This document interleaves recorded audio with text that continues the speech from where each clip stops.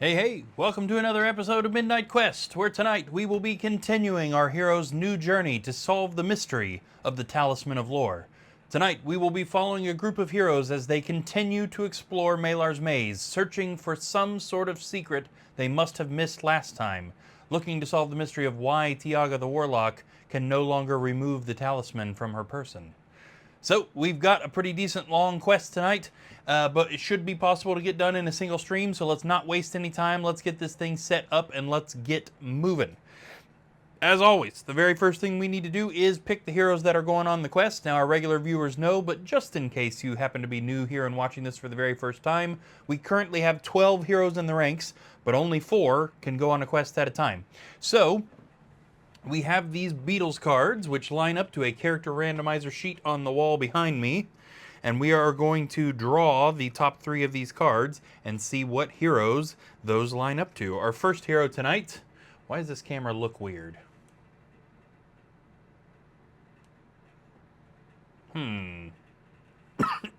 Odd. I can't figure out what it is, but this camera doesn't look right. It's backwards, isn't it? Yeah.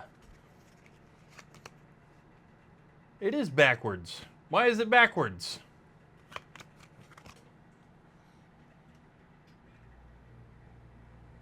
That's so odd. How did I manage to do that? You're backwards, Gohan says. Okay, well, hold on a second. Let me see if we can figure out how to put this back, because I don't know how in the world I managed that. That is, that's locked. You're not even supposed to be able to mess with that. Transform. Yeah, it's literally locked. How did I do that?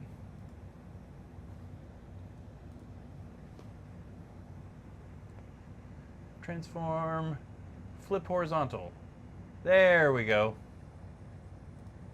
Weird. I must have like accidentally pressed some sort of hotkey that messed something up or something. Okay, now, anyway, our first hero tonight is the 10 of Hearts, which is Rana the Dwarf. She is our newest hero. Here she is. She is going to be heading up the party tonight. Our second hero, the 5 of Hearts, is Thraken the Barbarian. Here is Thraken. Good powerhouse. Our third hero, the 4 of Hearts, which is Valerna the Elf. There is Valerna. And of course, the 4th member of our party tonight is going to be Tiaga the Warlock, as she is required to go on every single quest in this quest book, being the bearer of the Talisman of Lore. Okay, let's grab some character cards here. Make sure that I remember the party order, essentially. There's Rana. Oh, there's Thraken and Valerna. And of course, we've already got Tiaga's card out. Okay. The face cam's not backwards. I must have like accidentally hotkey flipped that around somehow. I don't know how I managed that. Let's get some character sheets here so that we can see what's going on with that. Now, of course, our character sheets have all the best stuff on them, basically everything that pertains to each character, how many dice they throw for attack and defense, how many body points they have, how many mind points they have, how many spells they get, what sort of equipment they're carrying into the quest, how many items they have, what their personality is, and what sort of skill set stuff they've unlocked. And that indeed is the first thing that we need to determine tonight, because the total number of skill set points held by this particular group of 4 heroes will also determine the difficulty of the monsters going into this quest. So, we've got Rana, who's basically brand new, but I bet we still end up in level 3 difficulty. We seem pretty firmly planted in level 3 at least. So, Rana has 4. Thraken has 26 skill set points. Valerna also has 26. And Tiaga also has 26. That gives us 82, which indeed is kind of in the lower middle range of level 3 difficulty, which means all monsters have an extra body point, and a boss monster would have an extra body point and a potion of healing, except again, I don't think we have any like specifically named special stat boss monsters in the quest tonight. So level 3 difficulty for sure. Next thing, let's see if we need the armory for anything. Yes, indeed we do. Thraken still has not replaced his battle axe after the rust spell that Justin cast it's been a few episodes ago, destroyed it. That's not the armory, that's the skill sets. So let's replace that. I do believe that is 450 gold coins. Yes, indeed it is. Guess I shouldn't have closed my calculator. So we're looking pretty good on gold right now, sitting on 5,025 gold coins, which is going to disappear pretty quick. We need to subtract 450 for that for a new battle axe for Thraken. I'll go ahead and replace that battle axe, and that's going to give him 4 close range attack dice.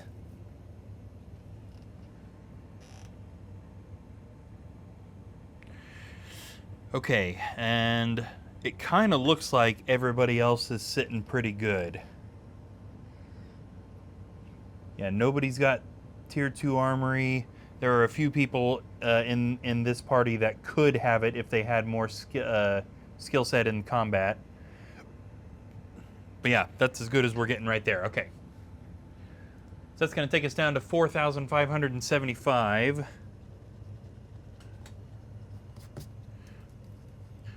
4,575 gold coins, still a pretty good amount. Okay, let's get their items sorted out. Now, of course, Tiaga's stuff is already out. We just left it from last time.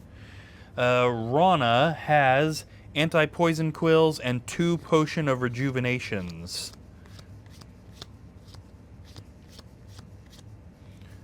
Yeah, there's all her stuff because she was just on a quest a couple of nights ago. So that's all her stuff. Thraken has a potion of healing, a tempest scroll, the fire ring, and rabbit boots. There's a potion of healing. Oh, he also has the armband of healing, which I'm going to put over here just so that I remember that he has it. The fire ring artifact, which protects him from fire spells. The rabbit boots, which allows him to jump over a trap once per turn without having to roll for it. That's handy. And a Tempest spell scroll. Okay, that's really good. Go ahead and says no items, hard mode. Yes. Oh, and Bohemius is here. Oh, you got the you got the nose blowing. Oh, I love it. Oh, that's great. Okay, Valerna has 3 potions of healing, believe it or not. There's 2. She also has the Ring of Return and a toolkit, which doesn't have a card. Okay, I'm looking for a 3rd potion of healing. There we go, and the Ring of Return, which is there. Okay. And then we should already have all of Tiaga's stuff. Yes, it does look like it. Alright, Justin says, I'm playing Ocarina of Time, but I'm trying to see how much I can do as Adult Link without getting into dungeons. So far, I got all tunics, first 3 teleport songs, and membership card, the hookshot. Nice! Dr. Funnut is also here. Hey, hey, hey. Go ahead and says, if you get bored enough, you can build a randomizer into the Dread spell and Wandering Monster Redeems. Yes, actually, both of those have that, technically. The Wandering Monster Redeems particularly has a randomizer, but the Dread spells are just kind of like we're drawing a card and then going down that many cards and then kind of shuffling the deck afterwards. That's why it's been surprising that the last several Dread spells we've rolled out of that have been Rust, which is weird. Okay, we got our items, but let's talk spells. So Rana doesn't get any spells, Thraken doesn't get any spells, but Valerna has 5, and Tiaga gets 4 total. She's already got her 3 demon spells, or warlock spells rather, Fear, Dark Wings, and Demon Form, but she's going to get 1 more as well. Aha! You can have the redeem picket. Okay, I see. So you're saying that the when it's redeemed, it'll automatically randomize and pick one. I see what you're saying, yeah. Julie says, look who's here early. Hey, hey, how's it going? Dr. Funnut says, I have done a thing. I bought a proxy of CDH4 deck that is entirely Gravity Falls themed, as well as a custom deck box to go along with it. Nice. That's pretty awesome. Looks like everybody's doing pretty good.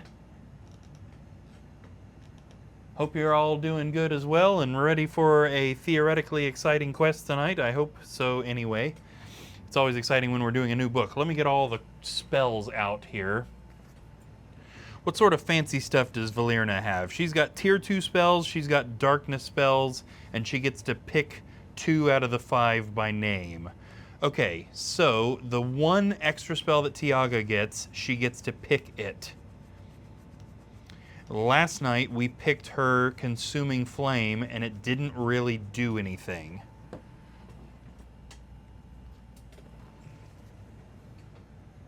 Gravity Falls theme. Dr. Funnut says, I'm freaking ecstatic. Nice. Oh yeah, you can't beat that.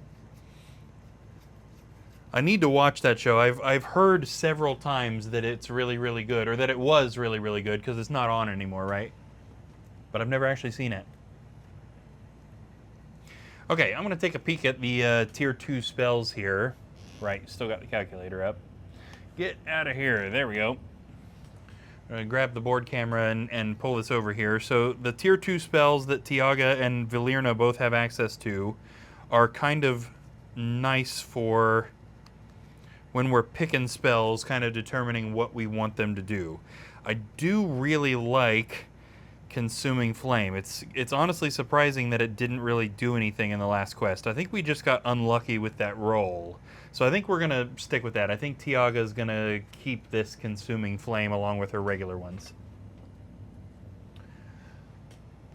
Ah, childhood. Yes, Julie says, who's the heroes? We have Rana the Dwarf, Thraken the Barbarian, Valerna the Elf, and of course Tiaga the Warlock, who is required to go on every single quest in this book. So we're going to be seeing a lot of Tiaga over the next few episodes. Okay, now for Valerna, she gets to pick a couple. Good heroes today, yes! I agree. So Valerna also has access to those. Dr. Funnut says, it's put on and rerun, so technically it's always airing, but yes, Gravity Falls has ended. However, I do recommend watching it once a week and paying as close attention at the end credits. Interesting. Gotcha. That's on some sort of streaming service, I'm sure.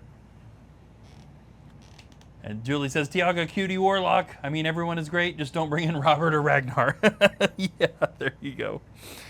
Oh, okay. So for Valerna, I think she gets to pick 2 of her spells by name, and I think I know which ones I want here. I think I want Reign of Restoration, which is a 5 body point healing spell, and then the Arrows of the Night out of the Darkness spells. I think those are going to be her 2 pick spells, and then she's going to get 3 more at random. Now again, we're gonna save explanations on the spells for if and when they use them, just so that we're not doing too much exposition right at the beginning of the quest. So we have this big old pile of spells here. Let me move these out of the way for just a second, which we are going to break into 4 smaller piles of spells, and then we can use just a regular deck of cards to really easily randomize which spells Valerna gets. And this does a lot for determining what the heroes can and can't do while they're in the quests. Because it means they can get doubles or triples of the same spell, or more. Theoretically, means they could get a bunch of really good stuff, or it also means they could get garbage. So either way, whether or not that spellcaster can depend on their spells or needs to depend more on their physical attack stat has a lot to do with which spells they get out of these piles. Now, Valerna is only going to get 3, but we should be ready to go. Okay, so Valerna's first random spell is going to be pile number 2, card number 6. 1, 2, 3, 4, 5, and 6 is Tempest, which allows her to freeze a monster for 1 turn. 5, right? Yes, okay. Next random spell, pile 3, card 9. 1, 2, 3, 4, 5, 6, 7, 8, and 9 is Rock Skin, temporary defense boost. And her final spell, Pile 3, card 5. 1, 2, 3, 4, and 5. Narrowly missing a couple of tier 2 spells and darkness spells is Swift Wind, which allows her, or whoever she casts that on, to move quicker for 3 turns. Very nice. Alright, that is going to do it for our spells, which means we're pretty much ready to actually get started on the quest tonight. Let me just sort my piles back out now that the spell picking is done.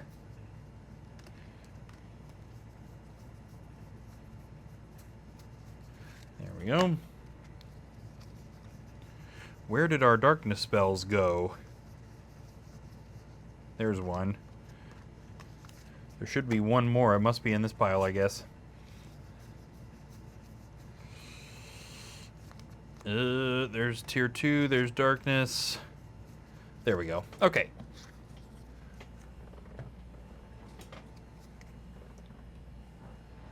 And that should do it. Okay, I'm going to put my character cards back out here so that I remember the turn order.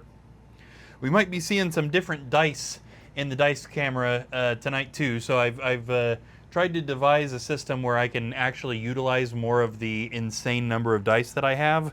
I'm not super happy with the system yet, but it's rudimentary, so we'll see how that works tonight. It's also going to mean that I am intentionally entering into the different dice curse that Justin Pollitt talked about a few times ago when he was here, where if you're not using, if all your dice aren't basically from the same pack, you're cursing your dice rolls. So we'll also be testing fate with that tonight, I suppose.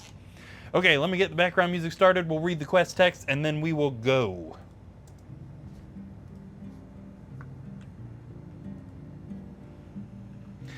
Yeah, Justin says, dude, all dice are cursed to me anymore.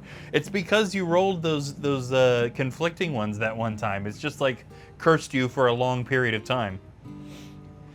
Okay, this is quest number 2 of book number 4. This quest is called Escape from Melar's Maze. Melar's tower rises from a great overhang halfway up the cliff wall of Turek Tor. There is no path to that tower. The only way in or out is via the great stairwell. The stairwell may be found within Melar's maze. Find the stairwell, then climb to the tower above. There you will find Melar's personal chambers and hopefully uncover more secrets. You must move swiftly, for I sense that dread powers have awoken to your presence, and even now gather their strength to track you. Yes. So we are going on through an entrance door today to start the quest, and we are looking for a stairway. That's pretty much all we're looking for, is the way forward at this point, and there is going to be some monsters chasing the heroes throughout the quest tonight. Okay, so we need our starting room, onto which we will place our 4 heroes. There's Rana, Thraken, Valirna, and Tiaga. And they are entering right at the center of this side of the board. There we go. Go ahead and says there is no escape. Yeah, that's no kidding.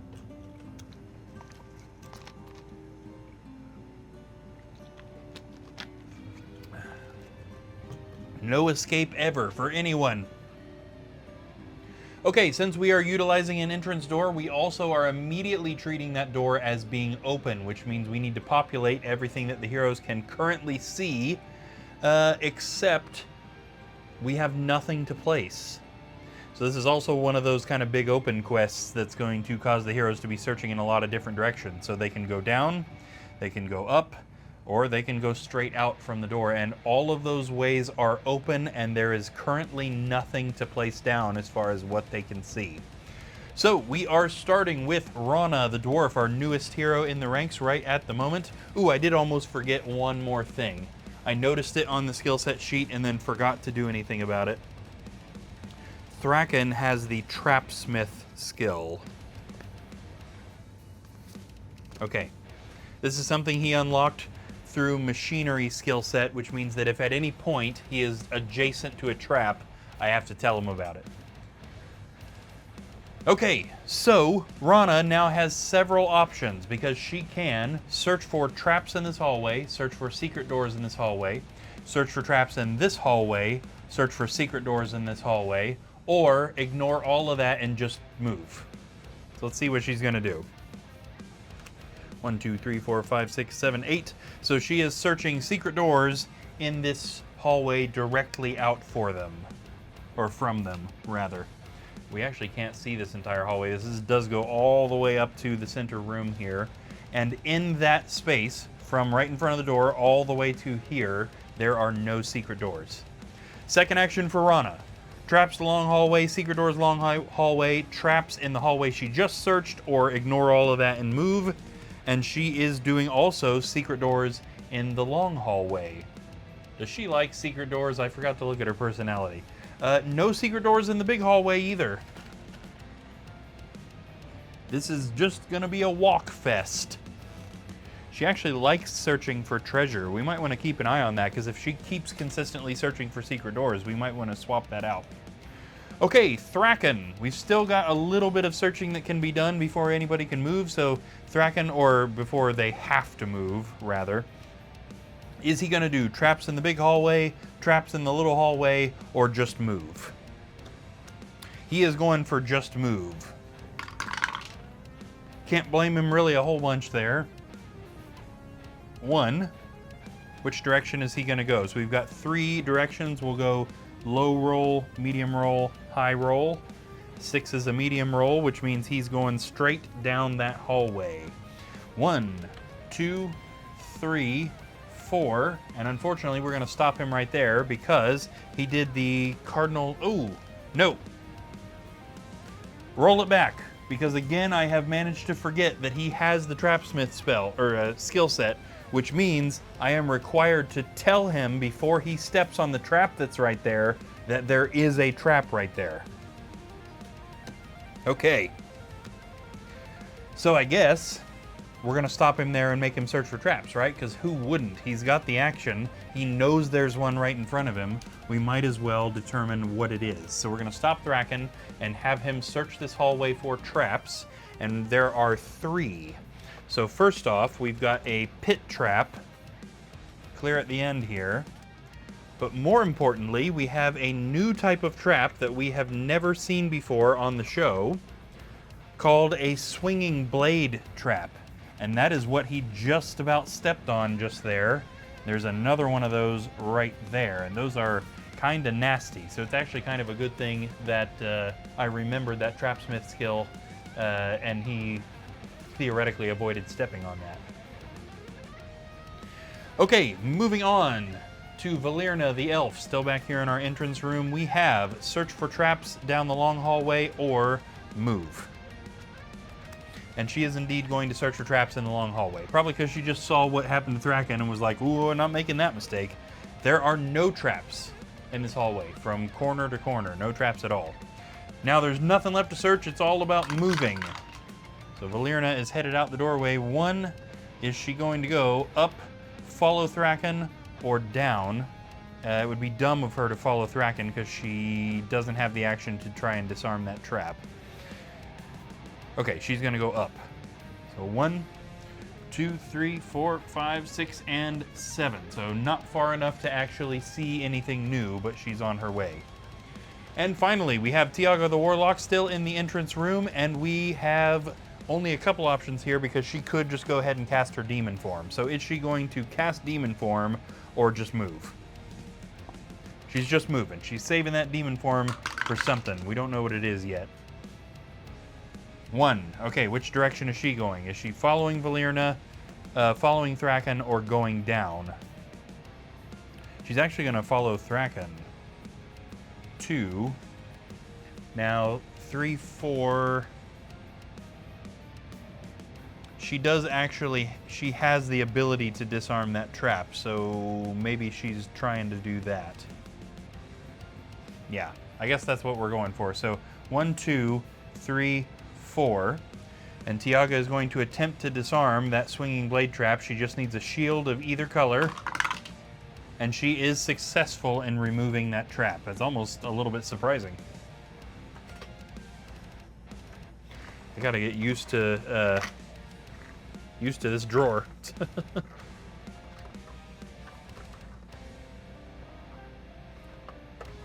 I think I'm gonna switch some stuff around here.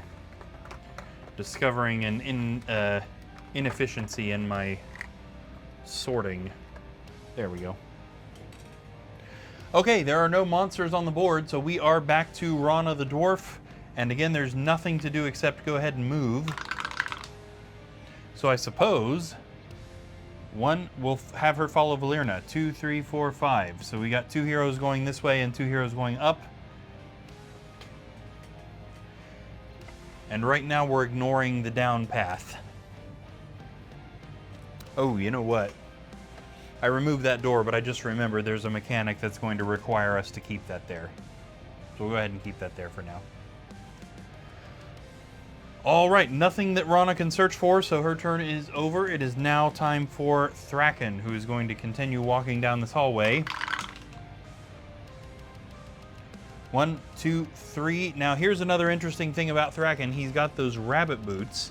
These magical boots will allow the wearer to jump over a trap once per turn without rolling to see if they spring the trap.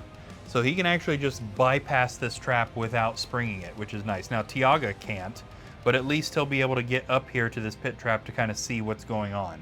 So 1, 2, 3, 4, 5, 6.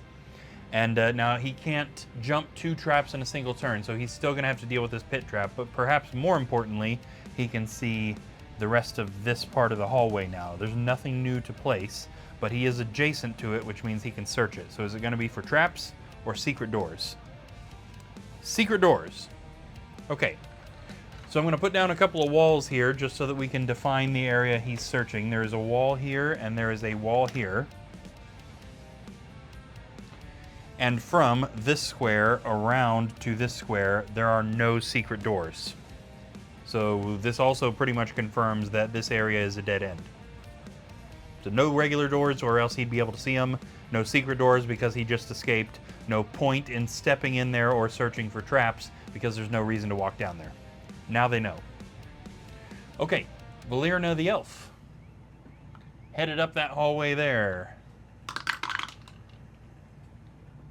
1, 2, and 3. Valerna can now see down this hallway, and what she can see, let me get this camera up here, is a door leading into the red room. And at the moment, that is it. She can actually see all the way down to the other corner, and that red room door is the only thing that she can see. Is she going to stop here and search for traps? No, she is not. Okay, so she moved 3, I think. So 4, 5, 6, 7, 8, 9. And she's going to go ahead and open the door into this red room. And in this room is a skeleton and a deep skeleton. It's been a little while since we saw a deep skeleton. So we've got a regular skeleton here, and we'll use the Avalon Hill skeleton for that. And then we've got a deep skeleton. And we'll use a Milton Bradley skeleton for this so I remember. These aren't painted yet, so I remember which one's which by doing that. Valerna, are we going to stop here and search for traps? Yes, she is. She searches that red room for traps and discovers that there are none. All right. Tiaga. There is no longer any reason to walk down that hallway, so I guess heading down is the way to go. Is she going to cast demon form? No, she is not. So she's just headed down the hallway. 1, 2, 3, 4, 5, 6. No further searching can be done right at the moment. So we are on the monster's turn, and we have these 2 skeletons up here with Valerna. One of them is going to attack her. It is going to be the regular skeleton. 1, 2, 3, 4. Skeleton swings its scythe at Valerna, but misses her. Jeez.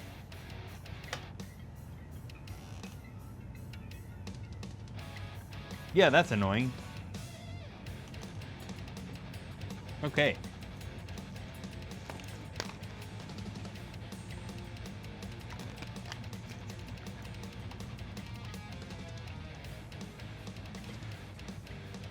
Yeah, that was the only monster. So we are back to Rana.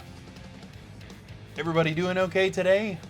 I finally managed to not have a totally garbage day, so I'm not doing too bad. I did, however, like basically not get any sleep last night, so I'm very tired and looking forward to going to bed once we're done with this quest.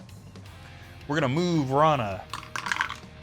I had a doctor's appointment really early this morning, and last night's quest didn't end. I didn't lay down until about 4 a.m., and then I had to be back up at like 8:30. Justin says, I got a lot done today. Nice. Yes, it seemed like you were on a roll when you were posting about it in the Discord. 1, 2, 3, 4, 5, 6, 7, and 8. Rana is on the way to the room. She's not close enough to help yet, though. Although she can search this hallway for something. This hallway didn't end up getting searched for either traps or secret doors, so what's Rana going to do? She's going to search it for traps. And believe it or not, there actually are none. So from corner to the other corner, which we can't see at the moment, no traps in the whole hallway.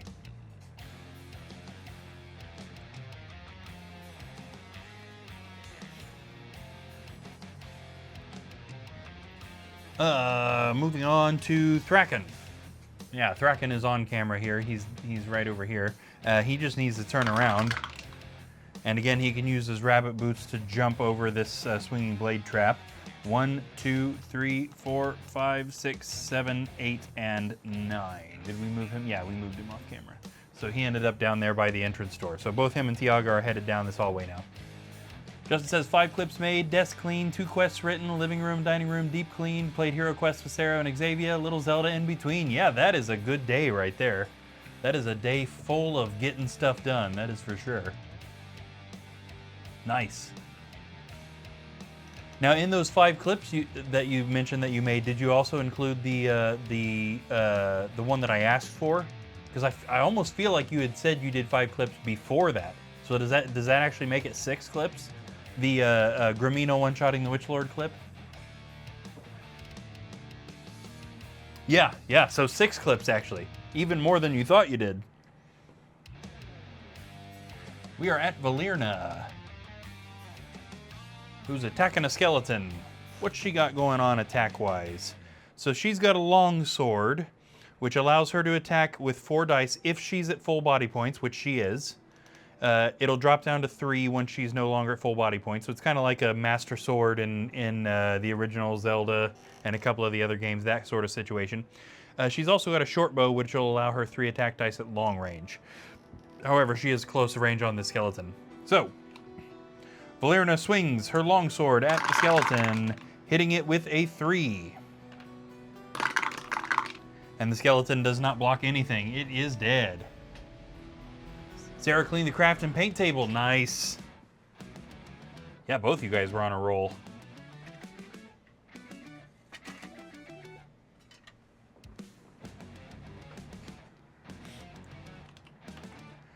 I managed to get some work done at the studio today. Had some students, went and did a big rehearsal for the Annie Get Your Gun musical.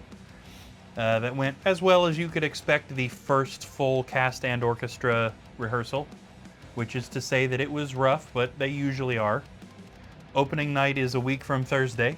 But that's how musicals always are like that. Like every rehearsal is usually like growing dread of, oh no, this is not going very well. And then opening night comes and everything is perfect.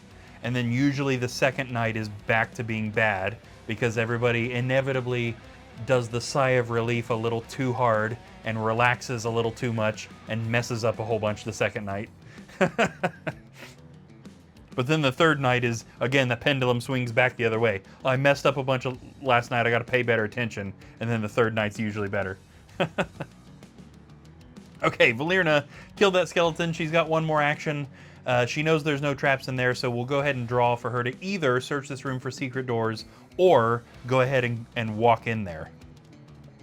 She's gonna search for secret doors, and there are none in this red room. Okay, Tiago the Warlock. Headed down the hallway. Oh yeah, is she gonna cast Demon Form? Yes. So for whatever reason, she determined that it was best to wait till this particular moment to cast her Demon Form spell. This allows the Warlock to ignore pit traps and roll 1 extra attack dice for close and long range attacks. The spell is broken when the Warlock suffers 1 body point of damage. Regain this spell if the Warlock reduces a monster's body points to 0. It's the sort of spell you might as well have active most of the time since it's really easy to get back. So we're going to swap her out for the demon form, and then she is going to continue her movement. 1, 2, 3, 4, 5, 6. And looking down this new hallway, we have a wall, which is just barely on camera down there at the bottom. A door leading up into this red room. And that is currently all. Tiaga, are we going to stop here? She doesn't have the action to search for traps, but she could still stop here. Yes, she is going to do that. So her next turn will begin with a trap search. Monster's turn. Back up here we've got the Deep Skeleton. 1, 2, 3, which is going to attack Valyria. Now, deep monsters live in the deepest, darkest tunnels, which means they are blind because they've never needed to be able to see other than in the dark. Oh, speaking of that, it actually can't reach her. The deep skeletons are slow. Deep monsters are always slow, but they attack really hard. So if you're going to survive in the deep, dark tunnels, you got to be strong. So they only move 2. 1, 2. That guy didn't quite actually make it to Valyria. Okay, this brings us to Rana the Dwarf, who is up there, headed that way. I'd say she probably doesn't need to help out with that red room. It's just the one monster in there. Valyria can handle that, and we already know that there's no doors or secret doors in there. So the only way forward is to continue down the hallway. So Rana is going to continue on walking. 1, 2, 3, 4, and we need to pause right here because she's just triggered an event by moving past the space Valyria is on.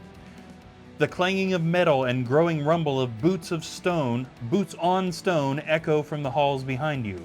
The clamor rises. There can be no mistaking the frenzied chattering of goblins and the menacing war cries of orcs. The enemy has found you. You must hurry. From this point on, every monster's turn for the rest of the quest, 2 goblins and an orc are going to enter the quest through the entrance door and chase after the heroes. Okay, Rana. Continuing the movement. 1, 2, 3, 4, 5, 6, and 7. She continues on walking and doesn't quite get anywhere new enough to do anything. She can, however, search this hallway for secret doors and find none. This quest is a big old walk fest. Okay, Thraken now finds himself in danger, apparently, standing right next to the entrance door, so we need to get him moving. Not very fast, though. 1, 2, 3, and 4. And we're going to go ahead and turn him around because he is for sure going to fight a monster come the monster's turn when they come in this doorway. Okay, up here with Valyria, she needs to work on getting rid of this deep skeleton that's right here. So let's get her into that room. We don't need to roll her for this. She can just go 1. She's still at full health, so she swings her longsword at the skeleton.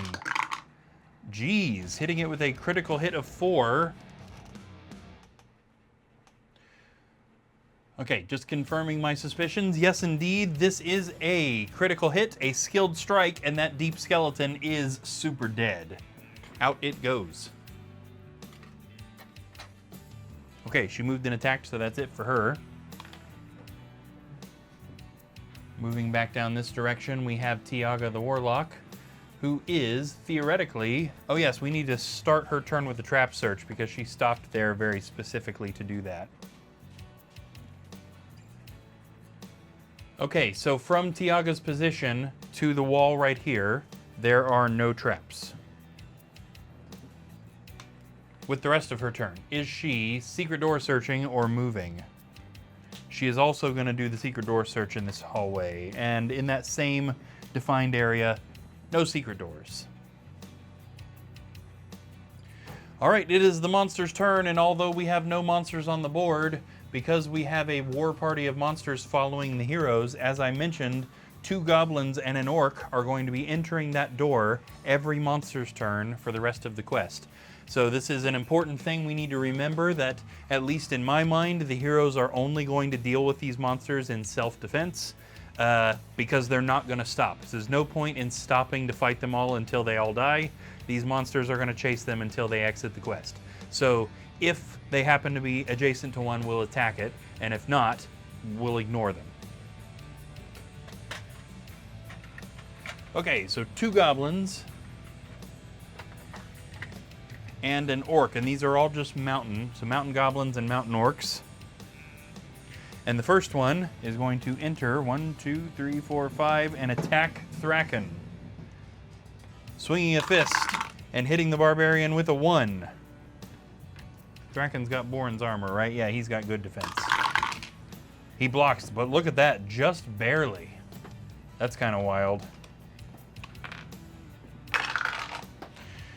All right, we have another goblin that is entering the quest and is going to also continue downwards. 1, 2, 3, 4. And then finally, we have an orc entering the quest who is going to move up towards Rana and Valirna. 1, 2, 3, 4, 5, 6, 7, and 8. Just like that. It's been so long since we've seen orcs that I kind of forgot we actually have a chunk of painted mountain orcs. That's kind of nice. All right, so Rana is next. So Rana the dwarf is all the way up here, and she is currently unaffected. Justin says, just got big Goron sword. Nice, dungeon boss will be cake now. Yeah, that's no kidding. Always liked that sword, but that trading quest was always stressful, especially the timed missions. Okay, Rana is going to move 1, 2, and then she can see down this kind of double wide hallway. Where we've got, oh, we didn't actually need both walls, so there's another wall there, but also down here are 2 zombies. There's a regular zombie and there's also an ocean zombie. Ocean variants are fast, so they trade a little bit of attack power for speed. This is the regular zombie, and then the ocean zombie. Yeah, we'll use an Avalon Hill one so I remember the difference here. The ocean zombie is here. So remember, that zombie is kind of fast, but its attack power is going to be bad. Okay, Rana, are we searching for traps in the new area? Yes, she is. She is searching for traps down this double wide hallway and discovering none. Okay, Thraken the Barbarian, down here with these goblins. Now again, since he's adjacent to that one goblin, I think we'll go ahead and attack it, but he's certainly not going to stand here and just kind of wait for goblins. So, Thraken's got a battle axe, surely. Yeah, we just bought him one right before the quest started. Thraken swings his battle axe at the mountain goblin, hitting it with a 3, which is a skilled strike on a mountain goblin. That goblin is super dead. That's the way to go. And Thraken moves. Just not very quickly. 1, 2, 3, and he actually can't take his 4th movement because Tiaga is standing in the way. Valirna, we just got a whole bunch of searching we need to do in the Red Room now. Well, not a whole bunch. I guess it's only treasure now, isn't it? Yes. So let's do that. Valirna searches for treasure. Let's see what she finds. Near the back of the room are several boards that look as though they were recently nailed to the wall. Upon breaking through those boards, Valirna finds a small alcove with a chest. Inside the chest is 50 gold coins. Right on. That's going to put us up to 4,625.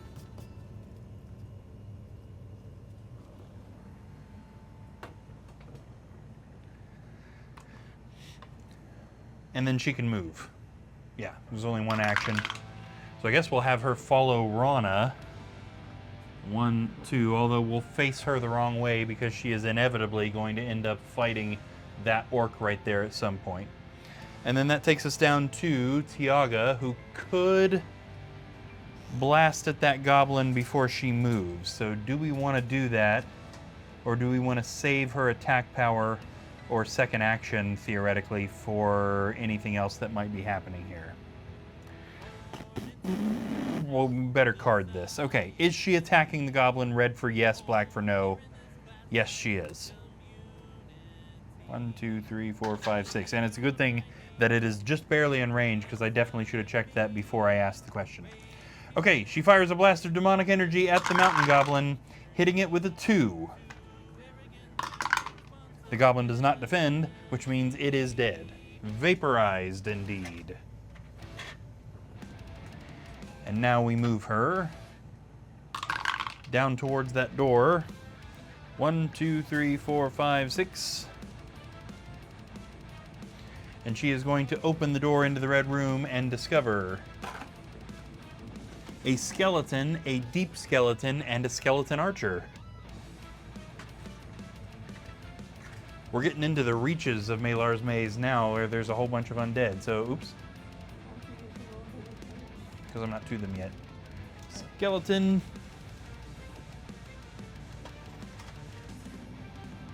Deep skeleton. Again, using Avalon Hill here so I remember the difference between the two. And a skeleton archer.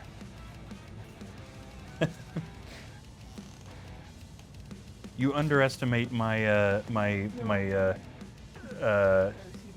well, yeah, not recycling. What word am I searching for?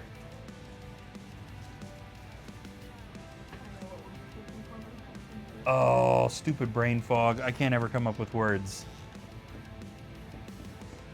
Rotation. Rotating. Yeah. I rotate which monsters go in and out. Okay, now Tiaga does not have the action to do anything about this. It would be silly for her to walk in there, so we are just going to pause her movement right there. She can't attack or anything else because she attacked that goblin first. So now that it is the monster's turn, we'll go ahead and take care of these guys since we're already pointed at them. She is going to have the deep skeleton. 1, 2. Again, doesn't quite get to her. The regular skeleton does. Regular skeleton swings its scythe, but misses her. And then the skeleton archer back here also fires an arrow at her. This one hits her with a critical hit of 2, which she blocks. Kind of surprised. We also have... Oh, that was a scary noise. Some monsters up here headed for Rana. Now, I know regular zombies move 5. 1, 2, 3, so we'll take care of this. Zombie swings its cleaver at Rana, hitting her with a critical hit of 2. She is a dwarf, though, so I imagine this isn't going to hit her. She blocks. Check out the fancy orange dice. Oh my gosh, that's like invisible on camera almost. Okay, then we've got the deep zombie, which probably doesn't have enough movement to get to her.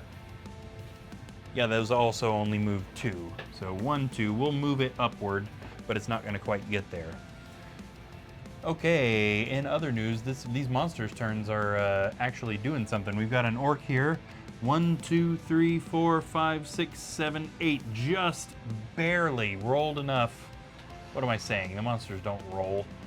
Mountain orcs move 8, so he had exactly enough to get to Valerna. Swinging his sword and missing her.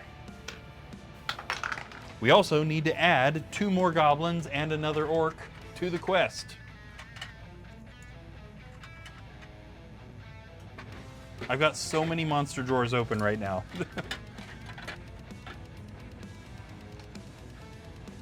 All right, goblin number 1. Are we going up or down? Up. 1, 2, 3, 4, 5, 6, 7, 8, 9, and 10. Goblins are quick little guys. The other goblin is also headed up that way. 1, 2, 3, 4, 5, 6, 7, 8, 9. And the orc... everybody's ignoring Thraken, who's just kind of standing down here waiting to be attacked and heading up the other way. 1, 2, 3, 4, 5, 6, 7, and 8. This is actually extra bad news for a reason we don't know about yet. So it is kind of funny. Okay, that takes us back to the hero's turn. So we are starting off with Rana, the dwarf over here. Boy, this camera is making all sorts of scary noises tonight. Rana swings her battle axe at the zombie, hitting it with a 1. Come on, Rana, that's not going to kill it. The monster defends. What else can she do? She's searching for secret doors down the double wide hallway and discovers there are none. So this is still not the way forward. It must be further down the hallway. Thraken the Barbarian. Might as well go help Tiaga. He's rolling 8. 1, 2, 3, 4, 5, 6. Let's go 7, 8. Let's move him on the other side since he rolled enough to do that. Gwen says, Rana doesn't have Gramina to show her the way. That's exactly right. Yes. Yeah, if Gramina were there coaching her, she would have got a critical hit on that, without a doubt. Thraken loads up an arrow in his short bow and fires at the skeleton. Hitting it with a 2. The skeleton does not defend.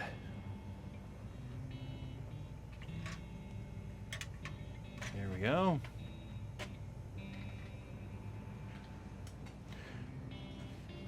Justin says, I think I'm at a point I can't do much else besides collectibles without doing dungeons. Gotcha. I started a playthrough of that. It's been a while now. I just haven't gotten back to it, and now I probably won't until that remake comes out.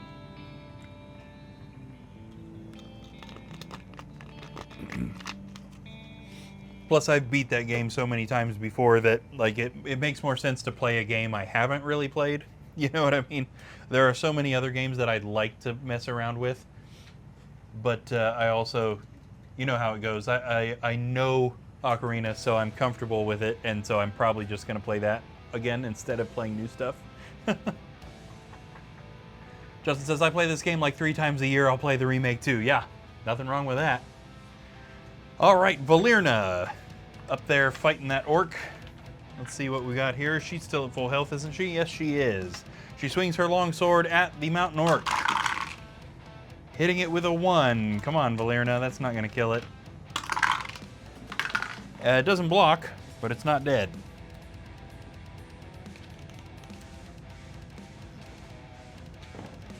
Yes, Gohan says play Breath of the Wild. It just says I have, but Gohan says not you. Yes, I have been thinking about that again recently. I actually, the last time Savannah did a painting stream, one of the quickest ways that we can get our kids to go to sleep is for one of us to play some sort of game, and it'll kind of like focus them and calm them down, and they'll go to sleep. And I thought about putting Breath of the Wild in, and the boys don't hate Zelda stuff, but they much prefer Mario stuff, and they were yelling for Mario, and so instead I actually put in Yoshi's Crafted World, which we bought forever ago, and I don't think either of us ever played. So I stuck that in and played the first few levels, and that was nice. I'm not a terribly good gamer, so the like pathetically easy levels were honestly refreshing. Okay, Valerna is going to move. So she's made an attack against that orc, but she's not going to hang around until it's dead. She's just going to get stuck there fighting an endless stream of monsters. So let's go ahead and move her down. 1, 2, 3, and 4.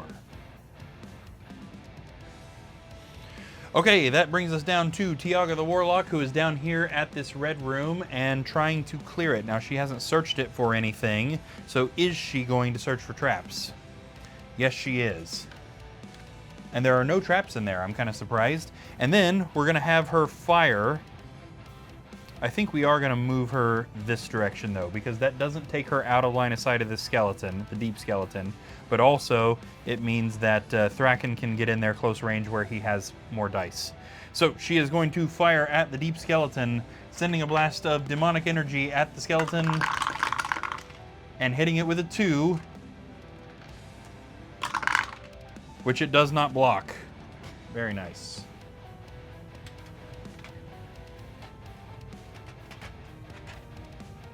I don't know how much any of you guys pay attention to the dice cam when it is there.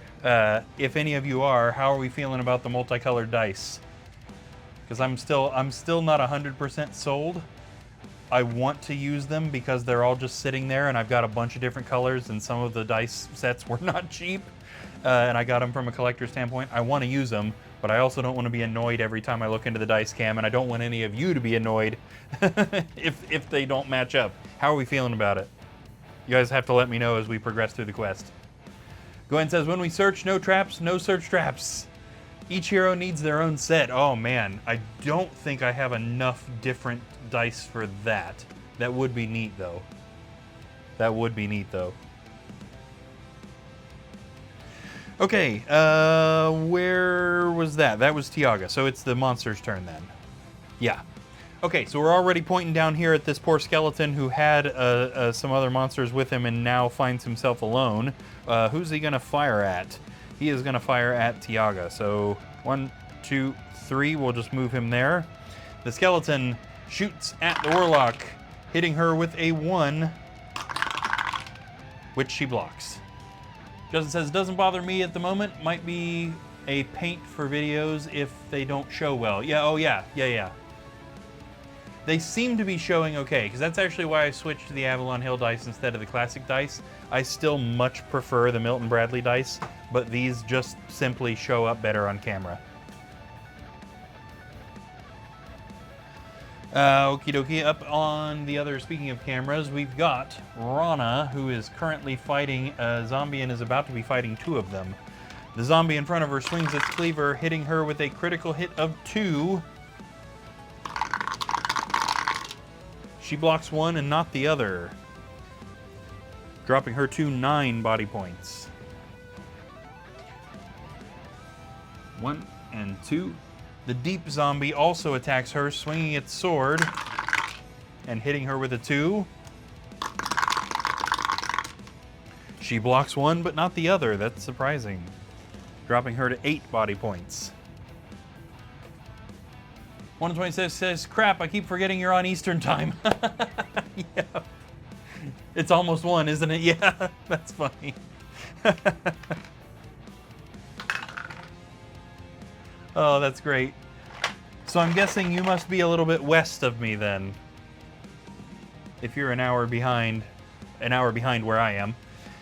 We also have an orc up here headed for Valerna. 1, 2, 3, 4. Valerna swings orc swings its flail, hitting Valerna, ouch, with a critical hit of 3. She blocks 1 and takes 2. She's got a lot of body points though. This only drops her down to 11. Texas, gotcha. We drove through the northern end of Texas one time when that would have been in 2018 when the band I was in at the time played in LA. We actually drove from here in Ohio in a 15-passenger van all the way to Los Angeles, California and played. Oh, there you go. Bohemia says, I'm watching on phone, I can't see them anyway. Well, there you go.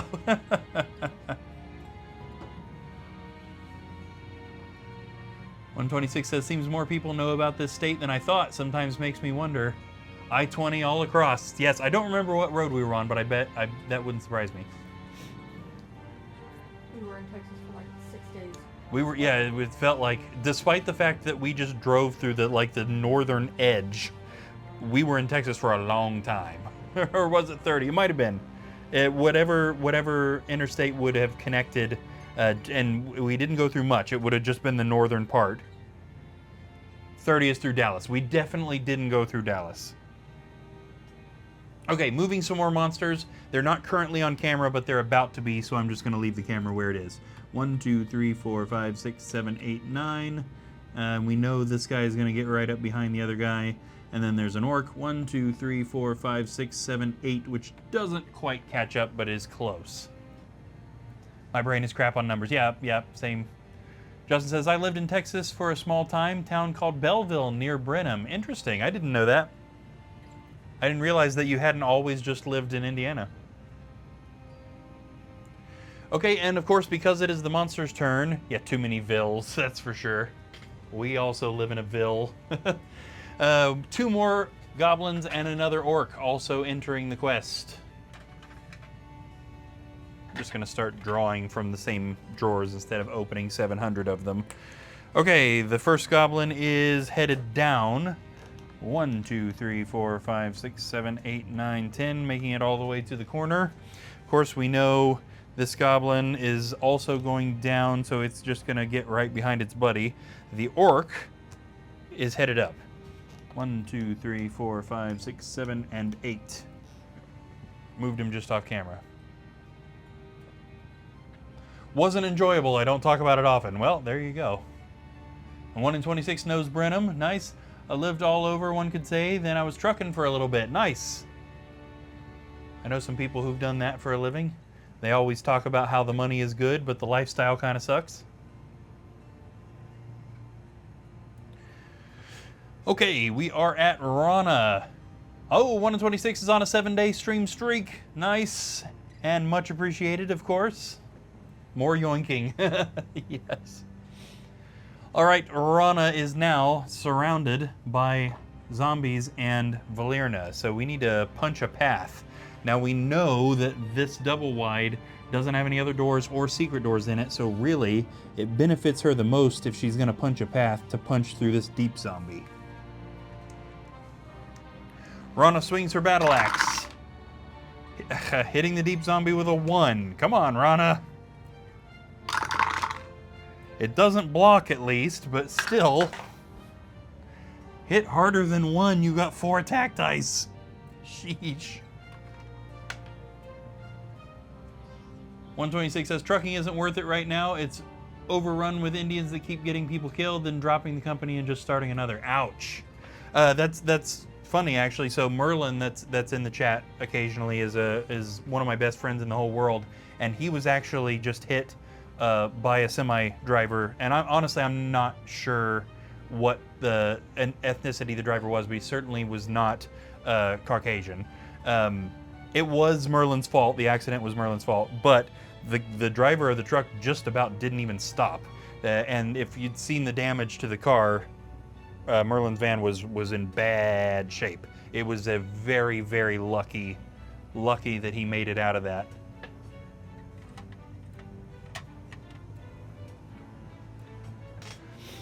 Okay, Rana can't do anything else. Everything's been searched for.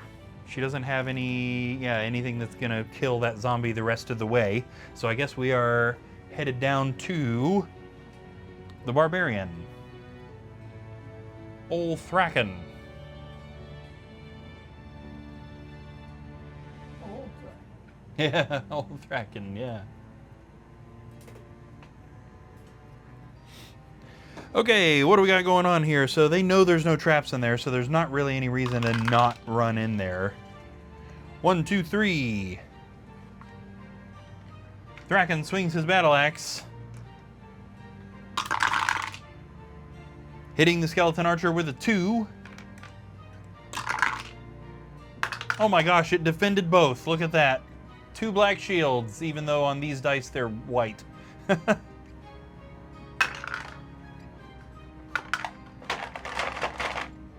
There we go. Okay, so I guess the skeleton archer lives to fight another day. Didn't see that one coming. So we are back up here to Valyria, who, yeah, she's also kind of just trapped here until Rana can get rid of that zombie. Almost makes you wonder if they ought to be both attacking that zombie so that they can continue on. That's probably the way to go. Oh, 126 gonna finish the show. Lurk. Yeah, nice. Nothing wrong with that. Justin says, I used to do shipping in an egg farm near Salina, and the drivers made me mad a lot. They come in with smelly trailers, and I'm like, no, get washed. They would try to air it out, and it never worked. Guy tried spraying perfume in his. Oh my gosh, that's insane. You there says, should have seen it coming.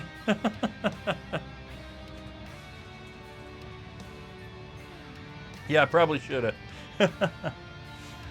Yeah, we had some interesting trucks arrive at Walmart. That was one of the big things that I did a lot, was unload trucks. I'm going to turn Valyria around and have her shoot at this zombie. They're going to try and blast a path, if you will.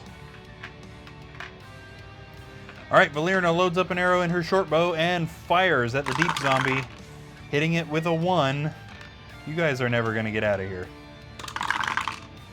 And it blocks. Because, yeah, I mean, that's what you get for rolling a 1. She's got some spells she might want to use. Justin says, you ever smell a hot, garlicky trailer mixed with cheap perfume? Not with the perfume, no. That sounds awful. Oh, Arrows of the Night would be an overkill spell. Okay. She's just not really in a good situation here. All right, we're just going to leave it. We did one time have a truck, and this was a driver who dropped his trailer off at the Walmart docks and left. They were allowed to do that. They would, we'd unload them, and then when the next trailer would come, they would just pick up the empty one and take it. But there was several pallets of sauerkraut right at the end of the truck. I think we were near one of those holidays where people eat lots of sauerkraut. So it was, if I'm remembering right, 4 pallets entirely sauerkraut, stacked all the way up from the floor of the truck to the ceiling. But the pallets had started to collapse, and we couldn't even open the door of the truck. So eventually we had to get our walkie stacker, which is essentially a forklift, over there and force the door of the truck open, and then all 4 pallets collapsed outward of the truck, which we knew was going to happen. There was no other way to get around it, and just smashed every bit of that sauerkraut everywhere, and the whole back room and that truck smelled like sauerkraut. I mean, the truck eventually left, but the back room smelled like sauerkraut for months after that. It was awful. 126 says, smelled a store like that. Had half electricity running, bags dangling from the ceiling, and fans. Oh, the fans did nothing. Yeah. Oh, that's terrible. Terrible. Okay, since Valerna was being a useless moron, we are now back over here to Tiaga, who can also try and get rid of that skeleton archer. Sending a blast of energy towards the skeleton. Tiaga hits it with a 2. And this time it doesn't defend, because it probably didn't see that coming.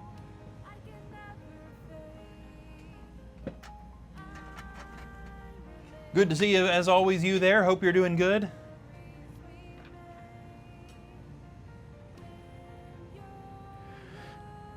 Oh, what else we got going on? She might as well do some moving, right?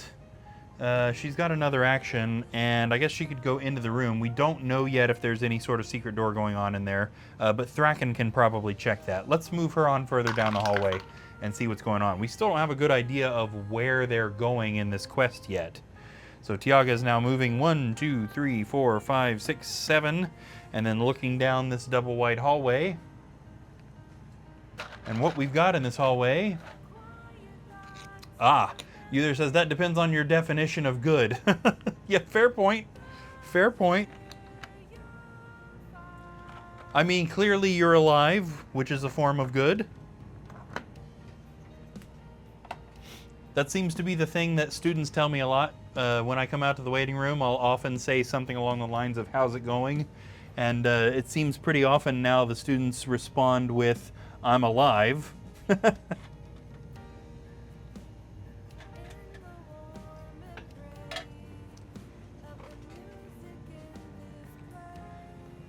Whether or not you're particularly thrilled with that fact is a different thing.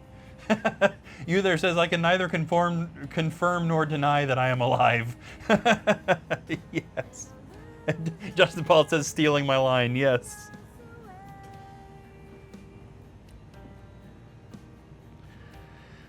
I default to not too bad, which I think is also, I probably got that from my dad, because I think my dad said that a lot too. Somebody would say, how you doing?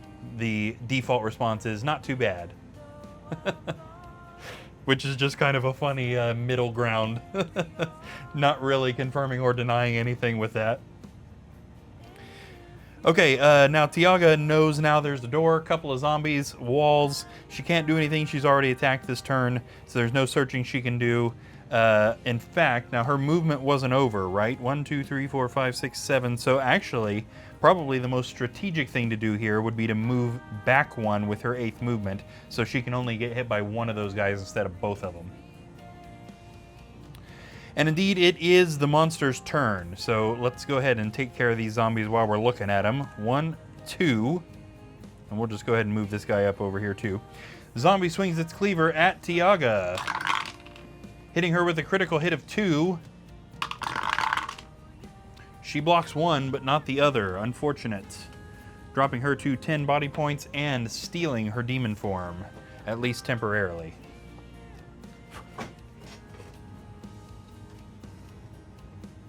Uther says, I've recently gone full, explain exactly how I'm doing, even though people here just use it as a greeting. Yeah, same here.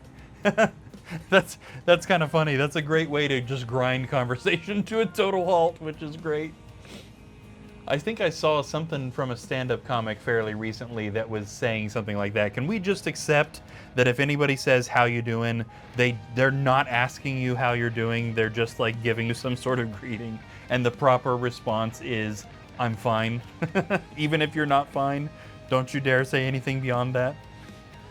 1, 2, 3, 4, 5, 6, 7, 8, 9, 10. Oh, Goblin got all the way up to Tiaga over here, and I imagine that other one's going to reach Thraken as well. Goblin swings its sword at Tiaga, hitting her with a critical hit of 2, which she does not block at all. 1, 2, dropping her down to 8. These more monsters flowing into the quest on every turn, not boding well for the heroes so far. 1, 2, 3, 4, 5, 6, 7, and 8. Goblin attacking Thraken here, swinging its sword and hitting him with a critical hit of 2. Maybe these non-matching dice are giving us cursed rolls.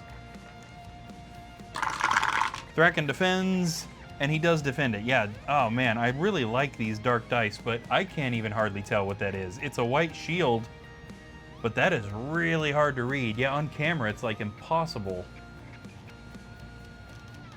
Uther says, no, if they're going to use that as a greeting, they should be prepared for an hour-long therapy session. Exactly. I mean, you did ask after all. It's unclear communication to assume that it means anything other than exactly what it sounds like it means. Okay, Rana's got 2 zombies on her. First regular zombie attacks her, hitting her with a miss. Okay, I think I am going to have to go back to the white dice, because I'm getting pretty annoyed by the multicolored dice and the fact that I can't tell what these dark ones say. We've also got a deep zombie attacking her, hitting her with a 1. I'm going to start filtering back to the regular dice, which she blocks. And then we've also got an orc attacking Valerna right there, swinging its flail and hitting her with a 1, which she blocks just barely.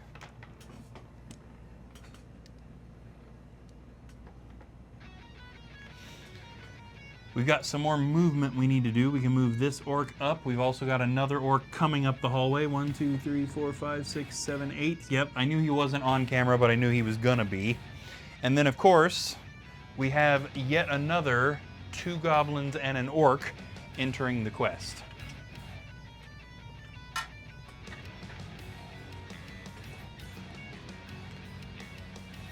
Okay, which direction this first goblin is headed down? 1, 2, 3, 4, 5, 6, 7, 8, 9, 10. Second goblin is headed up. 1, 2, 3, 4, 5, 6, 7, 8, 9, 10. I'm not sure what's on camera. Okay, that he made it to the corner there. Yeah, poke the camera up. There we go. And our orc is headed down. 1, 2, 3, 4, 5, 6, 7, and 8. Yeah, wild. This quest is going to be interesting. Of course, they're going to, as the quest continues, they're going to get further and further away from these. But still. Oh, okay, I just realized something that I did stupid, but we're just going to continue. We're going to move on from it. Oh well. That's what I get. One of the zombies that's attacking Rana was supposed to be an ocean zombie, not a deep zombie. Oh well. It's behaved as a deep zombie ever since I put it down, so we're just going to leave it like that. Speaking of Rana, it is her turn. So back up here, she is still trying to punch a hole through that deep zombie that was supposed to have been an ocean zombie, but oh well. She swings her battle axe, this time hitting it with a 3. That's much better. She should have started with that. It only blocked 1. It is dead.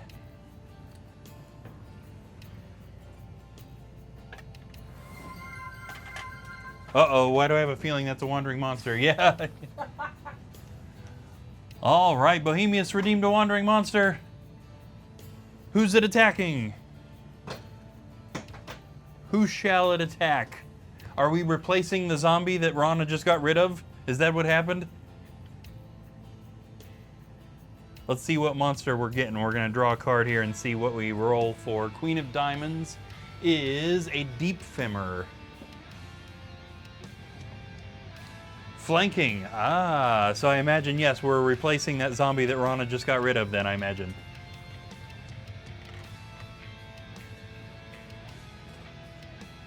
So, there. That's the way to go. Deep Femmer jumps out of a crack in the wall. Yes, yes, yes. And it is going to immediately attack. I think these guys have 4 attack dice. Am I right about that? Yes, 4 attack dice, 3 defense dice, 3 body points with our extra difficulty tonight. The Deep Femmer immediately swings attacks at Rana, hitting her with 3.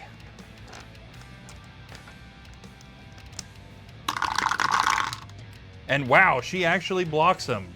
I mean, just perfectly 3 dice, so she barely got away with that, but she did indeed. Okay, that is going to be it for her turn. Unfortunately, there's no more searching that can be done in that area, so she is done for the moment. All right, that's going to take us to our barbarian, who is down here in the red room. Thraken needs to get this room searched so that he can kill this zombie and get out of here, or goblin, rather. So let's determine he can either search for secret doors or treasure, and he is going to go for treasure, and that makes sense. If this is a wandering monster, it's going to suck a little bit. Let's see what he finds. Yep, it's a wandering monster. The wandering monster in this quest is a mountain orc, so it's not too big of a deal, but the heroes are starting to get surrounded. The orc swings its sword at Thraken, hitting him with a 1, which he blocks just barely. Okay, with his second action, I suppose he will just try to kill this goblin. So as we've established, unlike normal, where I kind of insist that the heroes probably ought to just go ahead and kill everything that's in the quest, since we've got 3 monsters entering the quest every single monster's turn, there's no point in being precious about killing them all. They just need to get out of here. So, he swings his battle axe at the goblin. Wow, hitting it with a critical hit of 4. That is a skilled strike, and that goblin is super dead. That's just about as super dead gets. Now, unfortunately, he can't move out of there because he's searched for treasure and attacked. But that's all right, because he still also needs to search for secret doors in that room before he leaves it. Okay, Valyria is up here in this mess, standing right behind Rana. So, hanging out right here, we just need to punch a hole. So we need to get rid of that Deep Femmer, basically, even though she's getting hit from behind by that orc, which is no fun. There's no point in killing it. There's a whole line of monsters back there that aren't going anywhere anytime soon. So, let's see if she's got any fancy tricks up her sleeve to help get rid of that. She's got... Yeah, this might be the time for Arrows of the Night. The Deep Femmer is not the hardest monster of all time, so it feels a little bad. But we kind of desperately need to get them through there. William says, and that's why I think about Zargon being like Skeletor. Beast man, useless Femmer, yes. Absolutely. Oh, that's great. Okay, so Valyria is going to use her Spell of Darkness, Arrows of the Night. The spell may be cast on any monster in the spellcaster's line of sight. These magical bolts will inflict 5 body points of damage. The monster may defend using 5 defense dice. So as of right at the moment, that Femmer is dead. Let's see how many it can defend. So it defended 2 of the 5, it still took 3 body points, which is quite literally exactly the number of body points that it has. So it is dead. Now, that can be a little frustrating because the Femmer didn't do any damage before it died. However, it took one of Valyria's best spells that theoretically could have been used for a different monster, so it still did have an effect, even though it died fairly quickly. It did have an effect that could deeply affect the rest of the quest. Now that that hole is made, she's going to run through it. 1, 2, 3, 4, 5, running a little bit further down the hallway, but still facing back towards Rana. Bohemia says, told ya! Yes! Oh no, I'm out of Mountain Dew. Whatever shall I do? It's not like I have a fridge with another one. Yeah. Where's that Pepsi sponsorship? It's coming, right?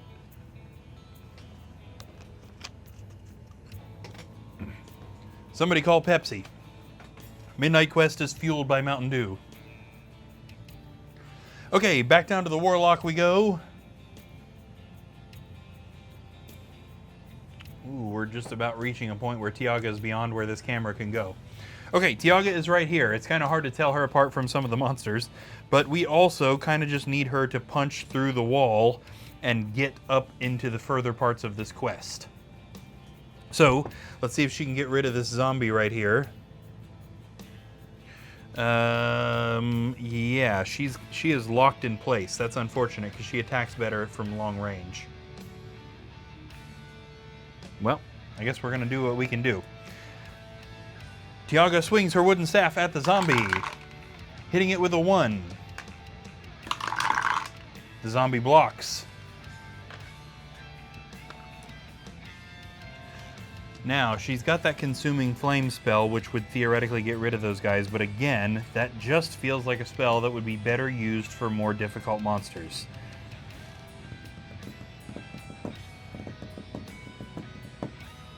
Yeah, I think we're going to leave that for now.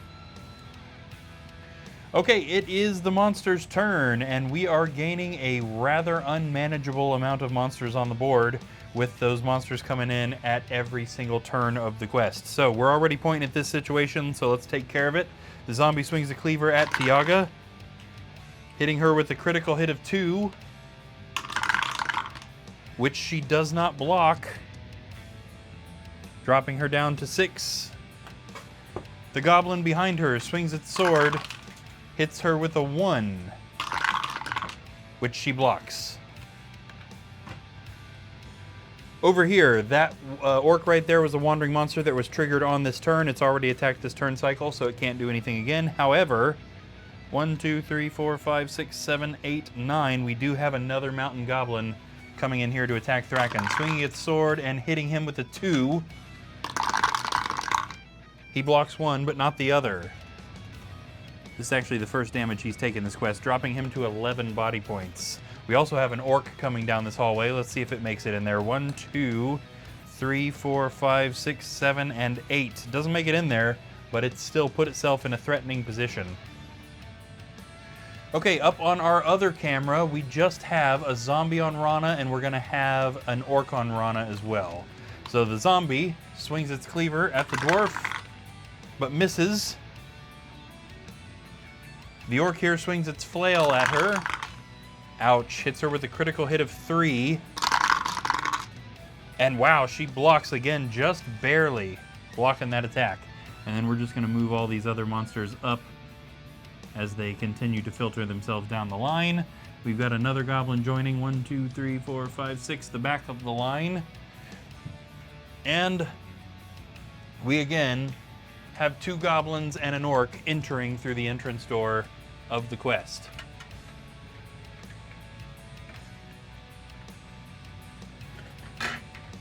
Oops. Okay, goblin number 1 is headed down. Yeah. Now we happen to know that these goblins always get straight to the corner, so we'll just put it there just to save ourselves some time. We also have a goblin going up, which is going to end up getting to that corner there. And then we have an orc, which is also going up 1, 2, 3, 4, 5, 6, 7, and 8 right there. All right, boy, is this going to be interesting. Okay. All right, Brain, get back with the program, Brain.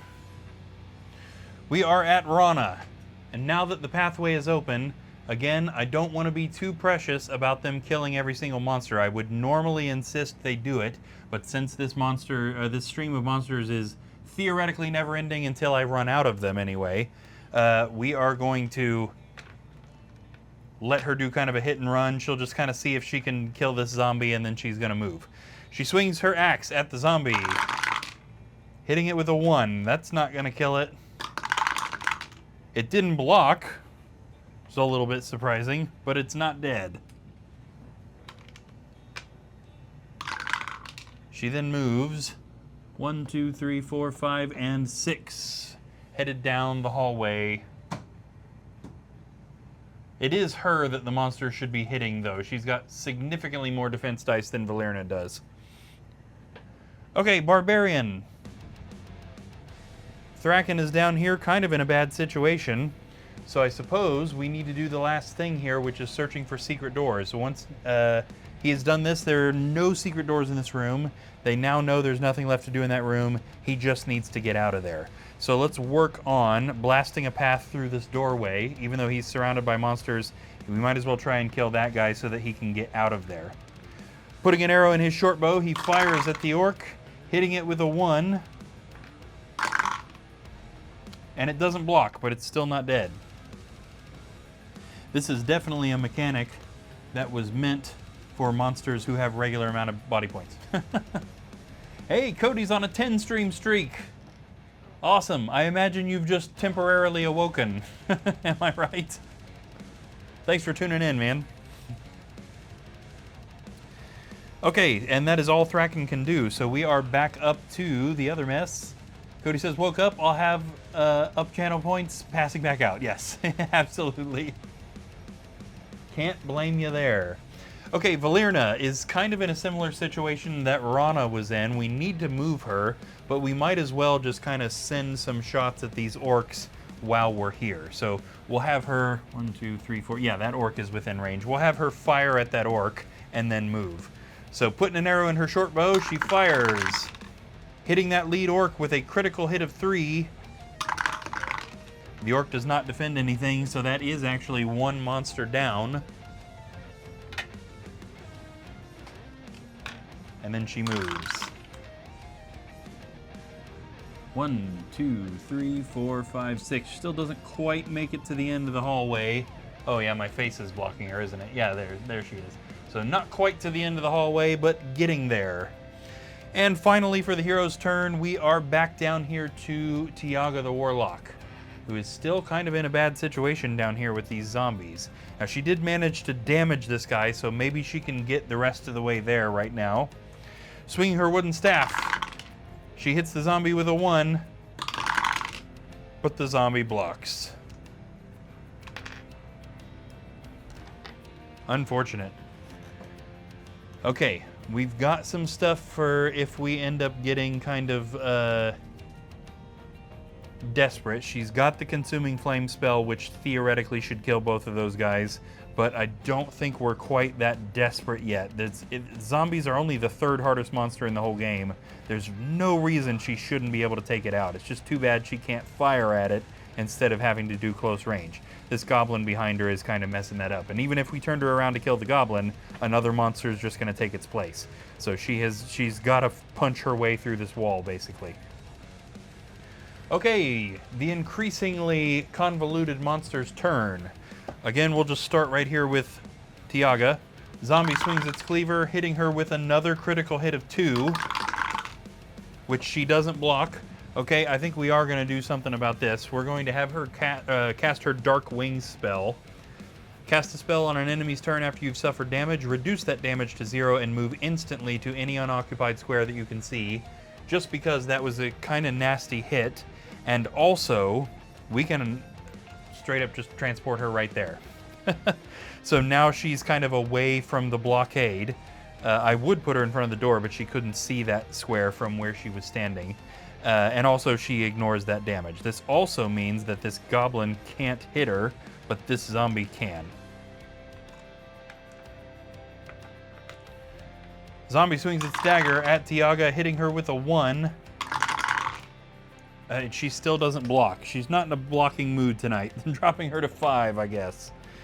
Alright, over here, Thraken is slowly being surrounded, and all of these monsters can attack him. So we'll start with the goblin here. Goblin swings its sword, hitting him with the critical hit of 2. He blocks 1 and not the other, dropping him to 10. The orc here swings its flail, hitting him with a 1, which he blocks just barely.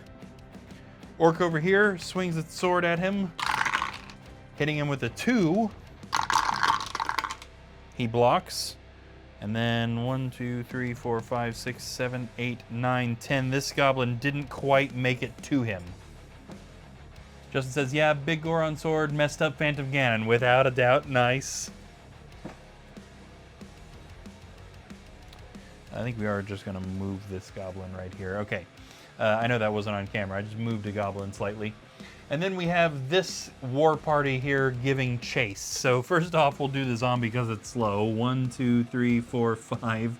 Giving it its only chance of actually catching up. And then 1, 2, 3, 4, 5, 6, 7. Goblin attacks Rana, swinging its sword. And hitting her with a 1. Which she does not block. Dropping her to 7. How do you have 5 defense dice and not block 1 hit? Okay, and then the rest of this war party is just catching up. 1, 2, 3, 4, 5, 6. 1, 2, 3, 4, 5, 6. Yeah, all of these guys are just going to get up there. 6. That guy moves 6.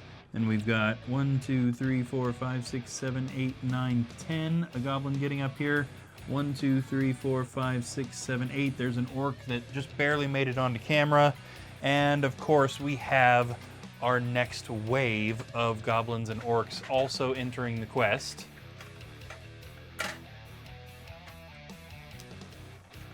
We're gonna run out of goblins long before we run out of orcs.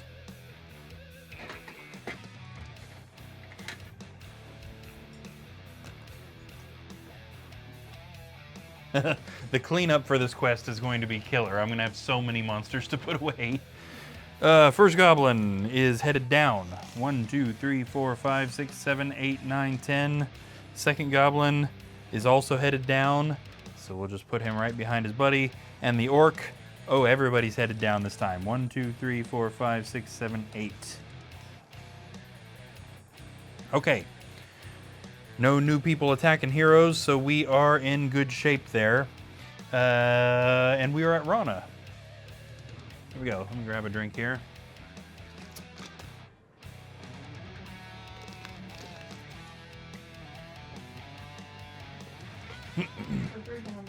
Yeah. Okay, same deal here. We're going to do a hit and run. Hopefully she can at least kill this goblin. Rana swings her battle axe, hitting the goblin with a 2. And it blocks 1, naturally. All right. So not dead, but at least she scored a little bit of damage on it. And then we are going to have her move. 1, 2, 3, 4, 5, 6, 7. Okay, so she made it to the corner. So let's talk about what's down this hallway. There is a wall all the way down here. We can hardly even see it. There you go, wall right here by the green room. We've got a passageway that leads this way. And also in this hallway is a mummy. Ooh, we'll use the Prophecy of Telor mummy. Fitting, since that's the book we're actually in. Prophecy of Telor mummy, hanging out in the hallway. Okay. Now Rana can't do any searching in this hallway because she attacked before she moved. So we are back over here to Thraken, who is now basically surrounded in this red room. However, they do know that there's nothing to do in this red room, so he just needs to blast through that orc and get out of there. Thraken swings his battle axe, hitting that orc with a 2. It blocks 1, but it was already damaged, so it is indeed dead. And that's going to give us leave to roll on out. 1, 2, 3, 4, 5. And he is discovering the mess that Tiaga kind of left over here. All right, Valerna, back up top. There she is. We're gonna keep our situation going regarding the hit and run. We're just gonna try and chip these monsters down little by little as they're also headed down this other hallway. So she's gonna load up an arrow in her short bow and fire at that goblin, hitting it with a 2. And because that that goblin is already damaged, that is a skilled strike, and that goblin is super dead.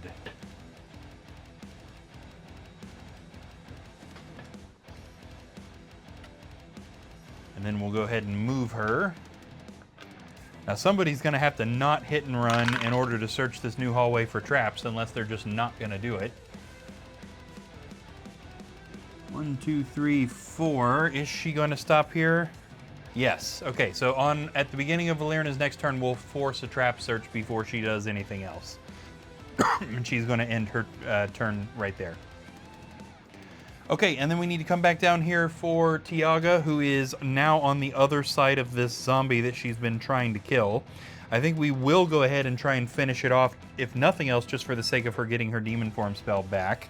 However, she can, unlike before, move back from it. So if she moves back 1, she hits a little harder because she can use long range. Sending a blast of energy from her redwood wand, she hits the zombie with a 1. And it doesn't block. I'm actually kind of surprised. I was expecting it to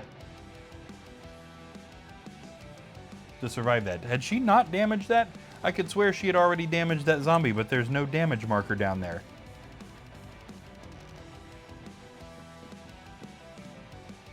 Weird. I'm pretty sure she damaged that zombie already. Right?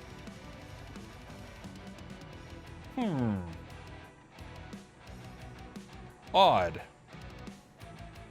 Okay. We'll take that guy off the board, because I am pretty sure she hit that guy once before. Before she did the Dark Wings and moved. I'm pretty sure she hit that guy. Weird. I must have forgot to put a damage marker down when she did that. I don't think we're going to have her open the door just because there's such a slew of monsters out here, and she's down to half her health. So we'll wait until, theoretically, Thraken can get up there to help her before we're opening any extra doors. Okay, monster's turn. There is a zombie here. I think we're going to turn the goblin around to attack Thraken. Zombie attacks Tiaga, hitting her with a 2. She blocks 1 and not the other, dropping her to 4. Also forgot she gets her demon form spell back from killing that zombie. The goblin here is going to turn around and attack Thraken, hitting him with a critical hit of 2, which he blocks. And then we're also going to have, I guess we ought to roll, because there are several monsters that could reach him on the other side here. So any of the 3 in the room, plus there's 3 down at the end of the hallway, at least one of which could get down here. So we'll go hearts, diamonds, clubs, spades, hearts. So it's going to be the hallway. 1, 2, 3, 4, 5, 6, 7, 8. The hallway goblin is the one who came down here. Swinging its sword and hitting Thraken with a 1. Boren's armor is serving him well. He blocks. The rest of the war party is going to follow suit. 2, 3. 1, 2, 3, 4, 5, 6. 1, 2, 3, 4, 5, 6. And that was just down here, so we need to go up to the upper part here, of course, where we've got a few things moving. 1, 2, 3, 4, 5. Zombie still not quite making it. 1, 2, 3, 4, 5, 6, 7, 8, 9. A goblin swings its axe at Rana, hitting her with a 1, which she doesn't block a single one, dropping her to 6. That's sad. Now, if she were rolling 5 attack dice, you know she'd never get that many skulls. 1, 2, 3, 4, 5, 6, 7, 8. 1, 2, 3, 4, 5, 6, 7. 1, 2, 3, 4, 5, 6, 7, 8, 9, 10. Yeah, that goblin can't quite make it, which means this one won't either. 1, 2, 3, 4, 5, 6, 7, 8. There's an orc kind of straggling behind back there. We've got the mummy that's down here as well. 1, 2, 3, 4, moving up towards Valerina, but not quite getting there. And then, of course, we are yet again adding in 2 goblins and an orc.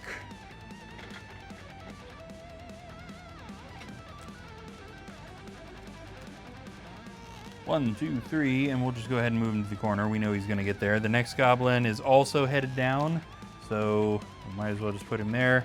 And the orc is headed up. 1, 2, 3, 4, 5, 6, 7, 8. There we go. Gosh. What a wild, wild time the monsters in this quest are giving us. Okay, Rana.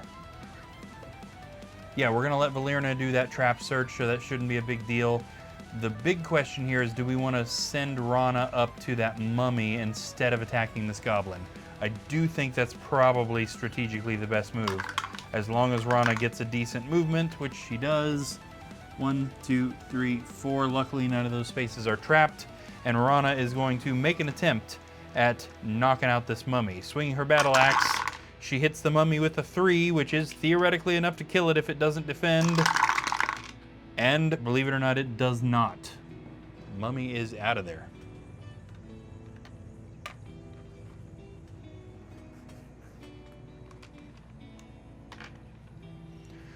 Okay, so that was her. That was a good move on Rana's part for sure. Kind of a lucky roll. Down here we've got Thraken, who is, I mean, he must not be feeling too good right now, being surrounded like this. It's a good thing there's only one goblin on this side of him, and it's kind of too bad he doesn't have any sort of like area of attack spells, because this would be a fantastic time to just, I mean, if he had a lightning bolt scroll, to send that lightning bolt down this way and just immediately obliterate every single one of those monsters would be awesome. He's got a Tempest scroll. Somebody else has got a lightning bolt scroll. I don't remember who. Okay, swings his battle axe at the goblin in front of him. Wow, hitting it with a critical hit of 4. Jeez.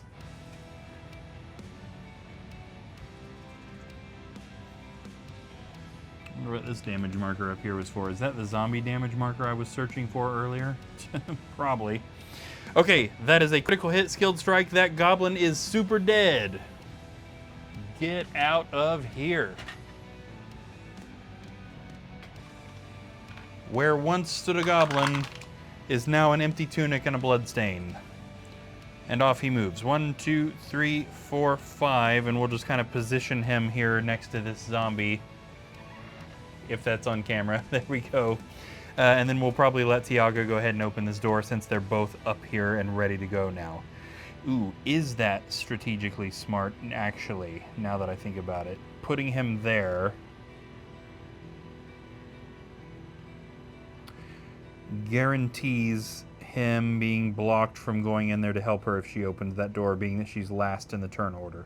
Her opening the door is just not a smart move, pretty much no matter how you slice it. I think I'm actually going to put Thraken here. Just feels a little safer. Okay, Valyria.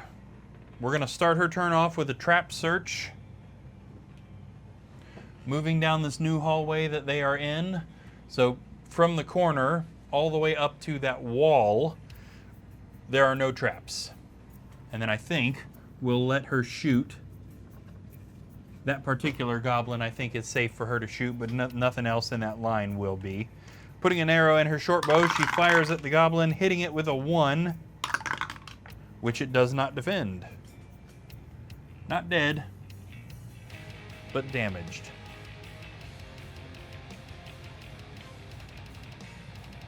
Okay. And then that takes us to Tiaga. Here we go. Down here by the door, and we might as well let her go ahead and open the door despite that zombie being right next to her. So in this room here, this kind of brownish yellow room, we have another door. This is the best kind of way forward we've discovered at this point.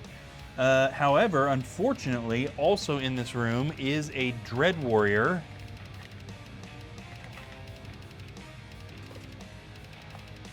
And a Deep Mummy. Oh boy, we got the silver gold fancy mummy here that I that I painted when I was, 12 or 13, and for some reason thought it would be a good idea. Can't wait for that to get covered up. So Tiaga's definitely uncovered some bad news there, that's for sure. This, however, might be a really good time for consuming flame. It wouldn't kill the Dread Warrior, but it might kill the Deep Mummy. Either way, that's going to be good. However, I would argue that she can't see the Deep Mummy right at the moment. Okay, so here's what we're going to do, I think. She is going to go 1, 2, moving into the room so that she can actually see both of these guys. and then she is going to cast Consuming Flame. This spell may be cast on any 2 monsters within the caster's line of sight, consuming them in magical flame. It will inflict 3 body points of damage. The monsters then roll 3 red dice. For each 5 or 6 rolled, the damage is reduced by 1 point. So it's kind of like Ball of Flame, but a little bit more powerful. Since it's a tier 2 spell. For the Dread Warrior. The Dread Warrior is consumed in flame, but it attempts to fight off the magical fire and is successful in staving off 1 point of damage, taking 2. For the Deep Mummy. Consumed by fire. It attempts to fight off the magical flames and is unsuccessful, taking all 3 points of damage, and it is destroyed.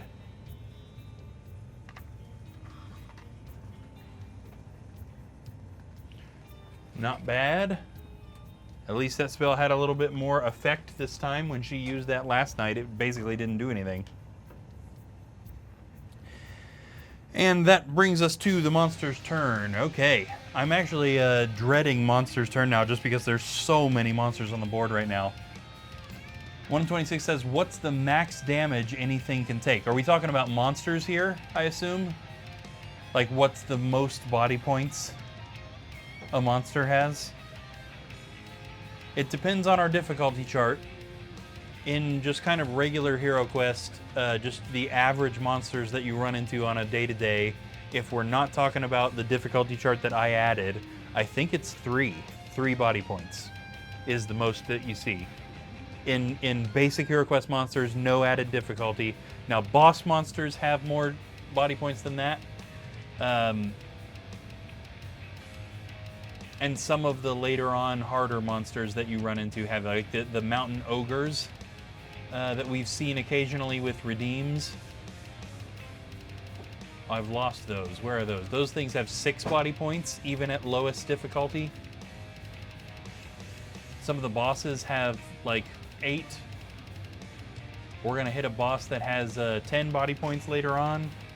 Oh, just anything. Okay, so I'll be honest, I don't remember the max body points of a boss monster in this book. But I know the heroes can reach up to 15. They can't go above 15 body points. That's top ceiling is 15. So I would imagine that probably the final boss of Zargon himself, the final boss of the entire campaign, will have at least that many. At least, probably more than that. I'll look, actually, because I don't remember how many body points I gave him. But it's the final boss of the whole book, you know? 20. He has 20 body points. And that's basic difficulty.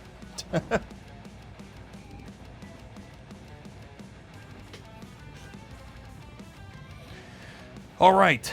Monster's turn, and oh boy, is this going to be an interesting one. Okay, so if we're talking about max theoretical damage here, 126 says, well, that's something. Yeah. Yes. Dread Warrior on Tiaga.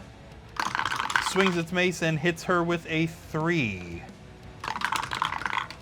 She doesn't defend a single one of those, which actually drops her down to 1 body point. Yes. We've also got a zombie that's coming in here to hit her. Zombie swings a sword and misses her, you know, fairly luckily for her. Now, she's got some healing potions. She's not going to die, but still. And then, now I know that kind of seems like we ignored Thraken, but there is a whole bunch of stuff. Ah, Sarah redeemed a potion of healing. Is that for Tiaga? Yes, okay. I'll just go ahead and apply that right now. 1, 2, 3, and 4. So that pops her back up to 5. Much appreciated. Now, Thraken can theoretically still get surrounded by this army of monsters that's coming up the hallway. 1, 2, 3, 4, 5, 6, 7, and 8. Goblin swings its sword at the barbarian, hitting him with a 1, which he blocks. 1, 2, 3, 4, 5, 6, 7. Orc also attacks Thraken, hitting him, ouch, with a critical hit of 3. He only blocks 1, taking 2. He's still doing really good on health. He's only down to 8. And 1, 2, 3, 4, 5, 6. We've got a goblin behind him also attacking him. Hitting him with a 1. Which he doesn't block. I guess he's blocked a whole bunch of other stuff, dropping him to 7. Justin says, she stole my idea.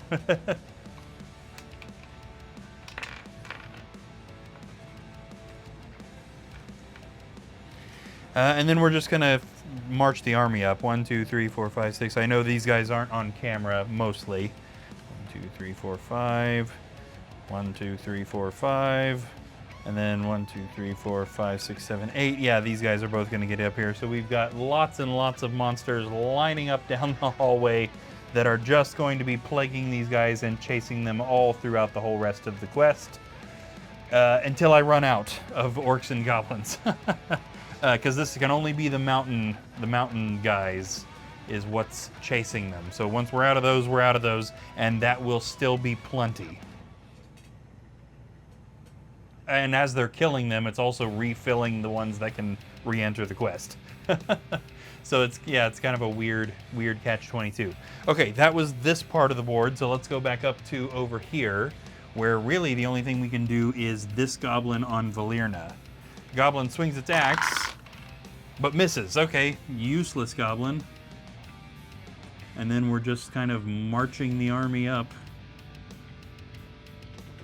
1, 2, 3, 4, 5. Yep. And then there's an orc way down here. 1, 2, 3, 4, 5, 6, 7, 8. And I don't think we need to show him. You guys kind of get the idea of what's going on.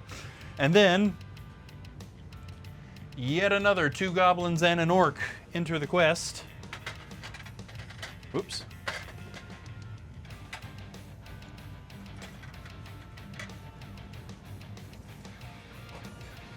See what direction they go. First goblin's going down, so he will go to the corner here. Second goblin's going up, which means we're going up to the corner up here. I need to shuffle my randomizer deck because we're using up a lot of cards with all these monsters.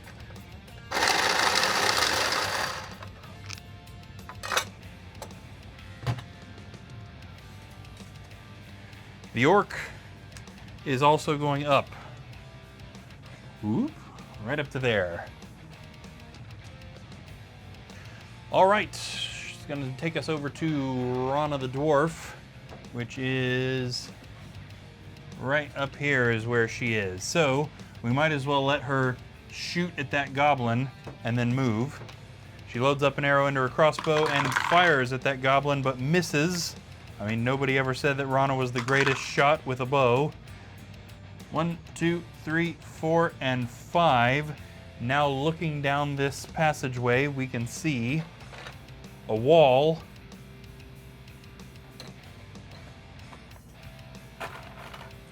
A door. And that appears to be all, and that is all of her movement. So we do need to have her or Valerna also search this long hallway for secret doors, just to determine for sure that there's nothing leading into that yellow room right there. And then, of course, this new hallway can be searched for stuff. But being that we keep having them shoot or hit and then run, we're not getting search turns, really. Okay, Thraken the Barbarian, completely surrounded by monsters, definitely needs to fight his way over to Tiaga. So let's see if we can get rid of that goblin that's right in front of him. And he could cast a Tempest spell on somebody if he wanted to with his scroll, but we'll kind of wait. I don't think we're desperate enough for that quite yet. Thraken swings his battle axe at the mountain goblin, hitting it with a 2. And the goblin does not defend. That goblin is out. Which means he can go in there to help Tiaga. And I think oh no, he can only move 1 because that zombie's there. He can't move over that zombie. Okay, well at least he's a little closer. Yeah, okay. We're not leaving him in a bad situation more than necessary anyway. Okay, Valerna the Elf, right up there by the corner. Probably, again, good to hit and run. She can kill that goblin hopefully, and then head back down the hallway towards Rana. She swings her longsword at the goblin, hitting it with a 2, and because that goblin was already damaged, that is a skilled strike, and that goblin is super dead. And then we'll get her moving. I guess. 1, 2. Slow clap for Valerna. You moved so well. Best movement of the whole game. No hero in the rest of the campaign is ever going to top that one. Great job.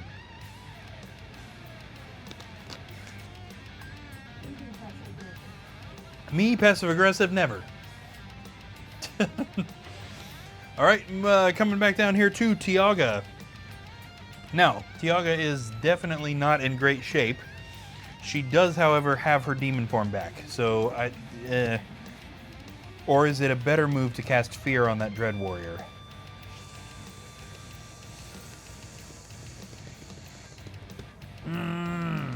That is a good question that I am not sure what the answer is. Gohan says Fear. Okay, we'll do that. And then maybe she can attack the zombie in an effort to get Thraken in there to help her with that. Okay. Yeah. Okay.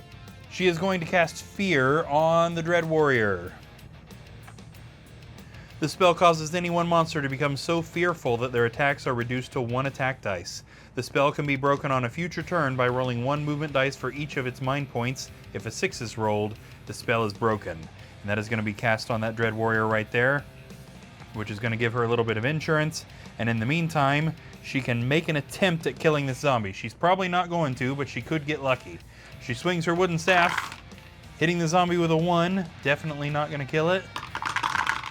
But the zombie doesn't defend the 1, so at least there's that. She did a little better than nothing there.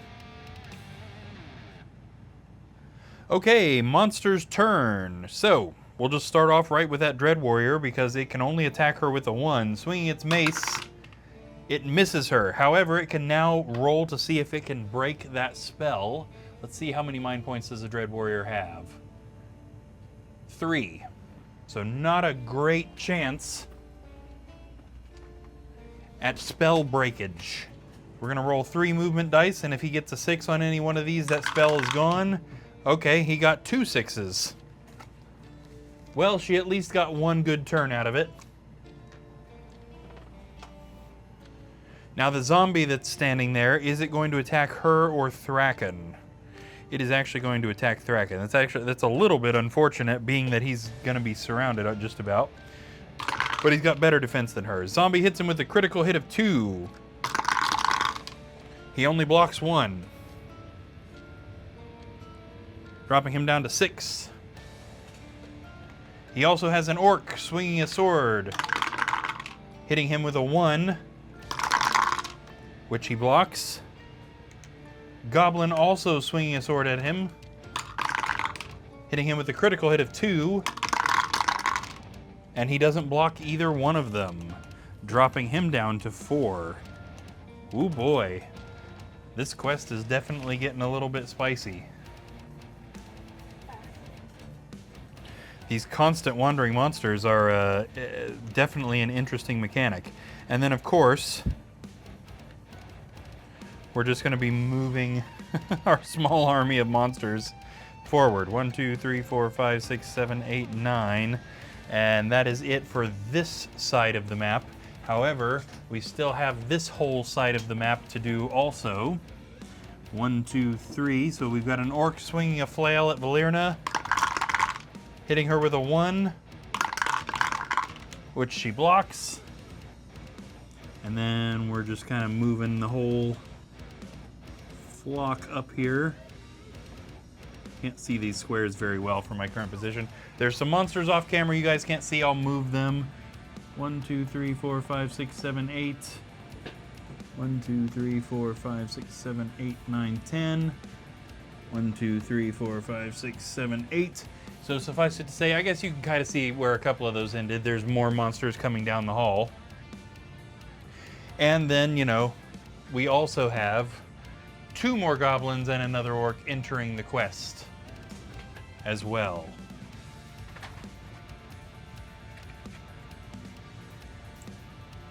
Oh yeah. We are getting through these monsters. Okay, goblin number 1 is headed up. So we'll just go ahead and zip him right up to the corner. Goblin number 2 headed down, zipping straight out to a corner. And the orc, also headed down, is going to be sat right there. Okay. Not zipping to a corner. Nope, not enough movement to zip. Only the goblins zip. Rana appears to be on some sort of exploratory mission while Valerna handles all the monsters up there. She has a few options available to her. Search this long hallway for secret doors, search this hallway for traps or secret doors, or ignore all searching and just move straight for that door. And she is going to search the long hallway for secret doors. Definitely a good idea. I'd say that was a smart move there. However, there are no secret doors. So smart in that I'm glad she did it. Not smart in that there weren't any. Second thing she can do, either traps in this hallway or move. She can't search for secret doors twice in one turn. She's gonna move. She is not worried about traps, I guess. 1, 2, 3. Luckily, there weren't any. Opening the door into this kind of yellowy room up here, she finds 2 Dread Warriors. Not the kind of thing you want to find. Unless you're a Dread Warrior kind of girl. And maybe she is. Maybe Rana is into Dread Warriors. Who knows? Who's to say? Okay. Yeah. So she can't do any other searching. It would be silly for her to take her last movement, being that she would get surrounded. So we're just going to leave her right there. Okay, Thraken. Here we go. This area looks so ridiculous. Okay, Thraken is right here, just in case you're having trouble telling who is who. And he is going to ignore this entire wall of monsters and try to get rid of this zombie to get in there to help Tiaga. Thraken swings his battle axe at the zombie, hitting it with a 2. And the zombie does not defend. Successful break-in. Okay, and then I think what we're gonna do is we're gonna get him in here to help, but we're just gonna park him right there.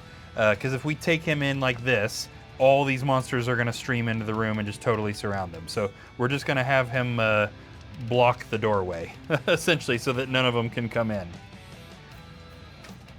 All right, moving back up here, it is now Valerna's turn, and we're gonna do the good old hit and run maneuver here. I don't even mana. Okay, Valerna swings her longsword, hitting that orc with a 1, but it blocks. Worth a try. Any tricks up her sleeve that are worth doing? Not really.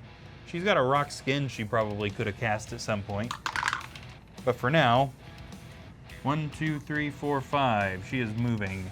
And not super quick, but she is moving. Tiaga. Now is definitely the time for demon form, I would say. Unless that Dread Warrior hits her and she immediately loses it again. Unless she manages to land 2 hits on it, which would kill it. Okay, I think we are going to hold off on demon form for another turn here. For the purpose of, she hits a little harder at long range, so 1, 2. So doing this, she can shoot at the Dread Warrior, and it's going to be the same dice as if she had transformed into demon form and attacked close range. The difference being the Dread Warrior might not attack her now that she's not directly adjacent to it. It's going to have to choose which hero it's hitting. Okay, she fires a blast of energy from her Redwood Wand and misses the Chaos or the Dread Warrior. Yeah, see, I was worried about that. The odds of her landing 2 body points, slim to none, clearly. And she moved an attack, so that is it. 'Tis indeed the monster's turn, so let's take care of this whole mess that we're looking at right here. First off, that Dread Warrior, who is it attacking? It is following Tiaga. It's got it out for her. Swinging its mace. Okay. It hits her with a 2. And she does not block either one of those hits, dropping her to 3 body points. And then we got 2 possibilities here. The Goblin is going to be who comes up here to attack Thraken, swinging his sword, hitting Thraken with a critical hit of 2, which Thraken blocks. And we then have our army converging. 1, 2, 3, 4, 5, 6, 7, 8, 9. 1, 2, 3, 4, 5, 6, 7, 8. So we've got lots of monsters on the move on this side of the map. Way up over here on this side of the map, we've got this orc that should still be able to reach Valyria and the Dread Warriors, one of which will go for Rana. 1, 2, 3, 4, 5. Here we go. Orc swings its flail at Valyria, hitting her with a 1, which she blocks. 1, 2, 3, 4, 5. Zombie is also moving. That zombie's also got a damage marker. I'm kind of trying to stick with it. And the rest of these, yeah, these guys all have enough movement to just jump right up to the back of the line. 1, 2, 3, 4, 5, 6, 7, 8. 1, 2, 3, 4, 5, 6, 7, 8, 9, 10. 1, 2, 3, 4, 5, 6, 7, 8. So many monsters. 1, 2, 3, 4, 5, 6, 7, 8, 9, 10. And is that everybody on the board at the moment? Yes, I believe it is.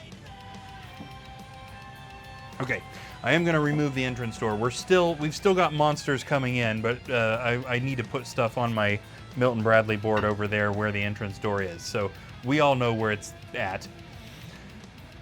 Oh yeah, Dread Warriors. I don't want to forget that. Which one of those guys is coming up here? It's going to be this one here. Dread Warrior comes up to Rana, swings its mace, hits her with a 2, which she blocks. And then we've got our new monsters coming in. We're not out. We're definitely not out of orcs, but we are starting to run out of goblins.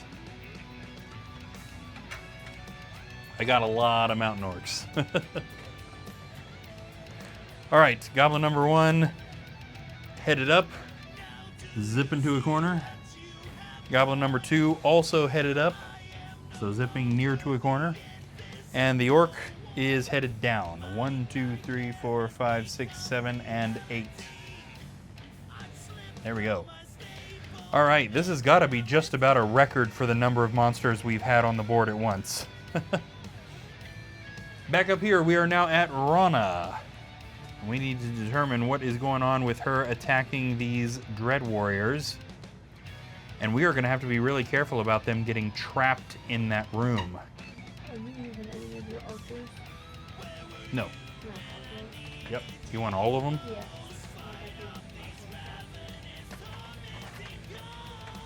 I don't think there's any goblin archers in this quest, so that shouldn't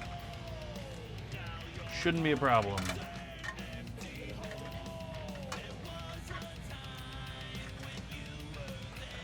Let me just make sure that I'm right in saying that. Yes, no archers. Cool. Thank you. Okay, well, obviously Rana's gonna attack. We need to at least try to get rid of these dread guys. We can see what's in that room. She swings her battle axe, hitting the first Dread Warrior with a 2. And the Dread Warrior doesn't block. Also definitely not dead. Okay, and with her second action, she can do some searching, either traps in that room, secret doors in that room, or secret doors in the hallway she's standing in. And she is going for secret doors in that room, and there are none, making it look an awful lot like they've come all this way just to essentially be trapped by the stream of monsters coming at them.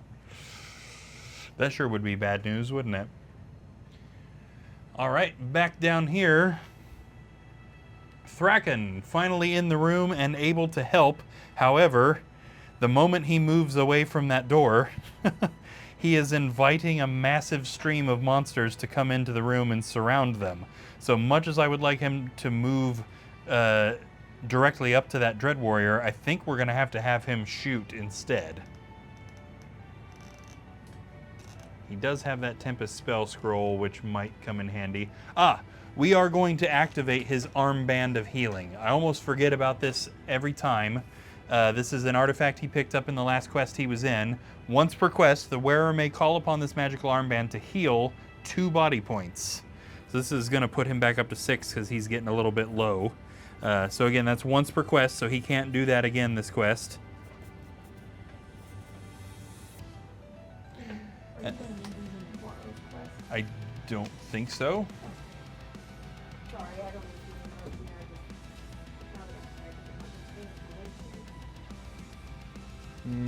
here. I do need one for tomorrow. Yes.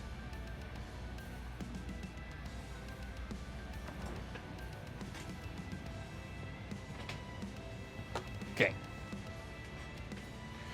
So yeah, let's have him shoot at that Dread Warrior, just because that's strategically the best thing other than opening the floodgate there. He loads up an arrow in his short bow and fires, hitting that Dread Warrior with a 2.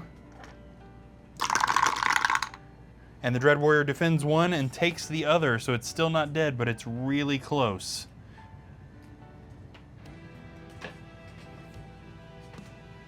Okay, he can also do a search in this room, so the armband thing is not an action, that's utilizing an item. He's attacked, so for his second action he can search either for traps or secret doors. He's going for traps in this room, and there is actually one trap. It is a spear trap, and I do believe the Dread Warrior is standing on it. Yes, indeed. That sure would be funny if monsters did trigger traps, but only if they've been revealed. So he searches for traps, discovers one the Dread Warrior is standing on, it hits the Dread Warrior, and it dies. That would have been a hilarious line of events right there.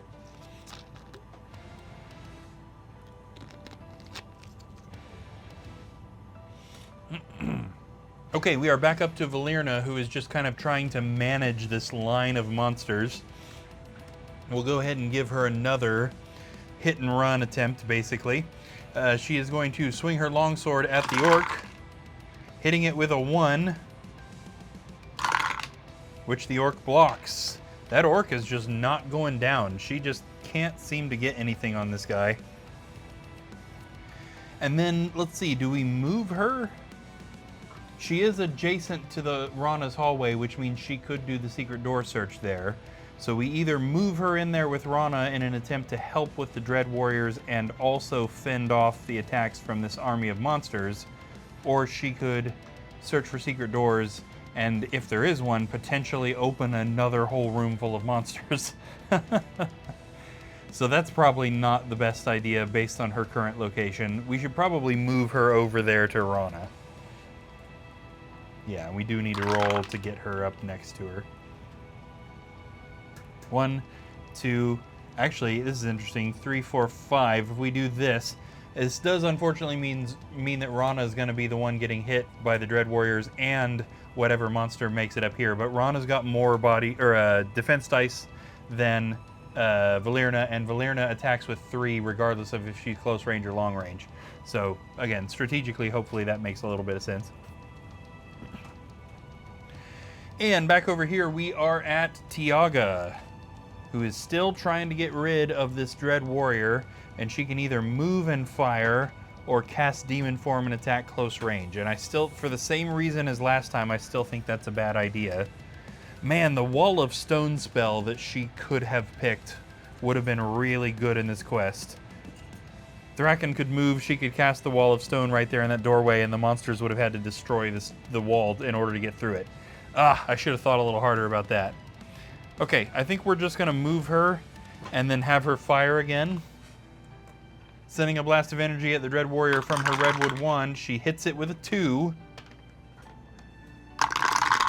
The Dread Warrior does not block, taking its final body point of damage and dying. Yeah. Okay. And that was her turn because she moved and attacked. Finally, they are in a room with no other monsters. However, there's a just about a literal army right outside the door. Okay, first off, Goblin on Thraken, swinging its sword and hitting him with a 1, which he blocks just barely. I mean, that's basically thanks to the leather armor covering his butt, right? Because that's about where the Goblin had to have been aiming. And then we can just kind of move these guys up. Let's see, 1, 2, 3, 4, 5, 6, 7, 8. There's not a whole lot of shift in those ranks right at the moment. Okay, up here, it's the Dread Warrior on Rana. Uh-oh. What is that? That's a new one. Redeemed increase a monster's stat. Okay. Dr. Funnut, which monster would you like to do that for? Dread Warrior is attacking Rana, hitting her with a 3. She blocks 2, but not the 1. Dropping her to 5. Didn't see it coming, haha, yes. Do the Dread Warrior. Okay, so we need to increase a random stat on this Dread Warrior, which it's either going to be attack, defense, or body points, and it's just going to get a +1. And let's see, so we'll just do, in that order, attack, defense, body points. So we'll draw a card, and if it's a low card, it'll be attack. If it's a medium card, it'll be defense. If it's a high card, it'll be body point. And that is a high card, so that Dread Warrior just got an extra body point, which boosts it to a total of 5. It's already been hit for 2, so it's still got 3 body points. Nice.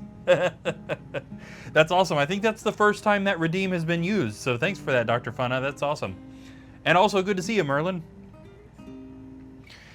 Okay, and that Dread Warrior just attacked. So the other thing that's happening is this Orc is coming around the corner and attacking.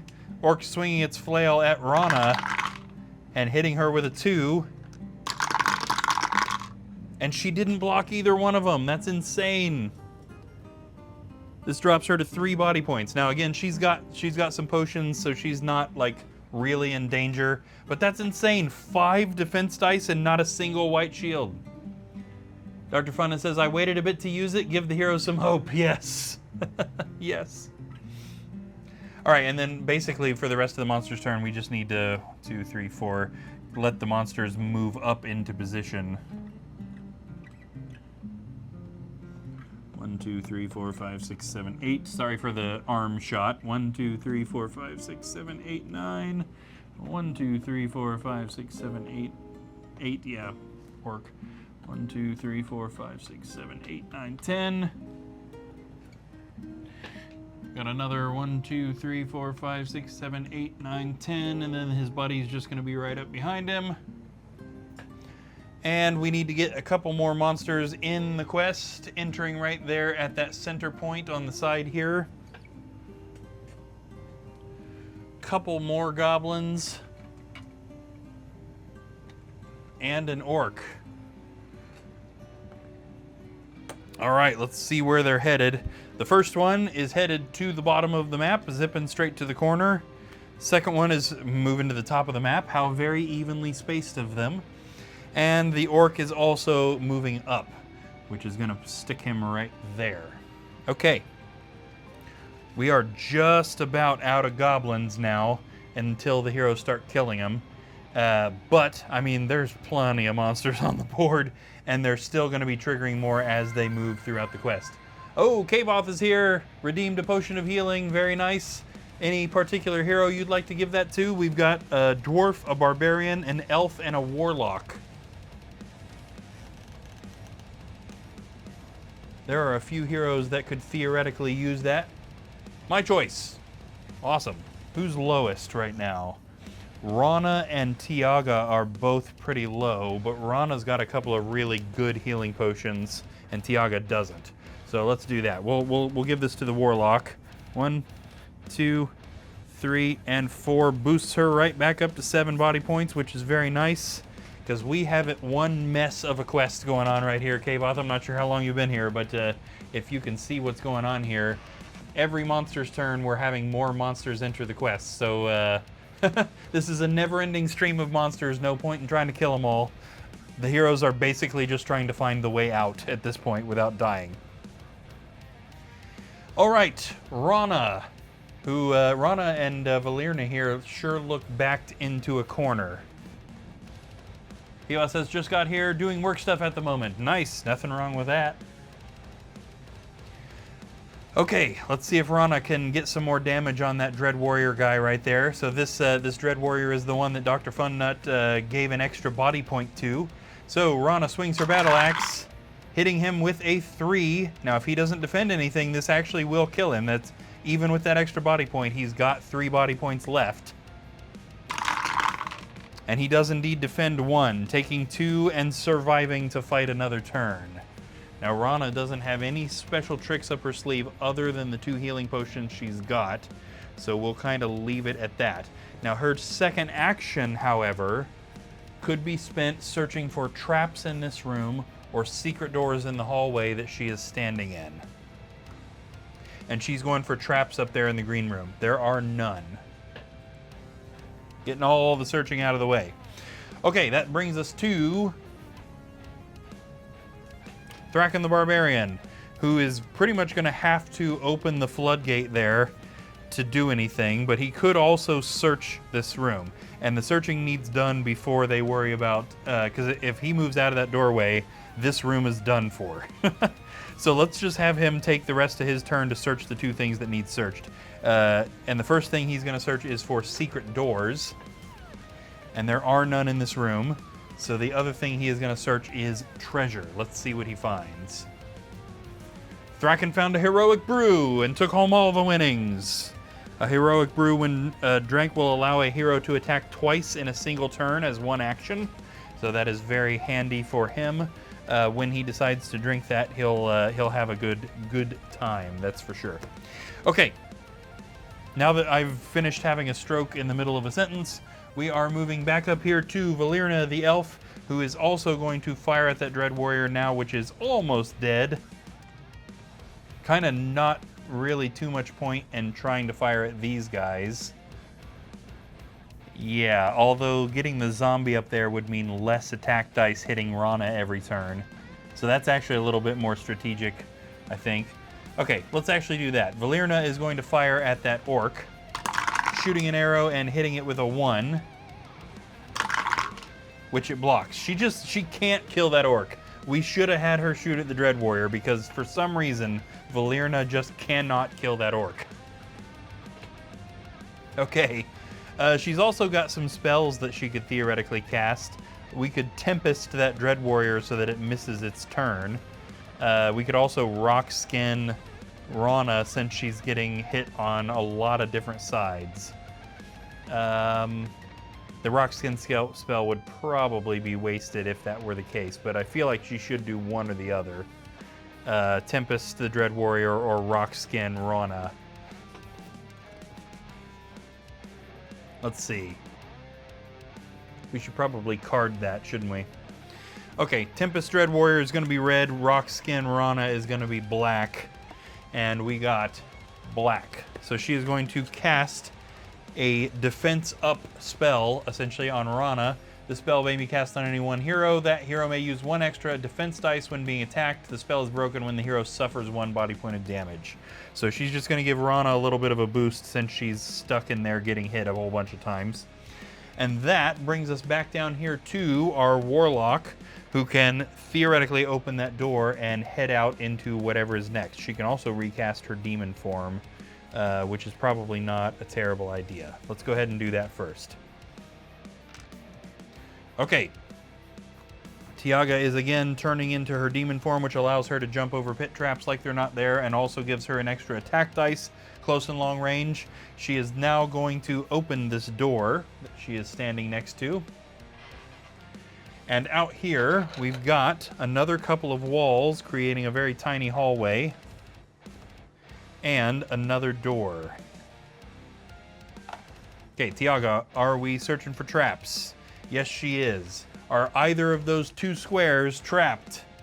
And the answer is no. They are not. All right, that takes us to the monster's turn, which is just continuously stressing me out. The monster's turn is really stressful. It's just there's so many monsters on the board. Holy crap. Okay. The goblin is attacking Thraken, hitting him with a critical hit of 2. He blocks 1, not the other, dropping him to 5 body points, but he's still in pretty good shape. There's not even like a whole, like the heroes aren't even in a huge amount of danger based on the positions that we put them in, but there's just so many monsters. Okay, Dread Warrior on Rana, swinging a mace. Ouch, hitting her with a critical hit of 4. That is definitely bad news. Her with her rock skin manages to defend 3, which is pretty good. She only loses 1, dropping her to 2 body points, but the rock skin spell is destroyed because she took damage. That's pretty good. Defending 3, that's respectable. Next, the orc swings its flail at her, hitting her with a 1, which she doesn't block. 5 defense dice, not even 1 shield. This drops her to 1 body point. Luckily, like I said, she's got a couple of really good healing potions that we bought her prior to the Witchlord quest a few nights ago. So she's not gonna die. Merlin says that's good. Dr. Fauna says the monsters are friendly. It's all fine, totally. Yeah, totally.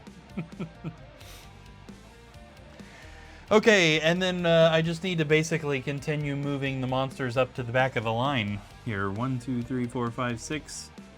That guy's definitely going to get all the way up there. 1, 2, 3, 4, 5, 6, 7, 8, 9, 10. And then he's got a buddy that's right behind him. We got another goblin coming down that way. 1, 2, 3, 4, 5, 6, 7, 8, 9, 10. And an orc. 1, 2, 3, 4, 5, 6, 7, 8. Okay, that's everybody moving, but we do need to bring some more monsters into the quest in the first place.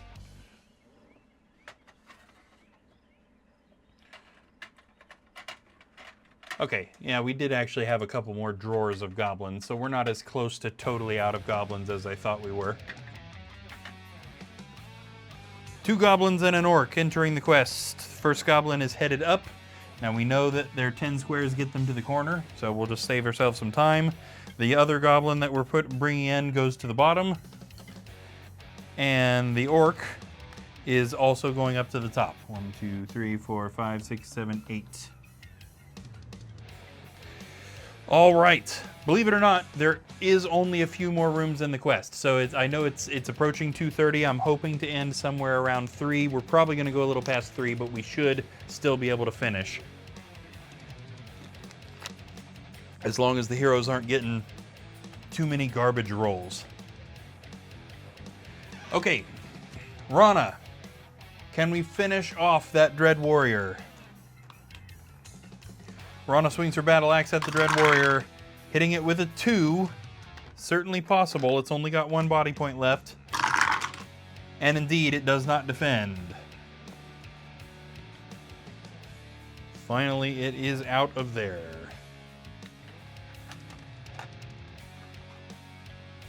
Okay, what's she doing? Because she could either move in there, although that kind of leaves Valyria out in the open.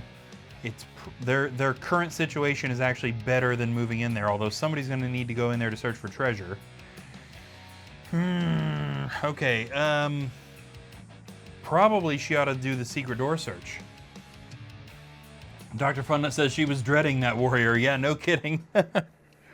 Okay, there's only one more area that they need to search for secret doors, and it's the hallway that they're standing in. And if there are none here, it means that they are trapped here, and they've got to fight their way through that entire line of monsters to get all the way around the board, and then fight through this army of monsters to get to the other set of heroes. So I guess we ought to do that secret door search.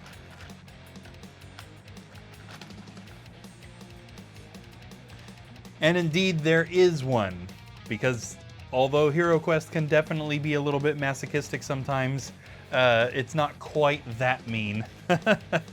To force them to fight through that level of monsters would basically mean we'd never end this quest, with more and more monsters flooding in through that doorway. the odds of them ever actually reaching the other heroes, basically nothing. So there is indeed a secret door leading down into this yellow room right behind Rana. And in that yellow room, there is a door, another door, a skeleton, and a deep skeleton.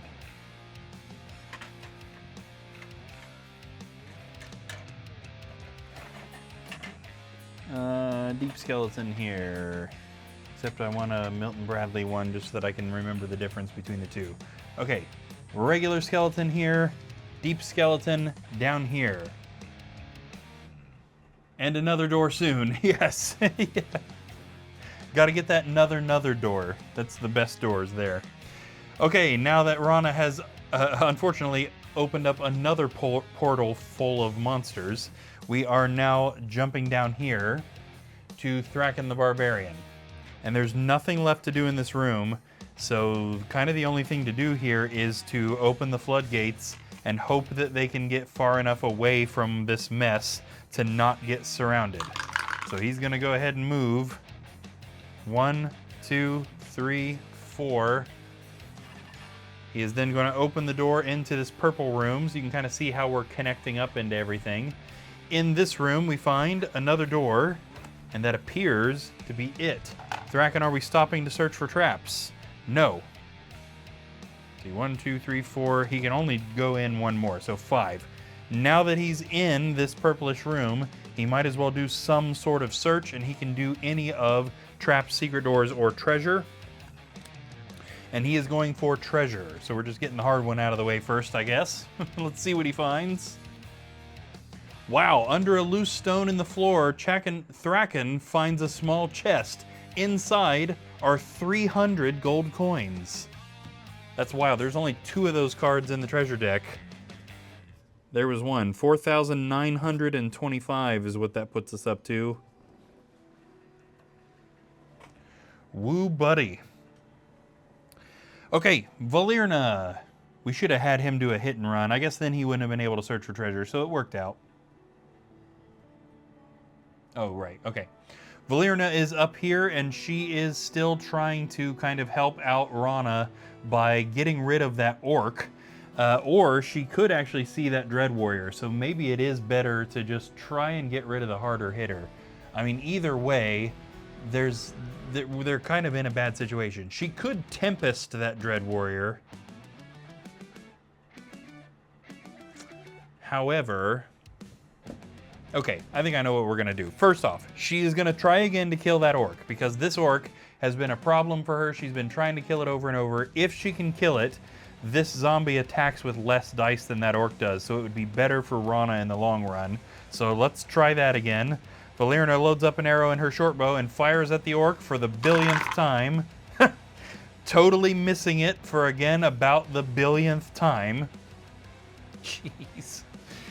And then she is going to cast her Reign of Restoration spell on Rana, because Rana is pretty low on health. So this is going to give Rana 5 body points back.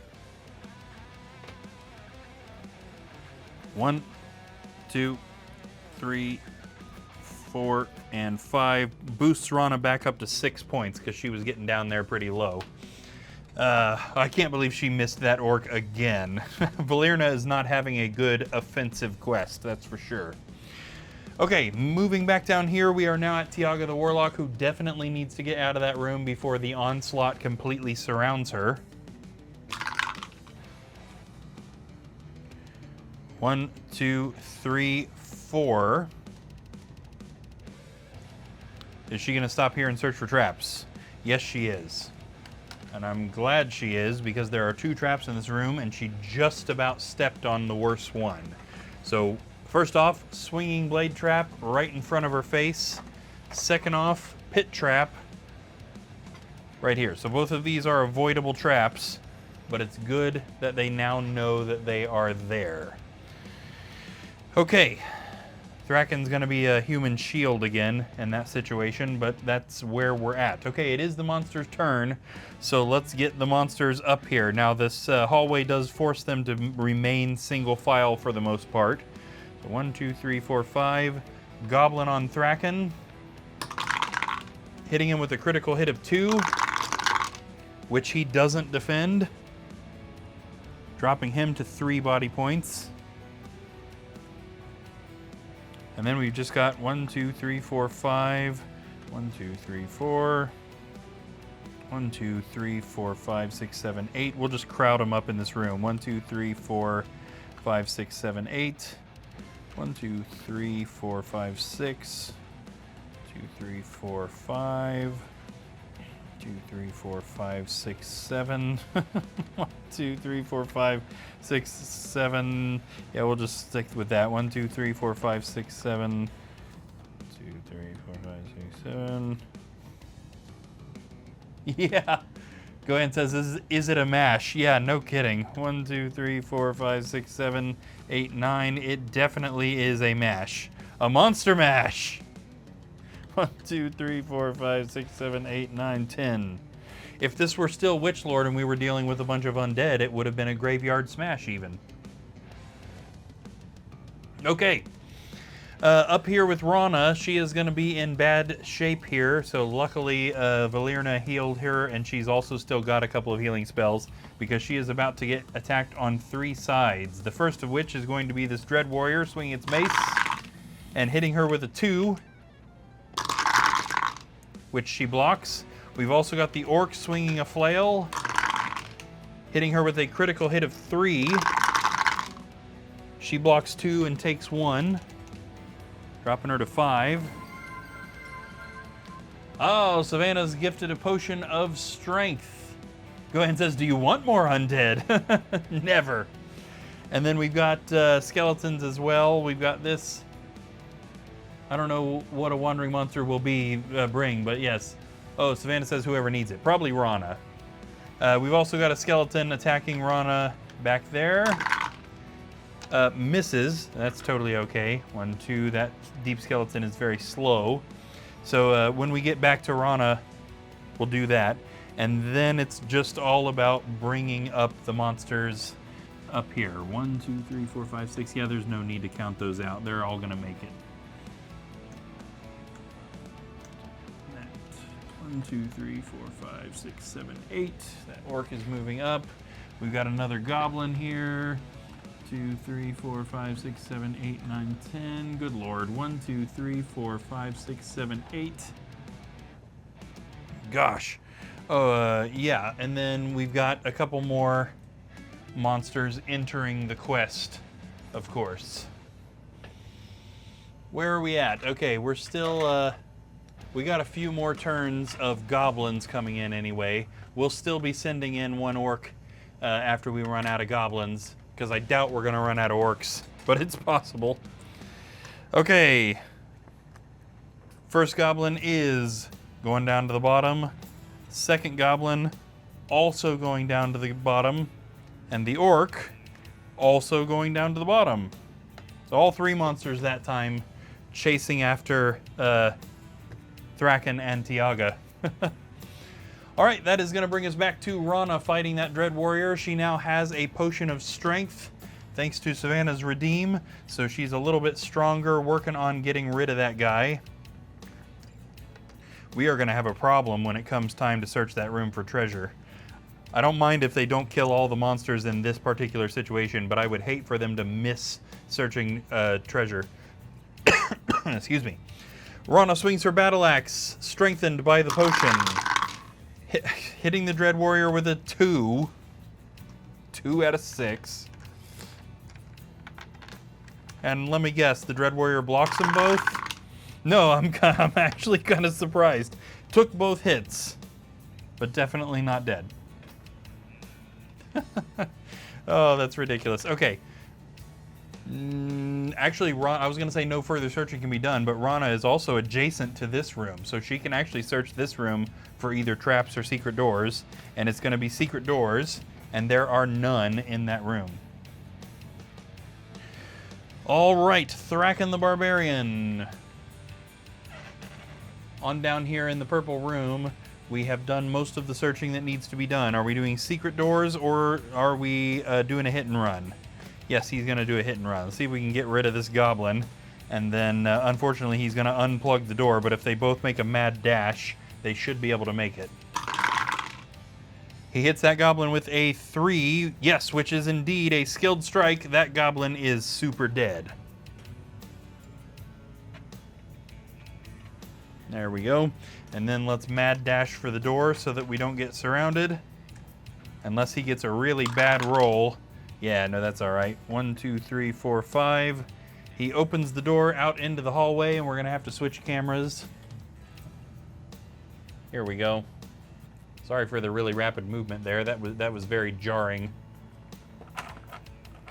Out in this new hallway, we already know about the wall that's here. He can see a few other things. There is a door right here.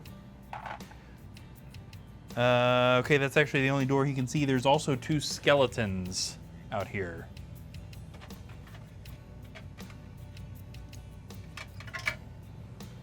There we go. There's a skeleton right next to the door, and a skeleton out here on the corner. Okay, Thraken, are we searching for traps? Yes, now he doesn't have the action to do that, but he is. The important thing is he's going to stop right there. That is going to guarantee he gets surrounded.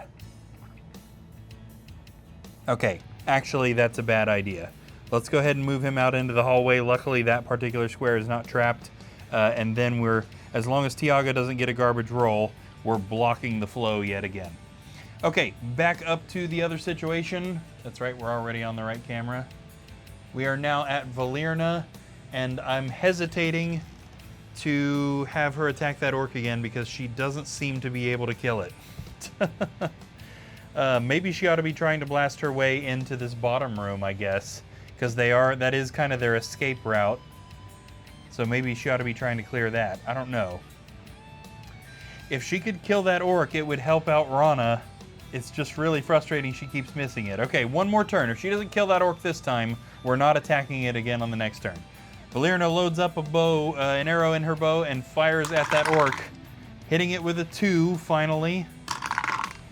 The orc blocks one, so it's still not dead, but she at least managed to land some damage on it.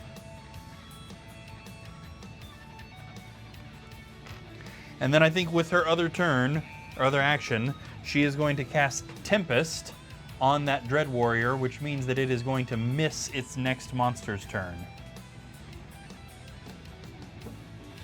All right, that's going to take us back down to the Warlock. I guess we'll just do this camera for everybody now that we're pretty much on the right side of the board. Now, Tiaga, hopefully she can roll 1, 2, 3, 4, 5, 6 at least, and then she could attack this skeleton. Yeah, that's the way to go. 1, 2, 3, 4, 5, 6. And then we're going to have her fire at that skeleton right there, sending a blast of demonic energy at it. And only hitting it with a 1. But the skeleton doesn't defend, at least. Still not dead. Okay. Ridiculous Monster's turn. We are really, really close to done with this quest. So we'll hang in there and get this thing done. Okay, we're already pointing down here, so let's take care of this. We've got a skeleton on Thraken, swinging its scythe and hitting him with a critical hit of 2. I've thrown a dice. And he managed to block 1, but not the other. This drops him to 2 body points. We've got another skeleton further down the hallway here, which will just kind of move up. 1, 2, 3, 4, 5, 6. We'll move it up and ready. And then we've got our army of monsters headed for poor Thraken as well. 1, 2, 3, 4, 5, 6, 7. This orc did indeed make it to him, swinging its sword and hitting him with a 1, which he blocks. This is actually the wandering monster he triggered from a treasure search in a red room. The red room over here. It's kind of funny that this orc right here isn't even one of the ones that was chasing them. It's just a wandering monster that happened to spawn in. 1, 2, 3, 4, 5, 6, 7, and we're just going to fill up this room.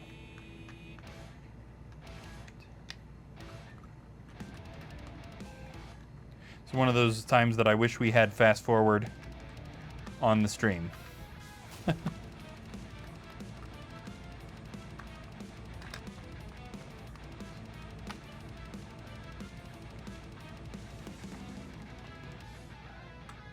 Oh man, this is crazy. 1, 2, 3, 4, 5, 6, 7.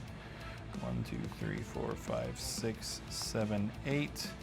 1, 2, 3, 4, 5, 6, 7, 8, 9, 10. That goblin didn't quite get where I wanted it to go, but that's all right. 1, 2, 3, 4, 5, 6, 7, 8, 9, 10. And then we've got some monsters way over here that are headed down that direction. We know this goblin's going to get right up behind it. And that orc's not quite moving as fast. Okay, that's going to take care of that part, but we do have the other side of the board that we still need to take care of. This situation right over here. First off, that Dread Warrior cannot attack because of the Tempest. However, the Tempest has now abated. We still have the other two monsters there. The Orc swinging a flail at Rana and hitting her with a 1, which she blocks. The Skeleton behind her swings a scythe and misses her. I think that's the second turn in a row that's happened. And then we've got, you know, the army just moving.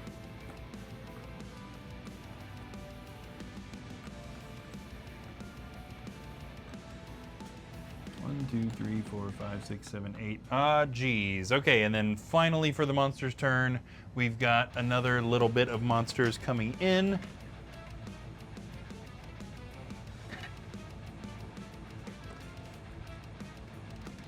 First goblin is headed to the bottom.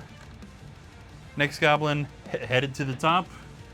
And the orc also headed to the bottom. There we go. Oh my gosh. Wild, wild, so many monsters on the board right now. Okay, Rana. No tricks up her sleeve as far as getting to attack any harder or anything. She just needs to kill this guy outright. She swings her battle axe at the Dread Warrior, hitting it with a 2. And it doesn't defend. Ah, good. That is the Dread Warrior dead. Awesome. Okay. I think we are going to go ahead and move her in there just 1 square, because on the next turn she needs to do the treasure search, and that does mean that Valerna is going to have to take her place just so that they don't get like trapped, unable to enter that room without having to kill a whole bunch of monsters. But we'll get there when we get there. Okay. Thraken. In order to continue essentially running from this ridiculous army, they just need to punch their way through this stuff. So Thraken is going to swing his battle axe at the skeleton, hitting it with a 2, which it does not defend. That is 1 skeleton down. Yes, okay. I lost track of where I was with my skeleton drawers. And I think we're just going to leave him there rather than moving him up, just because he defends better than Tiaga, and it would be to our benefit for Tiaga to not get hit. Okay. Is there anything else that he can do? We actually forgot to search that room for secret doors. So we probably should do that. I didn't even realize that we had forgotten to do that. Let's go ahead and do that while he's still adjacent to the room. There are none, but we need to make sure I don't forget all of that stuff. Okay, back over here to Valerna. As I mentioned, she's pretty much got to move up into Rana's space just for the sake of making sure that they don't get blocked from entering this room. And the new goal is going to be entering that room. So we're not going to have her attack the orc. We are instead going to have her swing her longsword at the skeleton, hitting it with a 2, which it does not defend. There you go. She can't kill that orc. She was attacking that orc for like 4 or 5 turns in a row. Got nothing. She attacks the skeleton once and it's dead.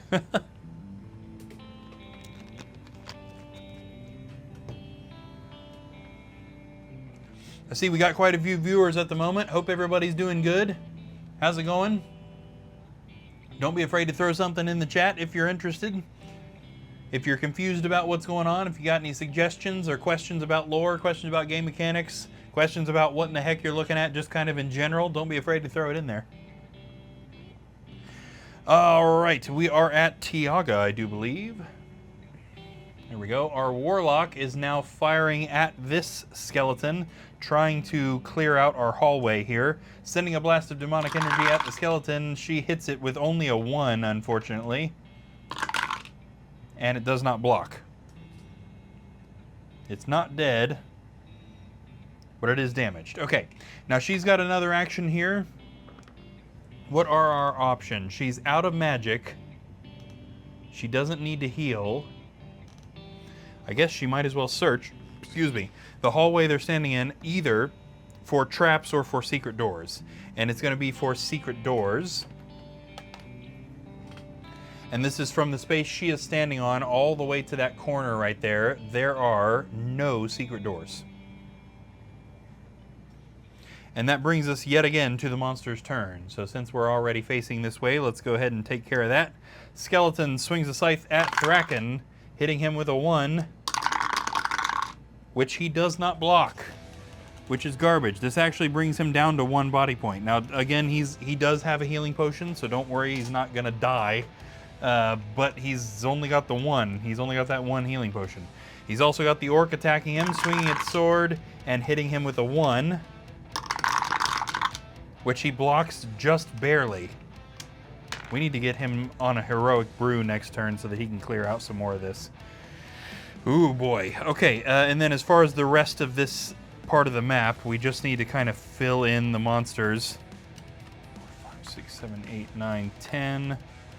1, 2, 3, 4, 5, 6, 7, 8, 9, 10. 1, 2, 3, 4, 5, 6, 7, 8. So many monsters.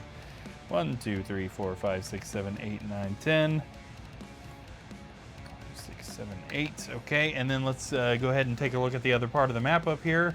So for once, Rana is actually safe on this turn, but Tiaga is getting hit from 2 sides. First off, that orc is swinging its flail, but missing her. This is actually a deep skeleton, a variant of a skeleton that trades in movement for attack. So it's slow, but it hits harder. Swing its scythe, it hits her with a 1, which she blocks just barely. Okay, so she didn't do too bad on that. And then kind of same thing as far as filling up monsters. I know this isn't on camera. I'll just bring this up so you guys can get a little bit better idea of what I'm doing. 1, 2, 3, 4, 5, 6, 7. 1, 2, 3, 4, 5, 6, 7, 8, 9, 10. And that's it, but we do need to bring in some more monsters for the quest. So, every monster's turn, we're bringing in 2 goblins and an orc until we run out of monsters to bring in, or until the heroes find the staircase and exit the quest, which they are getting pretty close to. So we're getting just about to the end of monsters we can put in. First goblin here is headed up and on the corner. Next goblin is actually headed down, landing on the corner. And then our orc that's entering is also headed down, landing about right there. Ooh, buddy. All right, we are just about done. Let's see what we can get done in here. Rana entered that room specifically to search it for treasure before they move on, so let's do that. Let's see what she finds in this room. A wandering monster. Well, that was not worth it at all. The wandering monster in this quest is a mountain orc, so it's going to pop out behind her and immediately swing its mace, hitting her with a critical hit of 3. Oops. She only blocks 1 of those, taking 2, which drops her to 3 body points. Ouch, the heroes are not doing good on body points. They've still got healing, so none of them are in like immediate danger of dying.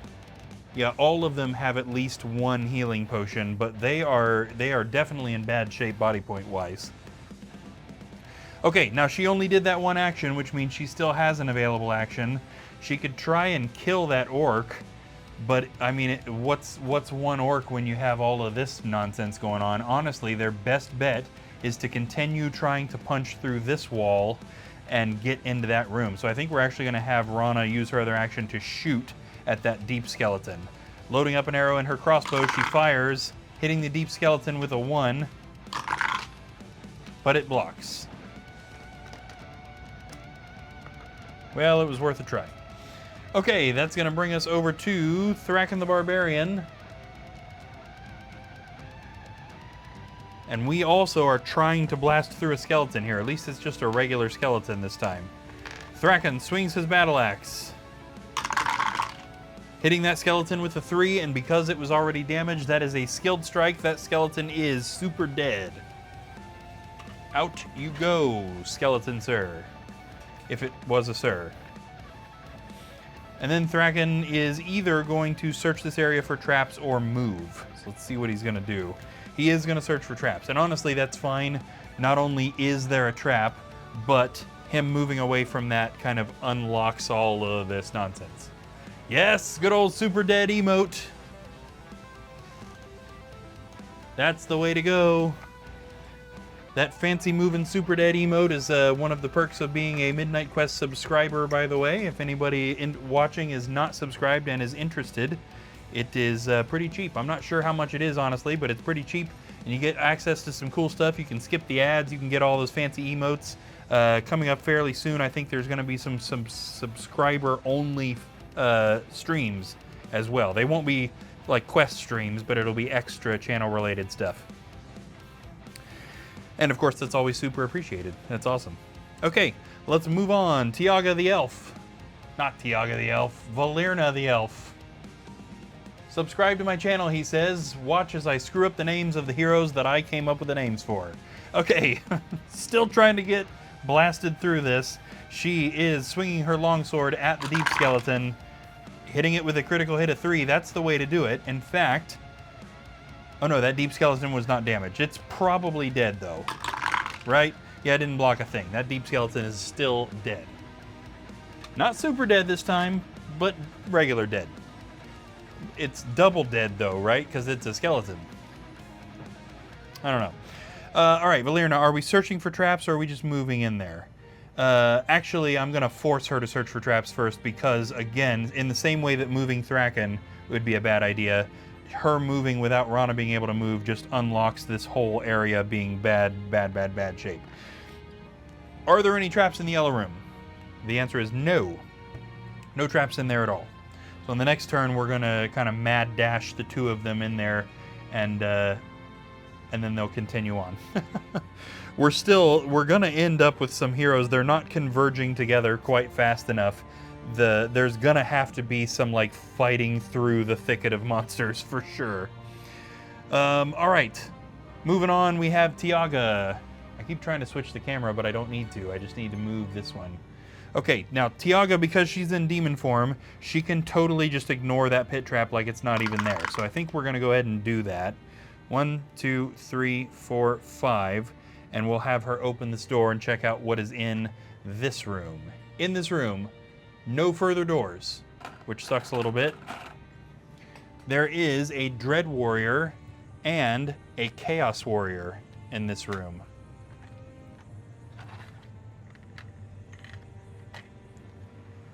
Definitely not a fun room to open up. Okay, now she does have an action, and she hits better at long range than close range. There's literally no reason to march her in there at all. Savannah's gifted a potion of healing. Let's go ahead and have her fire, and she's more likely to kill the Chaos Warrior because it has less defense, so let's go for that one. She is going to send a blast of demonic energy at the Chaos Warrior, hitting it with a 2, and it blocks 1, so definitely didn't kill it, but it took a little bit of damage. Any particular hero, or are we just giving that to whoever needs it? Whoever's lowest.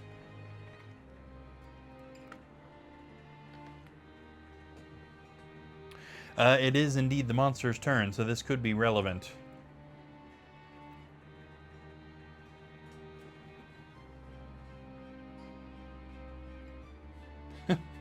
Whoever needs it. Okay, I was going to say, I don't know why Twitch waits so long to send the second message. Okay, let's see. Who's lowest right now? So Tiaga's actually doing okay. She's got 7.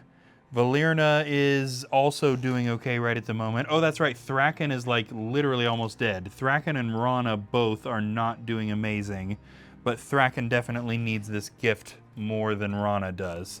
So we'll give it to him. 1, 2, 3 and 4 pops him back up to 5 body points. Okay, monster's turn. We're already pointing right over here. Let's bring the Chaos Warrior to Tiaga since it's the one that she hit. And it swings its axe at her, hitting her with only a 1, which is a surprisingly lucky move. And she does indeed block it. I'm glad. I kind of figured that was the end of her demon form.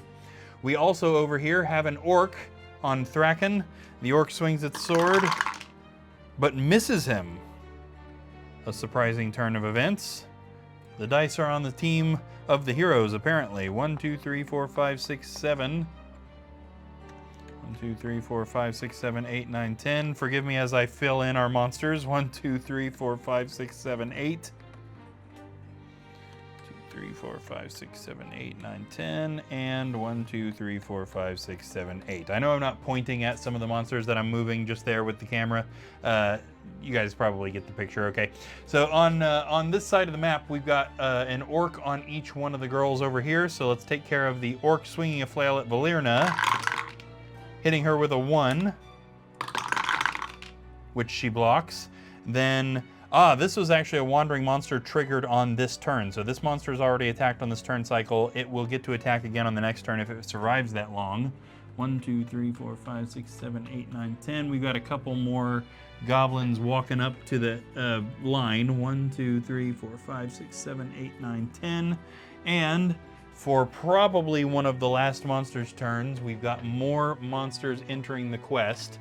Yeah, we are just about out of goblins. So we'll still get goblins on the next turn, but unless more die, we've got this turn and next turn for goblins, and then it's just going to be orcs after that. Okay, we've got a goblin heading down to the bottom, a goblin heading up to the top, and an orc also heading up to the top.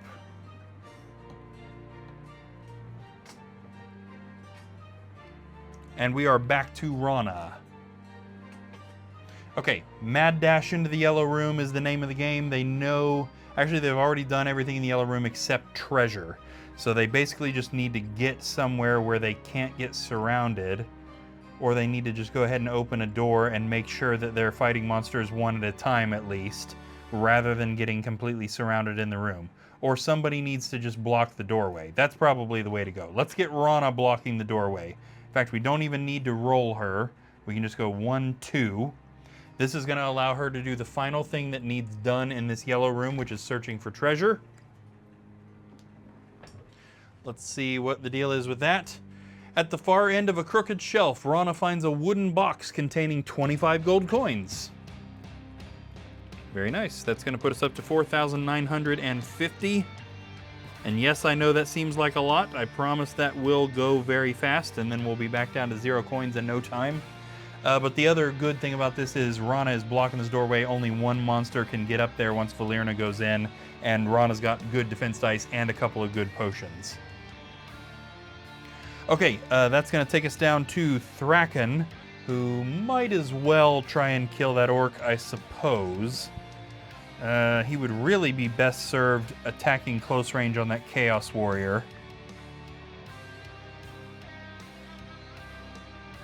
Okay, I think we're going to ignore the orcs. It really does suck that there's a pit trap. Oh, he's got rabbit boots. Okay, we're in good shape here. He's got the rabbit boots artifact, which means he can ignore pit traps. He can ignore having to roll to jump a trap once per turn, which means we can get him right up here to this Chaos Warrior where he can shoot at it, and then we'll move Tiaga away. Okay, yeah, I've got a whole plan formulating in my mind. Hopefully this works out.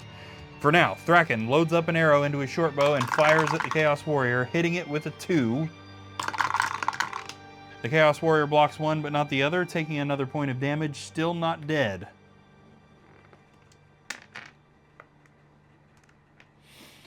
Okay, back up to Valerna, who definitely needs to go out into that yellow room. There's nothing left to search in the yellow room, so it's all about just opening a door. Now, they're trying to find stairs, which could be in the green room. So I'm trying to determine if there's a better door for her to open or if we should just randomize it. Now, obviously, This is the difficult part about being the dungeon master and the heroes, because I know which way they should go. A player wouldn't, so we need to randomize anytime that I can't, I don't think that I'm thinking well enough like a player might, i.e. having knowledge of the dungeon map. So I think we will randomize which door she is opening, and she is going to go for the door into the green room down here. 1, 2, 3, 4. Opening the door into the green room, she finds another door leading out into the area where Thraken and Tiaga are, and nothing else. Okay, is she stopping here? Because she does have an action. Is she going to stop and search for traps? Yes, she is. There is one trap in the green room, and it is a pit trap that is very avoidable if you know where it is. Right there. Okay, that's going to take us over to Tiaga the Warlock right here. And for several reasons, it is beneficial for her to move one square this direction. She hits harder from long range, and this is going to allow Thraken to get close range because this Chaos Warrior is for sure going to come out here. She sends a blast of demonic energy at the Chaos Warrior, hitting it with a 1. I wish she'd hit it a little harder than that. She could have killed it. But it blocked the hit.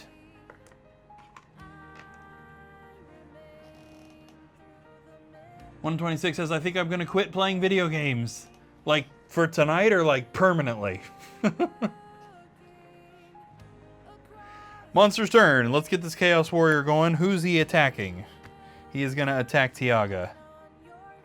Chaos Warrior swings his axe at the Warlock, hitting her with a 3. She doesn't defend a single one of those, unfortunately. That's going to drop her down to 4 body points, but more importantly, it loses her demon form again. So she's back to regular old Tiaga for the time being. 126 says, last place I could find some people that were considerate. Seems summer has a mound of children in it. I was down to only playing 3 video games, if at all. Deep Rock Galactica is too full of blah. Yeah, online gaming, I imagine, has to be bad news. Valheim won't be 1.0 until September. Oh, gotcha. Solo only for now on. So I always preferred video games solo, to be honest, and it's really for that. The people on the internet are just too inconsiderate, too immature. Most of them, in my case, are just too good at whatever game I'm playing, and I'm not usually that good at many video games, so like, you get somebody who's even intermediate at most games, and they're just destroying me every time, and it's not fun. Orc. Also, we're kind of moving the army out into the hallway, so we've got an Orc here attacking Thraken, hitting him with a critical hit of 3, which he blocks. Okay. Honestly, I didn't expect that. Hey, we've got a new follower. Thank you very much. I am going to absolutely butcher that name if I try to say it. Is it Flouripa? Much appreciated for the follow. Hope you enjoy what you're seeing and what you're hearing. And don't be afraid to throw something in the chat if you're interested. I'll go ahead and throw you a follow back as well. We always try to follow back anybody that follows us. Very, very appreciated.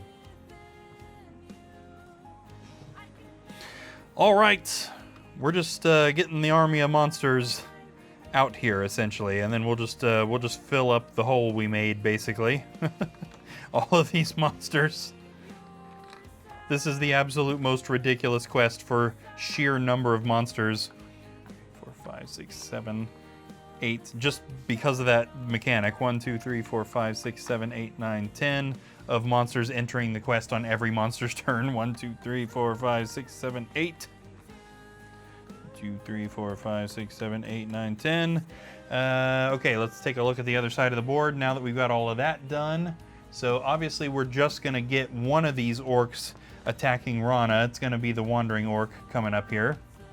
That actually works out really well for me. I'm kind of glad that's what happened as far as moving monsters. This orc swings its mace at Rana, hitting her with a 2, which she blocks. Well, I missed a couple. 126 said, no, I'm far better than them. Often have to save them from themselves. I'm done saving idiots. I feel that on a primal level.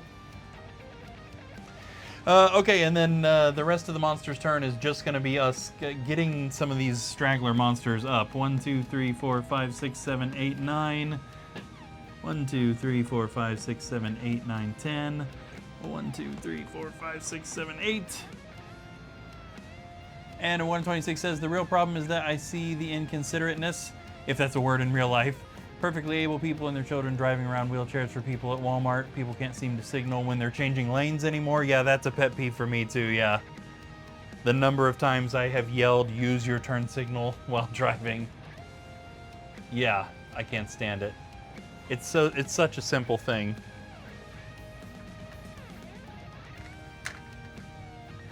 Okay, this is the last turn for goblins. After this, we will have every mountain goblin that I own on the board. Not every goblin total, but every mountain goblin. We'll still be able to add in orcs after this, but this is going to be it for goblins. So this goblin is headed down to the bottom. The other goblin is headed up to the top. I'm going to have to shuffle my randomizer deck again.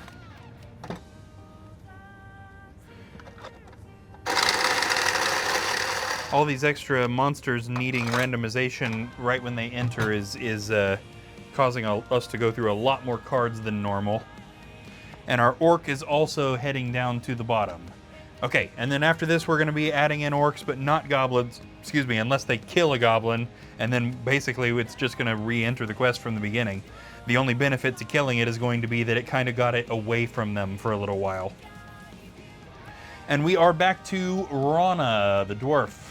So let's get back over here.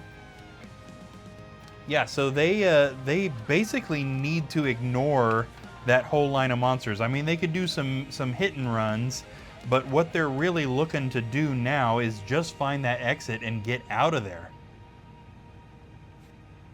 Children that lose their minds if you take away their little hand TV. I'm on a soapbox now, I think. Let's forget it. I feel it, dude, yeah. Yeah, we could fill a whole stream talking about... you know, the good old days and all of that stuff, the way things are different now and the way things are a lot worse now. Yeah, for sure. For sure. I know every generation falls into the trap of thinking the generation after them is worse. And there's, you know, obviously there's statistically got to be some truth and some lie and all of that, but it still feels that way either way. You gotta wonder how things are gonna continue from here. I mean, obviously they are gonna continue, but how? Rana, what are we doing? What is gonna be best strategically for us? So we need to know what's in this blue and black room. The big question is, does she hit this orc before she goes, or not? Because if she leaves the doorway, monsters stream into this room, and we need to make sure that both her and Valerna, when it comes to Valerna's turn, are not going to get totally surrounded and cut off from the group and not be able to do anything. So it actually may be beneficial for Rana to hang out here for a little while Valerna gets this green room taken care of, so that then they can together go into the blue and black room. And also, the blue and black room is pretty clearly the way forward, because this green room just connects back to where Tiaga and Thraken are. So honestly, if we stall for a little while, maybe the two of them can also get up here with them, which would be best case scenario.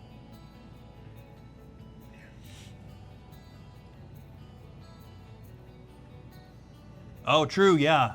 The statistics are showing us that IQ is going down, right? That's probably to do with social media and the screens, I would bet.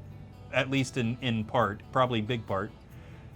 What's a dread spell? I'm never here when it's used, it seems. That's the evil spells. That's the bad guy spells. So that would be a detriment for sure. So okay, I think I've made up my own mind here for what Rana should be doing. Let's just let her hang out here and just try and pick off some of these monsters while some of the other heroes finish up what they're doing. So Rana swings her battle axe at the orc, hitting it with a 2. And the orc does not defend. That's 1 down. Sorry for the arm flash there. I happened to look up at the screen right when that happened. Well, I meant more like, what do they do? Oh, get the elf. Oh no, not a difficult monster. It's a pretty wide variety of effects, the dread spells. They can just cost them body points. They could get rid of weapons or armor. There's a lot of different stuff the dread spells could do. There's not a singular effect.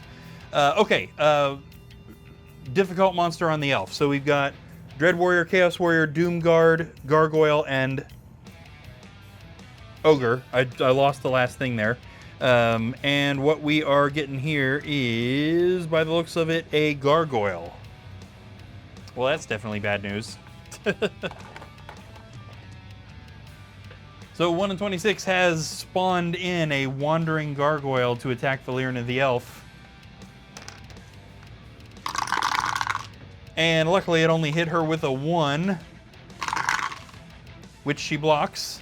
But it will definitely do some more damage before they manage to get rid of that thing. Hopefully we've got some tips and tricks to do some stuff to it. Okay, Rana only used the 1 action, but honestly there's nothing else that she should do at this point. Maybe wouldn't be a bad idea for her to drink a potion, one of her good potions, but we'll leave it for now. We'll just kind of see what happens. None of the monsters coming at her are particularly difficult unless they get a really good dice roll. Thraken down here, on the other hand, definitely is surrounded by monsters and needs to get rid of this guy quick. This guy's got 2 body points left. So let's see if we can get rid of this guy. Now we could have him drink a heroic brew, which would allow him 2 attacks in a single turn. I think that's probably smart at this point. So let's go ahead and have Thraken drink that. The heroic brew gives him 2 attacks on a turn as a single action. The first attack is going to be on this Dread Warrior. Might be both of them. He swings his battle axe, or sorry, Chaos Warrior, hitting it with a 1. And it blocks. Yeah, that was useless. He hits again. This time hitting it with a 1, which it blocks. Wow, Thraken. Totally useless. You're supposed to be the powerhouse here. What happened? 2 completely useless attacks as an action. That's no good. What else can he do? He's got a second action, of course. But the only other kind of trick he's got is a Tempest spell scroll, which might not be a terrible idea, but also could theoretically be wasted. Yeah, I think we better save that. I think we'll just kind of leave him there. Okay, Valyria. What kind of tricks does Valyria have up her sleeve? Not much. Her Swift Wind spell isn't going to help her with that Gargoyle. The Gargoyle is just going to trap her in the green room if she walks in there without dealing with it. She's got potions of healing.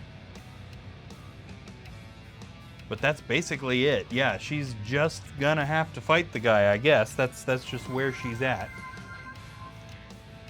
Ah, there you go. We've got a potion of strength, and I assume that's probably for Valyria to help with the Gargoyle, or is that for somebody else? I wish Twitch wouldn't wait so long to put in the second message. It tells me somebody's redeemed something, and then it just like waits and waits and waits and waits and waits. Valyria, okay. Okay, so I feel a little bit better about having her attack this guy now. She's still probably not going to one-shot it unless she gets a really, really good attack. Swinging her longsword, boosted by the potion of strength, she hits the Gargoyle with a 2.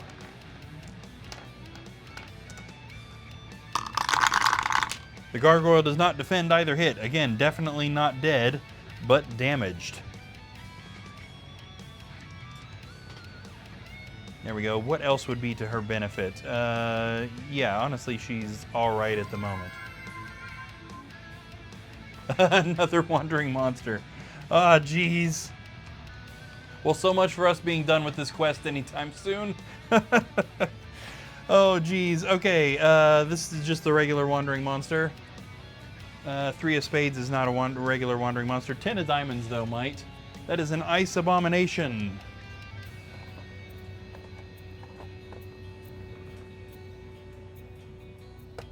Ice abomination. Let me review stats there, because those don't come up very often.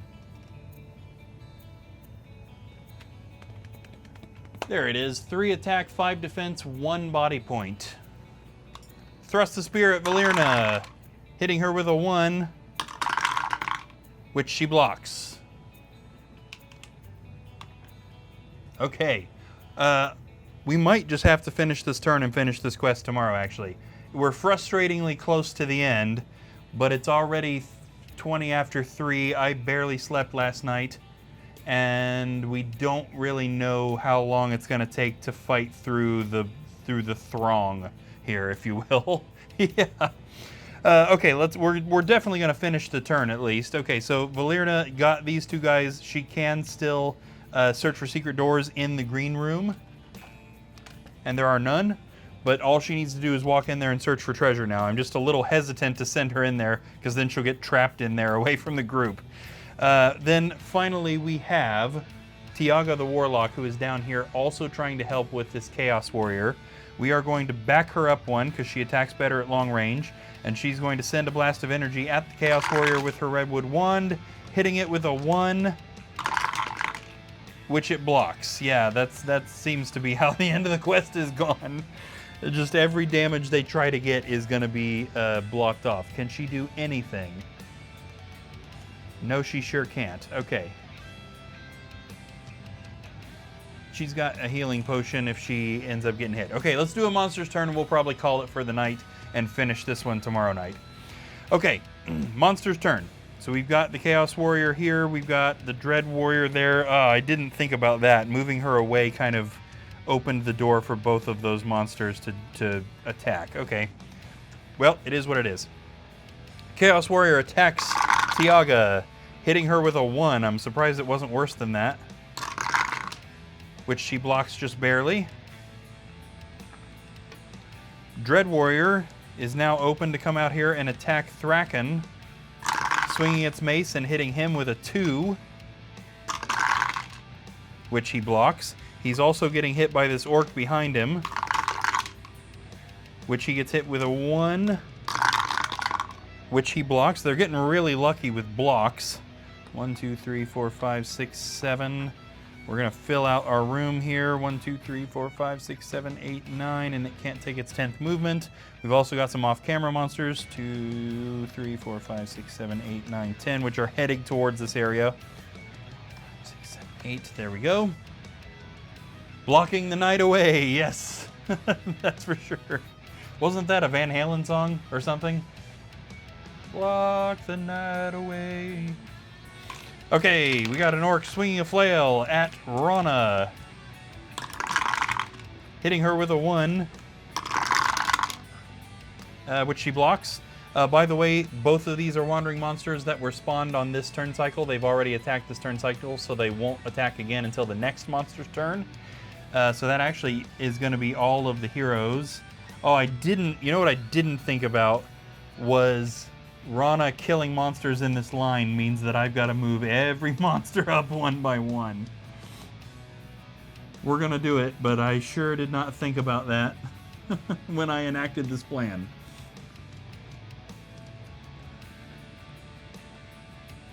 Okay. 1, 2, 3, 4, 5, 6, 7, 8, 9. 1, 2, 3, 4, 5, 6, 7, 8. 1, 2, 3, 4, 5, 6, 7, 8, 9, 10. And then for kind of the final thing tonight, we've got one more orc entering the quest. So again, we're out of goblins, but we still got plenty of orcs. Which direction is this guy headed? He is headed up. 1, 2, 3, 4, 5, 6, 7, and 8. Conga line of twacking. Yeah, that's for sure. Blocking blows. Okay. So many monsters on the board.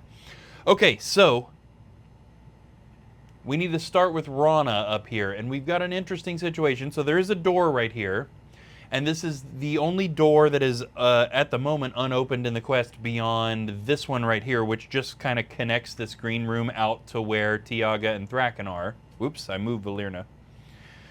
So clearly that door into the blue and black room is the way to go, but we kind of need Rana and Valerna to hold the line here in this room until Tiaga and Thraken can get there, so that if they open the door there, all these monsters flood into the yellow room, and now Tiaga and Thraken have to fight their way through a monster to get there. So we just kind of need them to hold the line until, basically until Thraken can knock out the Dread Warrior and the Chaos Warrior, or Thraken and Tiaga together can knock these two out so that Thraken can get out of there. There's really no reason for them to try and kill all the monsters because we have a continuous stream coming in, so they would never actually get through everybody. Okay, without further ado, without me yammering too much, let's go ahead and just jump right in. So we are at Rana, and she's just gonna kill monsters until we get the guys up there, I suppose. That's just the best way to go about it. So Rana is going to swing her battle axe at that orc right in front of her, hitting it with a 3. And as it happens, oh no, that orc's not damaged. It's the orc behind it that is. That appears to be the case anyway. Critical hit, not quite critical hit. We're just starting tonight and I already don't know what I'm talking about. It's a good sign. Okay, the orc didn't defend. That orc is dead. Whether it was already damaged or not, it's dead now. And as we established, there's really no point in her doing anything else. She doesn't have any fancy tricks up her sleeve. There's no reason for her to move away from the door. So that is it for her. Next in the turn list is Thraken fighting this Dread Warrior. And by the looks of it, this Dread Warrior is... Oh, no, okay, I got it. I was going to say he's damaged, but no, it's the Chaos Warrior that's damaged. The Dread Warrior is not. Does Thraken have any tricks up his sleeve? He's got a Tempest spell scroll, but that's about it. Okay, Thraken swings his battle axe at the Dread Warrior, hitting it with a 2. The Dread Warrior defends 1, but not the other. Not too bad. And I suppose there's not really any reason for him to hold on to that spell scroll. He is actually a little low on body points. Not terrible. Okay, let's go ahead and do it. Thraken is going to use up his Tempest spell scroll. This spell creates a small whirlwind that envelops any one monster in your line of sight. That monster then misses its next turn. This scroll crumbles to dust once used. So keep in mind, Thraken doesn't really know any magic. Just utilizing this scroll item casts the spell. So it wasn't him casting the spell, it was the scroll. He just invoked the scroll. So that Dread Warrior is going to miss its next turn. Actually, I better keep that card out just so that I remember that. Okay, Valerna is up here fighting a couple of wandering monsters that were redeemed by 1 in 26 last night right before we ended. Oh no! I was just saying something and then now it's happened again. Dr. Funnuts redeemed a wandering monster. Who would you like it to attack? My friend, I'll go ahead and continue with Valerna's turn until we get that figured out. What's she got going on? She also doesn't really have any tricks up her sleeve, so she's going to swing her longsword at the gargoyle, hitting it with a 1. Oops. And it does not block that 1. Now that gives it it's only got 1 body point, but it's still alive.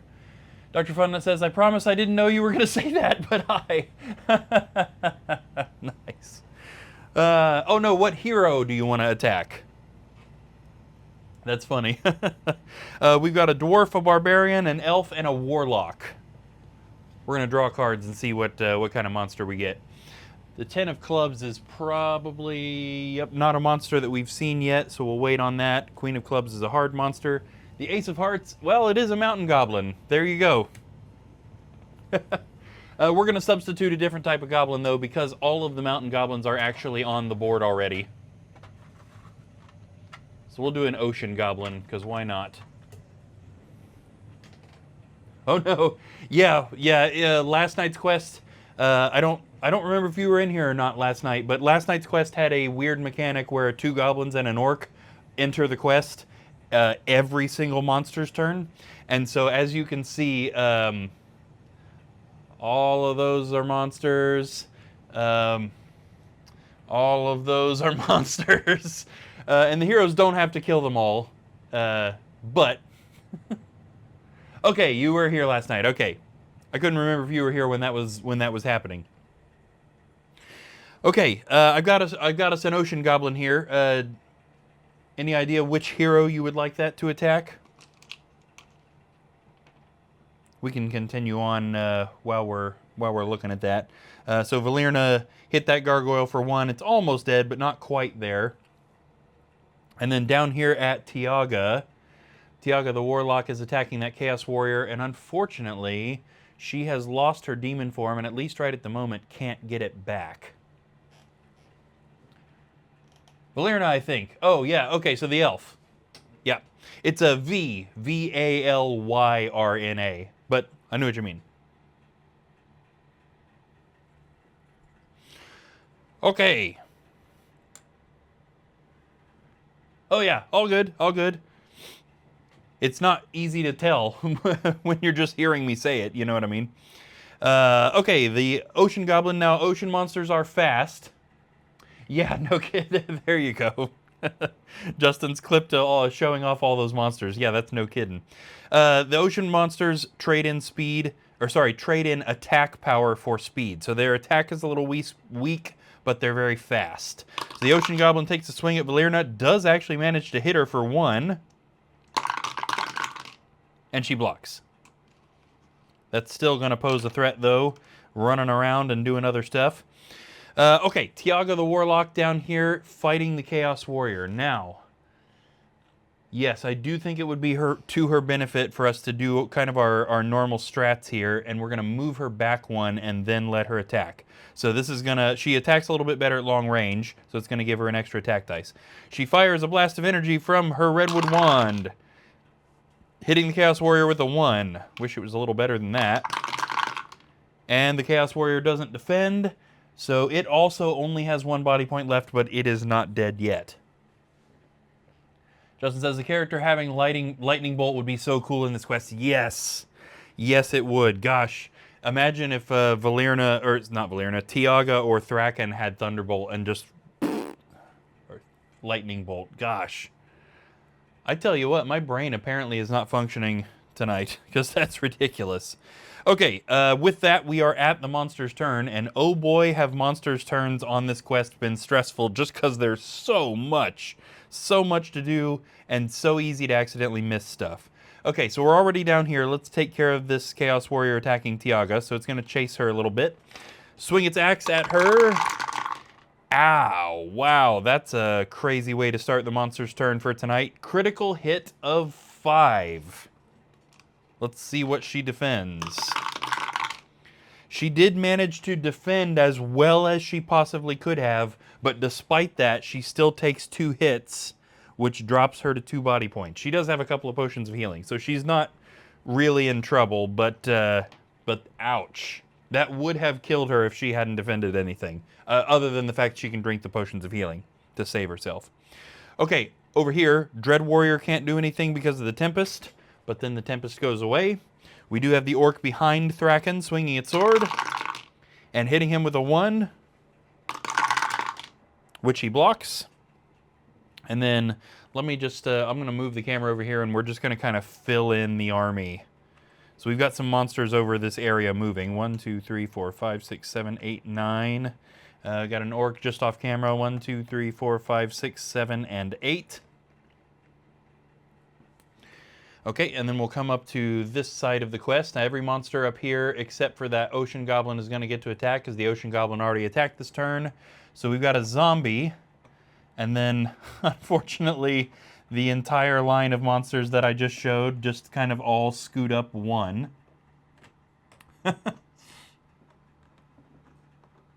Sorry for the gratuitous arm shot here. Ah, geez. Okay, almost there. And 1, 2, 3, 4, 5, 6, 7, 8. An Orc off screen there. The zombie is attacking Rana, and I'll tell you what, this zombie has actually chased her for about half this quest. So she hit it for 1 and then ran away, and it's been chasing her, so it kind of deserves to actually land some damage. Zombie swings its cleaver, hitting her with a 1. And look at that, it did actually hit her. Even with 5 defense dice, she took that hit, also dropping her to 2 body points. Yeah, Dr. Funda says, I feel like this is why traffic sucks in the USA. It's always 5 o'clock traffic here. Yeah, no kidding. Justin says, sell it on OnlyFans. I know there's someone out there looking for arm videos. Yeah. Does anybody like ridiculously hairy arms? Because that's what we got here on Midnight Quest is just a not even fun amount of hair on the arms. Although now that I've said that, that does kind of imply that there is some level of hair on the arms that is fun, which is weird. I'm not sure what exactly that means. Okay, and then we've got this the monsters here on Valerna. Again, the Ocean Goblins already attacked on this turn cycle, but the other two are still attacking. Let's start with the Gargoyle. Swinging a sword at Valerna and hitting her with a 3. She blocks 2 and takes 1. Now, she's actually been doing pretty good on health this quest, so that only dropped her to 10. Justin says, bundle it with the nose blowing. That's just printing money. Well, it's good to know I've been wasting my life with real jobs when I could have just been selling hairy arm and nose blowing pictures on the internet. Let's see. Ice Abomination. I never remember their stats because they just don't pop up that much. 3 attack, 5 defense, 2 body points. Okay, the Ice Abomination swings its spear, or thrusts its spear at Valerna, hitting her with a 2. And she blocks 1, dropping her to 9 body points. Yeah, I've been feeling fine. Oh, that's great. Okay, that is going to take us back to the hero's turn, which they didn't make a huge amount of progress on that last turn, but at least they're kind of holding the line, if you will. Rana swings her battle axe at the zombie, hitting it with a 2. The zombie does not defend, dying after, like, basically half the quest. Oh, it was around for so long that I mistakenly closed the drawer that it was supposed to go in. Yep, it's supposed to go in this last drawer here, and I totally just closed that, not even remembering that there was still a zombie on the board. Okay, and then we'll just leave Rana there. Again, it doesn't make sense for her to unblock that door, so she'll just kind of continue fighting those monsters until these guys can get up there. Thraken the Barbarian, attacking the Dread Warrior. It's almost there. He just needs to land one more skull. He swings his battle axe and hits the Dread Warrior with a 3. That's a good way to go. The Dread Warrior blocks 2, but still takes 1. No, guys, I'm sorry, I was misleading you. It's the Chaos Warrior that only has 1 body point left. This guy only took 1 damage, and he is still alive. He is now down to 2 body points left. Got those two monsters confused there. And Thraken's basically out of fancy stuff he can do, other than that he has a potion of healing if he gets too low on body points. Yeah, he's just kind of trapped it there in the horde until he gets out. Valerna, working on getting rid of that gargoyle. Swings her longsword at the gargoyle, hitting it with a 2, which the gargoyle defends. Oh, that is unfortunate.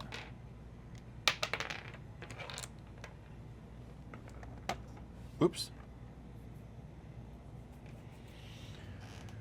And just to make sure now she's got a Swift Wind spell, but that's not really going to help her at the moment. She's got potions if she gets low on health. So yeah, unfortunately that's just all she can do. There's no searching to be done, no fancy tricks up her sleeve. We might have to have Rana turn around and fire to help Valerna out of this mess instead of just killing these kind of inconsequential monsters. Yeah, we'll try and remember that for the next turn. Okay, Tiaga the Warlock down here, still working on this Chaos Warrior. This is the one that only has 1 body point left, so we'll continue her tactic of slowly backing up so that she can use her long range. And she fires a blast of energy at the Chaos Warrior, hitting it with a 2. And it does not defend. Chaos Warrior is dead. That is great for a couple of reasons. Obviously, it's a difficult monster taken off the board, but also she consumes the Chaos Warrior's energy and regains the ability to cast Demon Form. She won't be able to do that on this turn, but that is definitely going to help her. She can probably help Thraken clear out this Dread Warrior so that they can get out of there. Okay. It is now the monster's turn, so let's go ahead. There's nobody on Tiaga, but we're already basically pointing down here, so let's take care of Thraken. First off, the Dread Warrior swings its mace, hitting him with a 3, and he doesn't defend a single one. 1, 2, 3. This drops him to 2 body points. The orc behind him swings its sword. Oh, hitting him with a critical hit of 3. He only blocks 1, taking 2, technically being on the brink of death, but he saves himself by drinking his potion of healing at the last minute, bringing him back up to 4 body points. Ooh, buddy. I need to make sure I erase that potion of healing off his sheet. We're going to have to start looking out for Thraken there. He's going to be in bad shape. He's only got 4 body points, and he has no further ways to heal himself unless he can get near somebody that can hand him a potion, or unless somebody gifts him one. Okay, we are also pretty much packed up over here with monsters, so let's get up to the other part of the board. So there's going to be an orc on Rana. The orc swings its sword, hitting the dwarf with a 1, which she blocks. Oh, there you go. Justin gifted a potion of healing for Thraken. We're just going to immediately apply that just to be safe. 1, 2, 3, and 4 brings him back up to 8. The heroes have needed that stuff in this quest. All these extra monsters have made this quest a killer. If we didn't have redeems, heroes would be dead.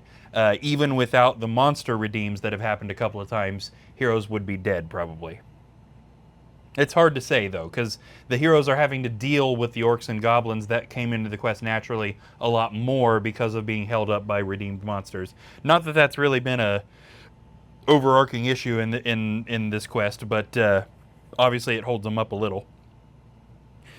Okay, oh yeah, we need to move the massive army.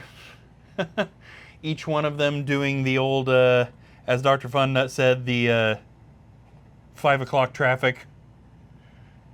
Inching forward square by square.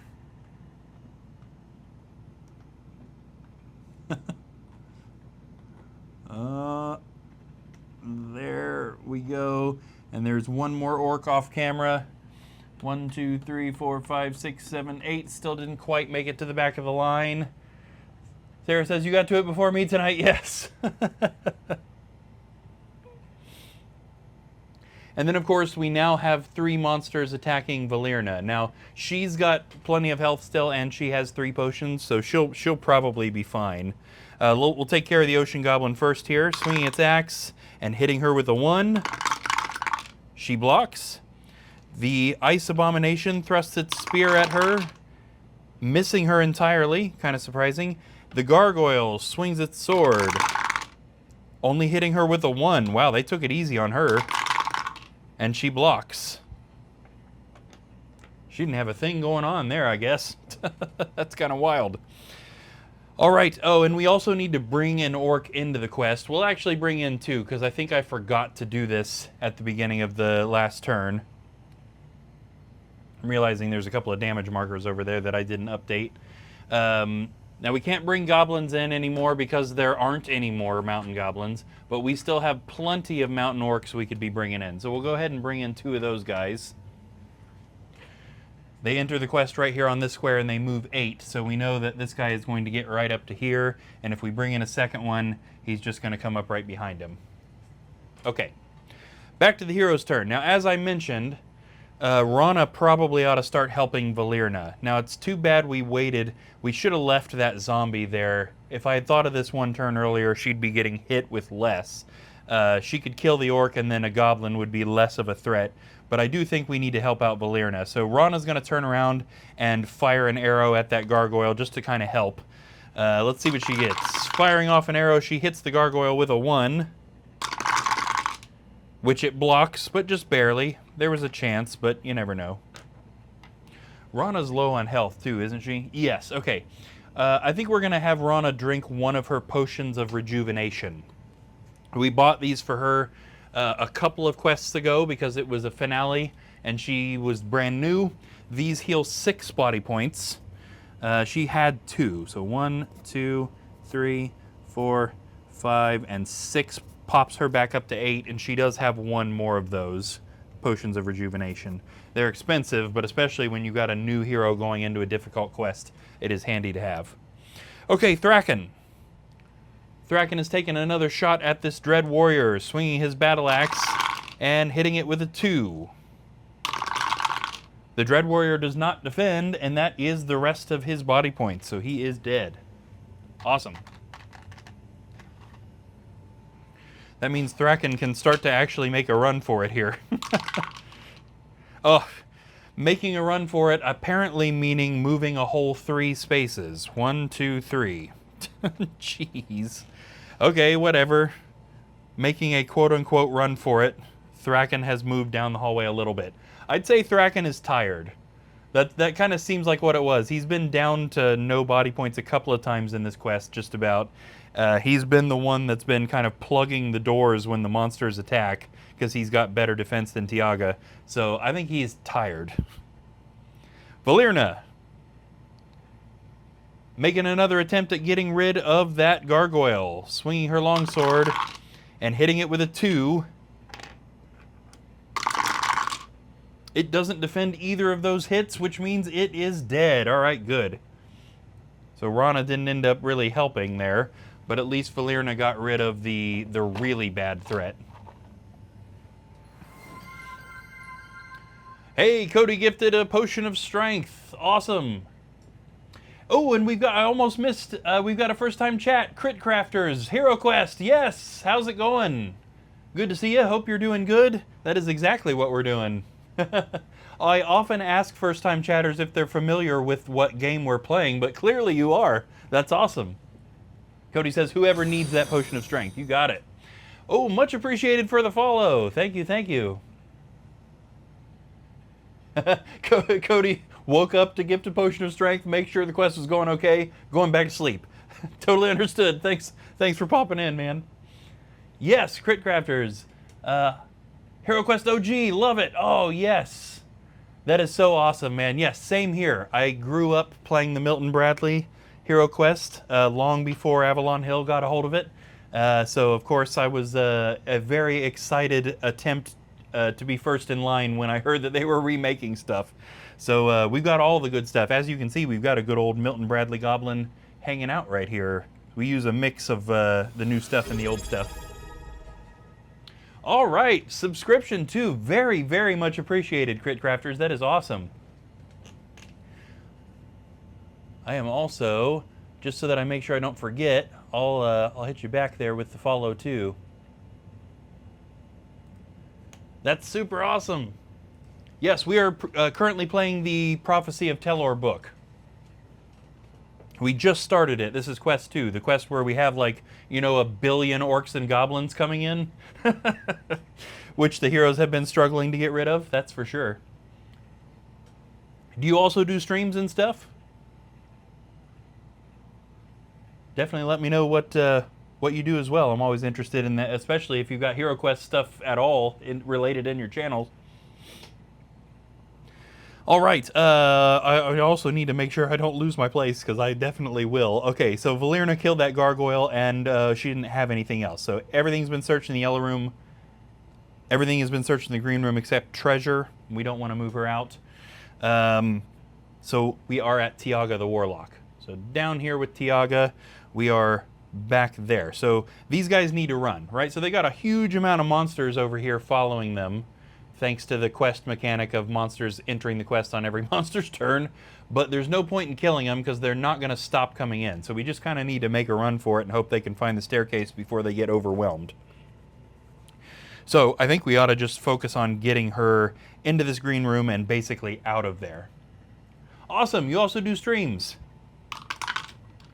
I have to check that out. What kind of stuff do you do? We've got a lot of painting maniacs over here too. Lots of miniature painting people that come in here. We've got, actually, I should tell you too, this channel actually serves a dual purpose. So we stream every single night at midnight Eastern time. Mostly quests. We do quests 4 times a week. And then on Sunday nights and Wednesday nights for us, you'll find my wife here instead of me painting these miniatures. So anything that you're seeing on here that is painted is stuff that my wife has done, including the 3D board she also painted. So this channel is kind of both. We play the quests, we paint the miniatures, and then Thursday nights we do a kind of a creative world building, that sort of stuff. All the good stuff. Okay, I just rolled for Tiaga there, I think. I think that 7 is for her. So let's go ahead and roll her up here. 1, 2, 3. She's going to open the door into the green room here. And yeah, 5, 6, and 7. So she doesn't get all the way in there. However, she can go ahead and take care of that treasure search I just mentioned wasn't done. Let's see what Tiaga finds. Oh, a wandering monster. Like we needed more of those in this quest. Ah, jeez. Okay, it's a mountain orc in this quest. So a mountain orc jumps out and swings its mace immediately, hitting Tiaga with a 2. She blocks one, but not the other. I'm glad we didn't recast her demon form. Oh man, she is low. We need to get a potion on her as well. What happened here? Our auto mod tried to stop something from getting posted, but that's from Crit Crafters. We're going to allow that. I'm a TTRPG streamer, mainly Pathfinder 2E. You can check my channel. Yeah, absolutely will. That's awesome. I will check that out for sure. I don't know why the auto mod tried to block that message. That's literally a follower and a subscriber. That's clearly not spam. Come on, auto mod, get it together. Okay, Tiaga's down to 1 body point. So before I forget, we're going to have her drink one of the potions of healing that she's got in her inventory.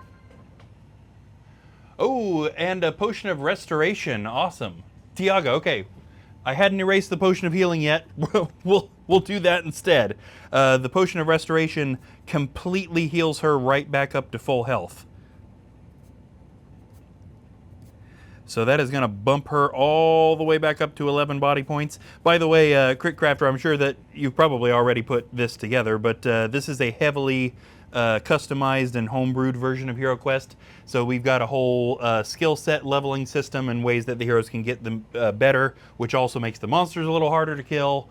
On and on and on and on and on. All that good stuff. So anyway, 11 body points seems ridiculous, but she was down to 1 just now, so we know that it's not too ridiculous. Crit Crafter says Automod is on crack. Yeah, no kidding. And Dr. Funnut says it's not just you. I've been automodded for saying banana before. Bananas are the devil. Yeah. Oh my gosh. Banana. Automod tried to stop banana. That's insane. Okay, so that was Tiaga's turn there. Yeah, she moved. She searched for treasure. We healed her back up, so we're good there. Yeah. Oh, go ahead. That's great. I assume that's probably a reference to something that I don't get because I never get references. Crit Crafter says, I'll be honest, Hero Quest is so far away in my mind that whatever you're playing feels like the real deal to me. Good. Okay, good. That's awesome. That is amazing. We have managed to get a couple of people in. We got the nose blowing. Oh, that's great. Oh, yeah, because we're on an ad break, aren't we? Yeah, got to have the... I actually kind of do need to do it. We'll do it for real. Oh, yeah. That's the premium content right there.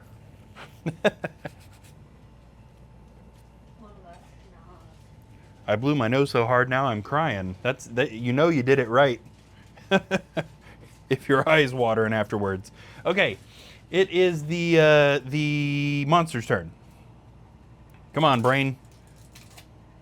Oh, that's right. I was in the middle of saying something too that I trailed off of. The great Bardic Broadcasts video, Why Hero Quest is So Great. Crit Crafter says I paid for that sneeze. Yes, yes. You are 100% correct. That's why you subscribe here on Midnight Quest. Oh, oh, because I blow my nose and I'm a moron. That's why we're here. I can't speak. It's fine. I don't know what I'm doing. Go ahead, says Midnight what? I don't even know anymore. Midnight Craft, new brand, exactly. And Sarah says, you're just all over the place tonight. I am. I don't know what the deal is. Lack of sleep. Well, yeah, maybe kind of a general lack of sleep is a good way to do it. I don't know what's going on. Okay, I better do this monster's turn or I'm going to forget that it's the monster's turn. I'm going to forget what game we're playing and I'm going to go to bed before I even stop the stream and you guys are going to be real confused. Okay, we better just do this in kind of hero turn order or I'm going to totally lose track of this. So first off, Orc attacking Rana, swinging a sword and hitting her with a 1. She blocks, but look at that, just barely. Only 1 white shield out of that whole roll. And that is the only monster that can get to her, so she's good. Thraken is going to have an orc running up to the back of him. Orc swings a sword, but misses. Tried to poke him in the butt. Valerna's got a couple of monsters on her there. Oh no. Go ahead and click that. Justin missed a sneeze. Oh, you missed more than that. You missed me apparently having a stroke and forgetting what the name of my show is called. Okay, Ocean Goblin attacking Valerna, but missed. That's not surprising with 1 attack dice. And then the Ice Abomination there, also thrusting a spear at the elf, hitting her with a 1, which she blocks, again, just barely. I stepped away for 5 minutes. That's what happens here. Oh my gosh. Okay, and then Tiaga, now she's got this orc on her. However, that orc did attack on this turn cycle already, so it's not going to attack again unless it survives to the next turn. So the only other thing I need to do, and this is only because of this weird quest mechanic, we got this whole army of monsters that just kind of needs to move forward. So everybody put on the Jeopardy theme music, and I'll move some monsters.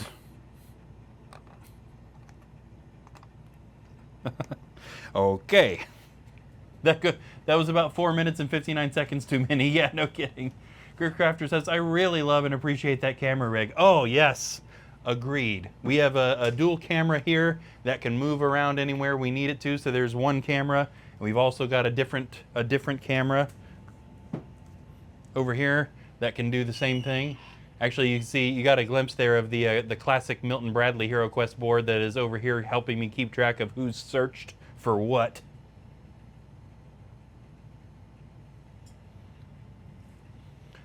Oh, Justin says, I don't know if it's on purpose, but the music is missing the last couple of streams. I totally did not start that tonight. I think it was on last night, though.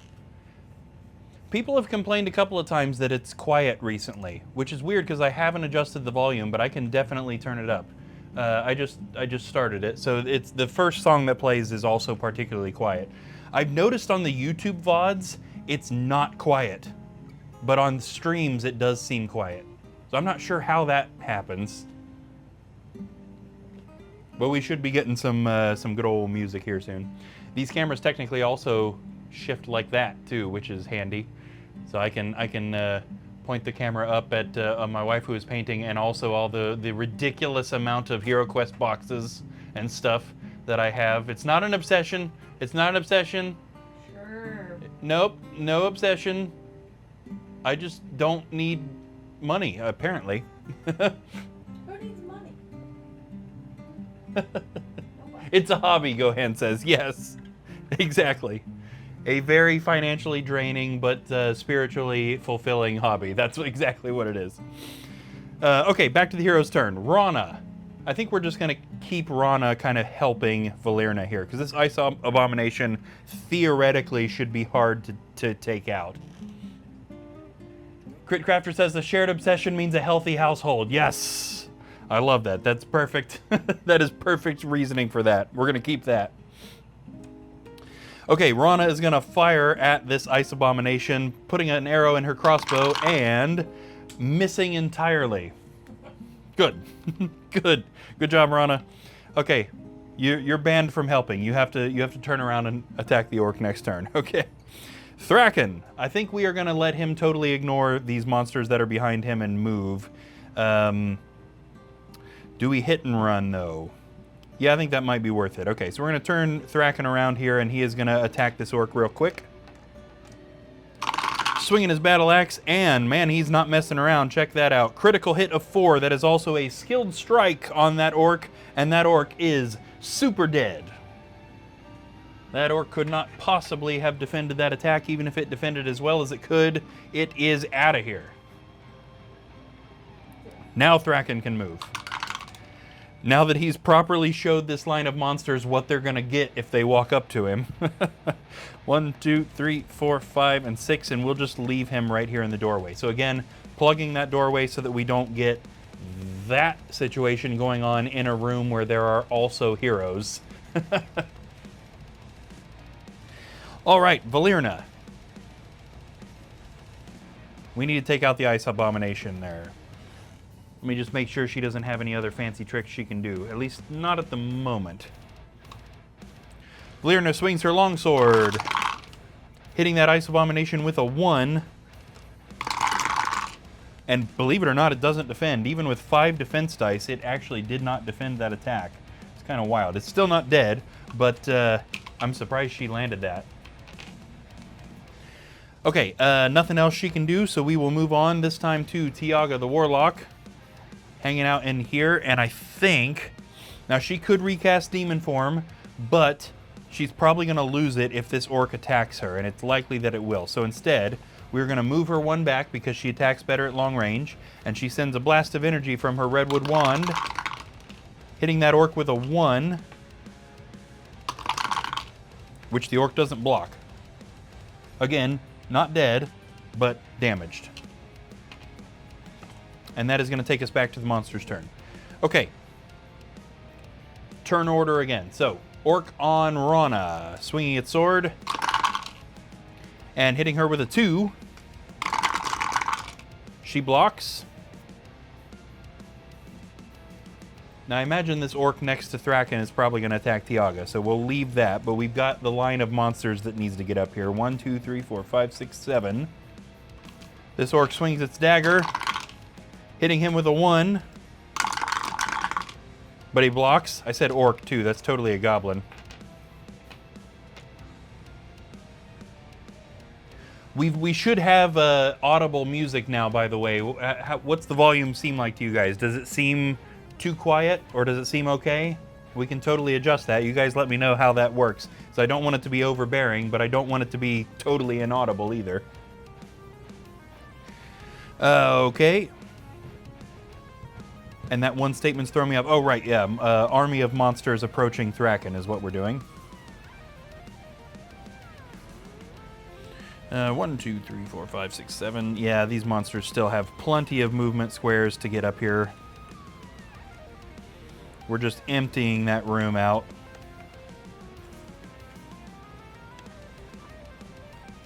Oh my gosh, okay.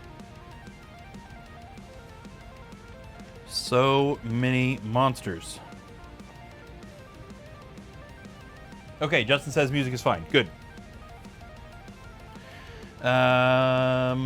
And then Valerna, right?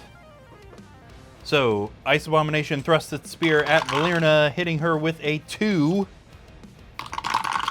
She doesn't defend either one of those hits. Drops her to 7 body points. Also, the Ocean Goblin swings its axe, hitting her with a 1. Valerna was not in a very defendy mood today, I guess. Took that 1, down to 6.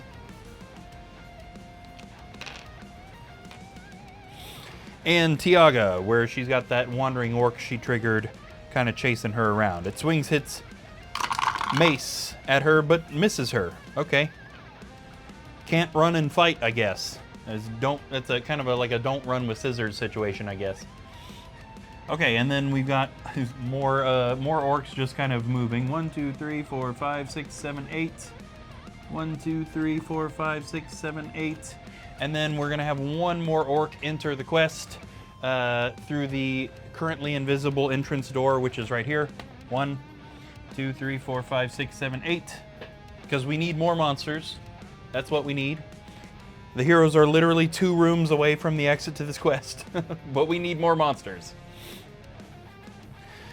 Alrighty, back to Rana.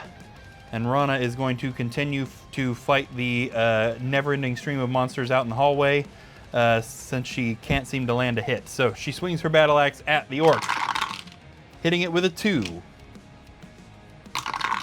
The orc does not defend anything. It is dead. There we go. Okay, that takes us to Thraken, who is also just kind of plugging the doorway, and I believe we're going to leave him here until Valerna can get rid of that ice abomination that's up here so that they can all kind of go into that blue and black room together.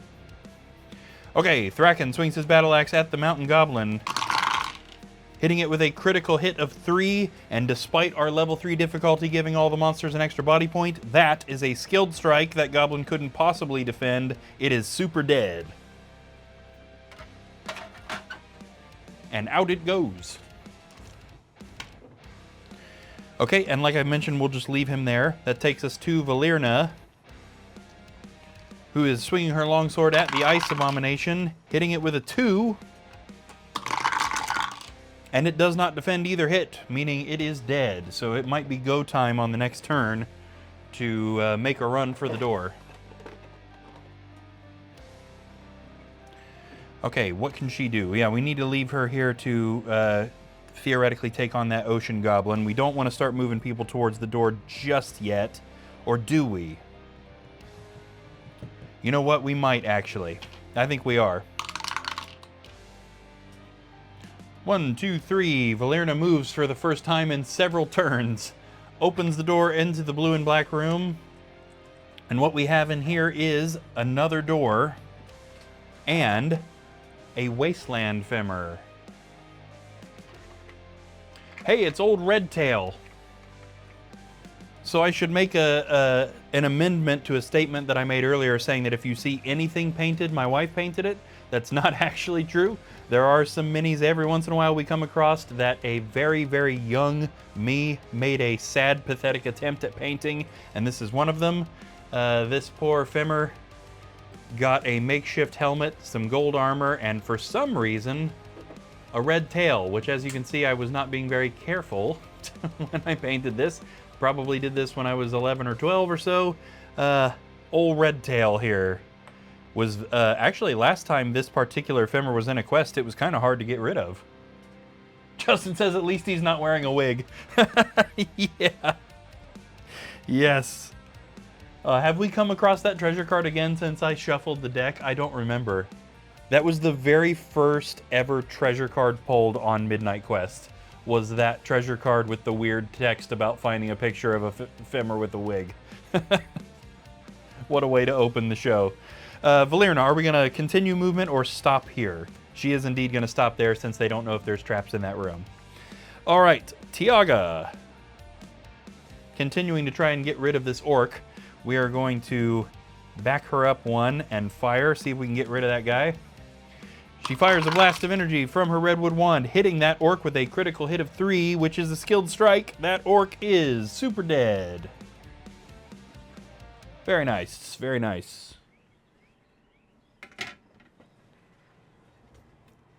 No more orcs. Okay, that takes us again to the monster's turn, where we've got some interesting stuff that we need to make happen here.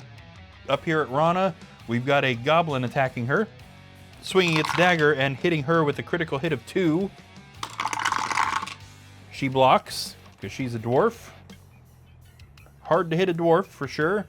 And then we've got, 5 o'clock monster traffic here, just moving forward their 1 square.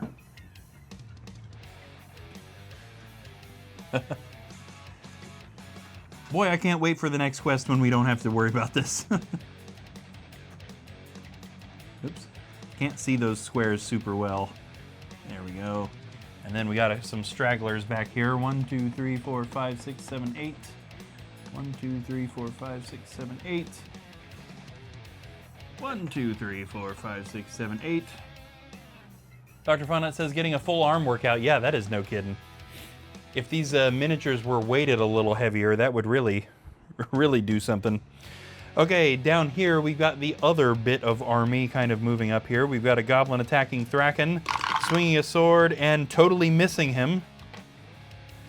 Fair enough. And then the other traffic jam we have occurring, also moving a single square forward.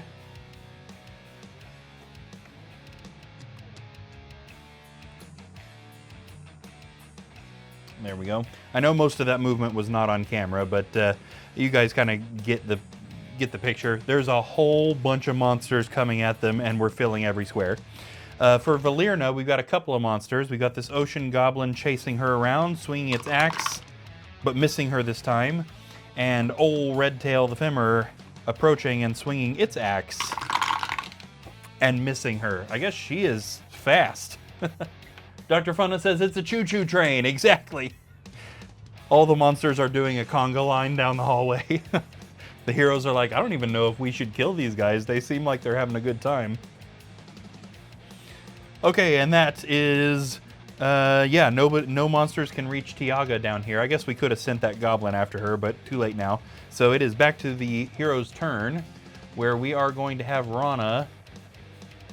Should she attack that goblin, again, we should be trying to blast a hole into this blue and black room so that the heroes can stop fighting these monsters that are never going to end. So she is going to fire an arrow at that Femur, hitting it with a 2.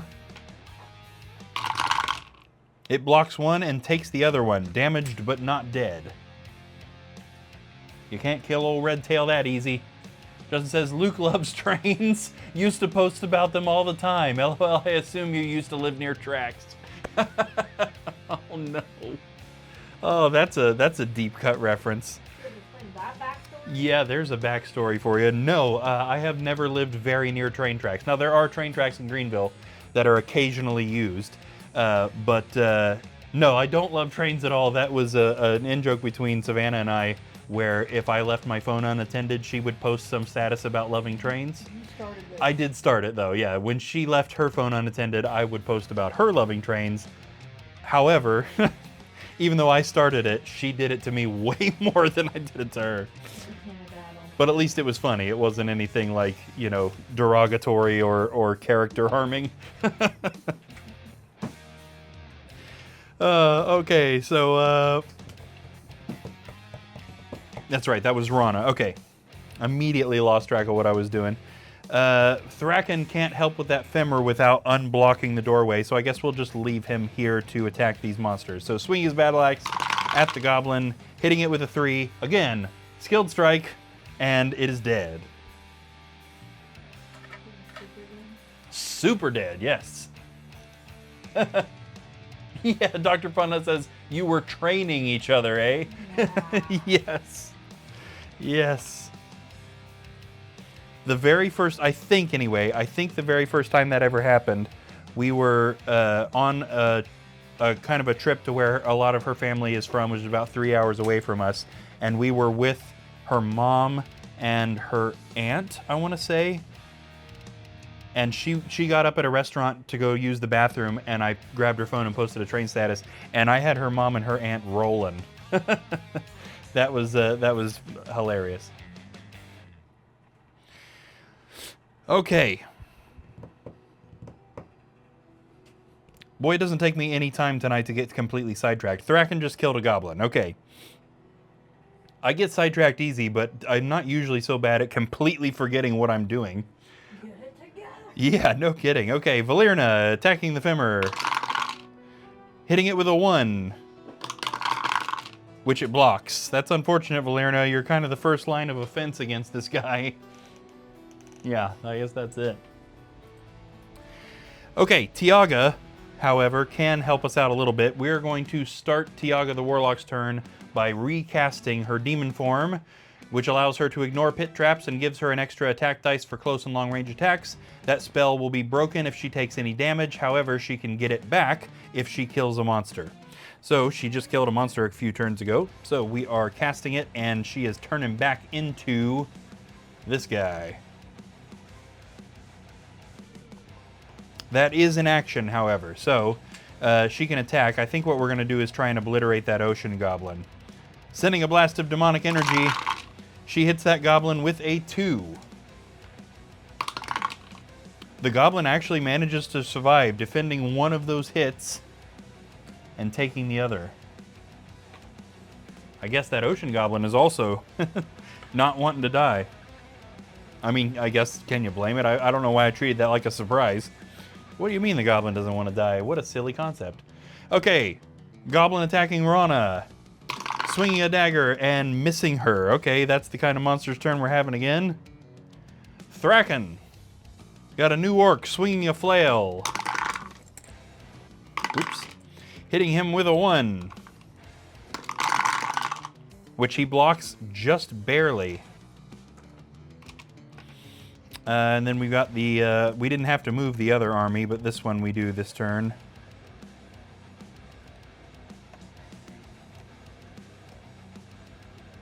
Thraken is one of our harder hitters, so it's kind of a shame that he's just on door duty there. We might need to switch some characters. Valerna has 2 monsters on her, although I think we might switch this ocean goblin down to Tiaga. So let's get the old red tail the femur there. Swinging attacks and hitting her with a 2. She blocks. I thought for a second there that she didn't. And then we've got this ocean goblin that's going to come attack the demon instead. Ocean goblin swings attacks, hitting her with a 1 if she loses that demon form to this goblin, I swear. Jeez. Oh my gosh. All right.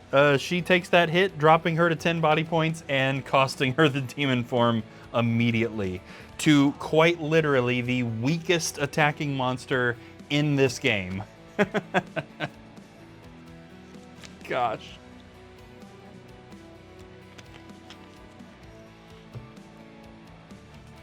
That's pretty funny. Okay. Moving on. That is the end of the monster's turn, at least. So back over here to Rana, who is going to continue to fire at the femur, loading up an arrow in her crossbow and letting loose, hitting Redtail with a critical hit of 3.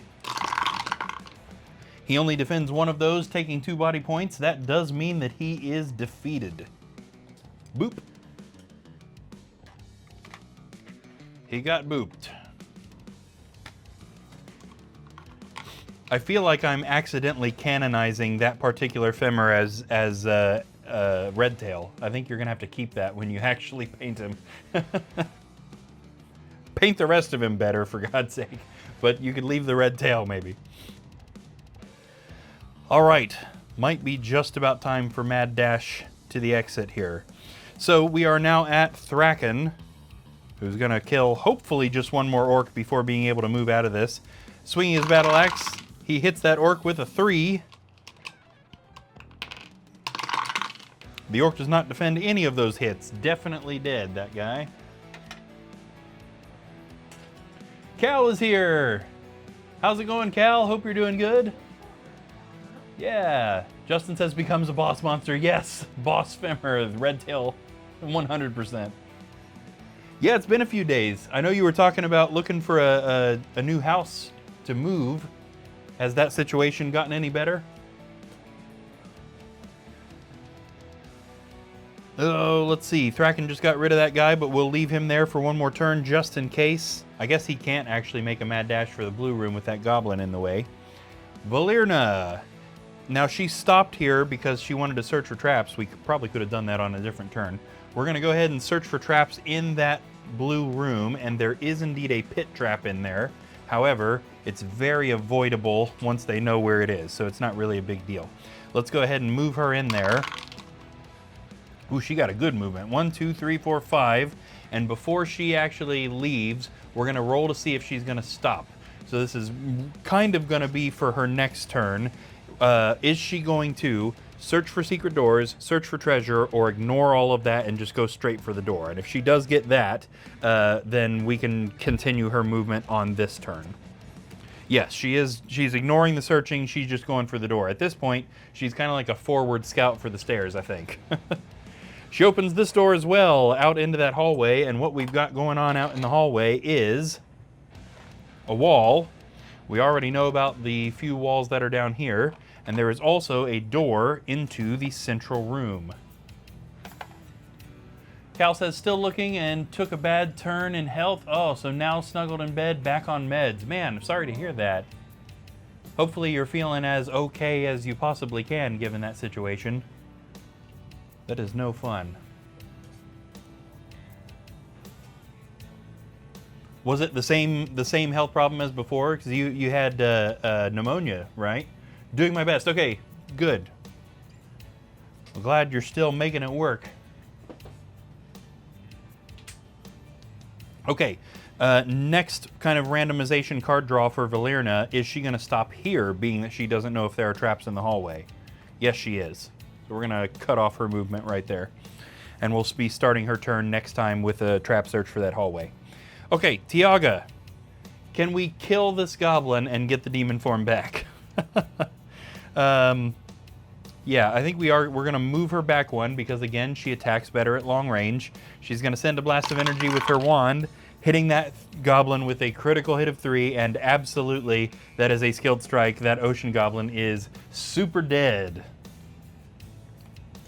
Way to go, Dr. Funnut, because this goblin only appeared because you triggered that random monster. And ocean goblins are usually pretty easy to dispatch, but this guy, he hung around for a long time.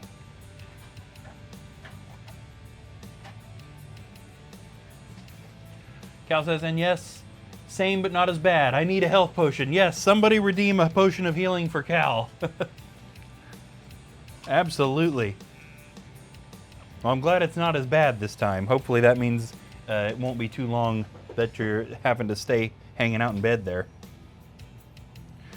All right, monster's turn. We actually have far less going on this time than normal, which is kind of nice. We've got the goblin up there on Rana, swinging its dagger and hitting her with a critical hit of 2, which she blocks. She just barely again. We've also got a goblin down here attacking Thraken, swinging a sword at him, but missing.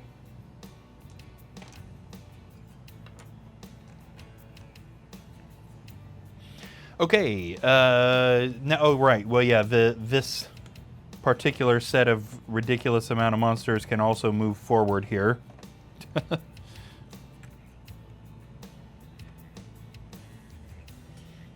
Yeah, we got some stragglers up here that can get up to the back of the line too. Whoops. Dr. Funnut says the ocean goblin I'm officially naming is Fred. Nice, Fred the goblin. Cal says, fingers crossed, couple days, need to get back to sorting and packing. I have chaos around me. I bet. I hate stuff like that too. I don't know if you're the same way, but I'm kind of a, if there's stuff to be done, I can't really rest kind of a guy. So that would drive me nuts, having to stay in bed to get better, but knowing there's a million things that kind of like desperately need done. I would have trouble staying relaxing, that's for sure. All right, Rana. Are we opening the pathway? No. I mean, unless everybody got a good roll to go in there, that's still a pretty big risk. That could be a quest, hero death repercussion if she moves too early. Okay. We'll just hang out here and for a few more turns because she's got the health to do it. She swings her battle axe at the goblin, only hitting it with a 1. The goblin didn't defend it, but it is damaged, not dead. Yeah. Okay. Moving on to Thraken, who also probably shouldn't open that doorway just yet. It sure is tempting. Let's roll him and just kind of see what he gets. Just because we roll the dice doesn't mean he has to move. Just because I'm kind of curious. 1, 2, 3, 4, 5. Okay. You know, I'm feeling pretty comfortable with this, I think. Let's do a hit and run here. So he's going to attack this goblin, hitting it with a 1, which it blocked. So I guess he didn't need to worry about that. But the reason that we're doing this, 1, 2, 3, 4, 5, is because we're just kind of moving the block backwards. So as long as Tiaga also gets into the yellow room, we are not going to be in bad shape here. Cal says, yep, I hate doing nothing. Yes, same. All right, Valerna. As promised, starting her turn off with a trap search of that hallway, and in this hallway from here to here there are no traps, so she's safe to move out into that room. 1, 2, 3, 4, 5. And we can go ahead and have her open the door. into the central room. And in this central room, we have no further doors. We have a weapons rack. I do believe this is one of the Avalon Hill weapons racks here, hanging out right here. We also have the exit stairway right here in the corner, the exit to the quest, hilariously smaller than the squares that it is supposed to take up. And then we have some monsters in here too. We have an ocean abomination and a wasteland abomination. So a fast one and a slow one with high defense. So we'll use a couple because neither of these guys are painted just yet. So Ocean Abomination is going to be the normal sculpt, and he's hanging out here. Wasteland Abomination is going to be the fancy old mythic tier sculpt. Yeah, he's right out in front of the door. We also have a Chaos Warrior in here, so kind of one final difficult battle for the heroes to manage as they are attempting to exit the quest. And we are going to stop Valerna's movement right there. Now, she doesn't have an action to search. She doesn't have an action to attack. It would be silly for her to move in there because she would get surrounded. So we're just going to stop right there. Tiaga. Well, we pretty desperately need Tiaga to get in that room. I did also forget, she killed that ocean goblin, so she did get the ability to cast demon form back. Let's just move her for now. Yeah, plenty of movement. 1, 2, 3, 4, 5, 6, 7, 8. Moving her into the blue and black room, and since we left her with an action, she can also do one of the other searches that is needed in this room. Secret doors or treasure? It's going to be secret doors, and there are none in that room.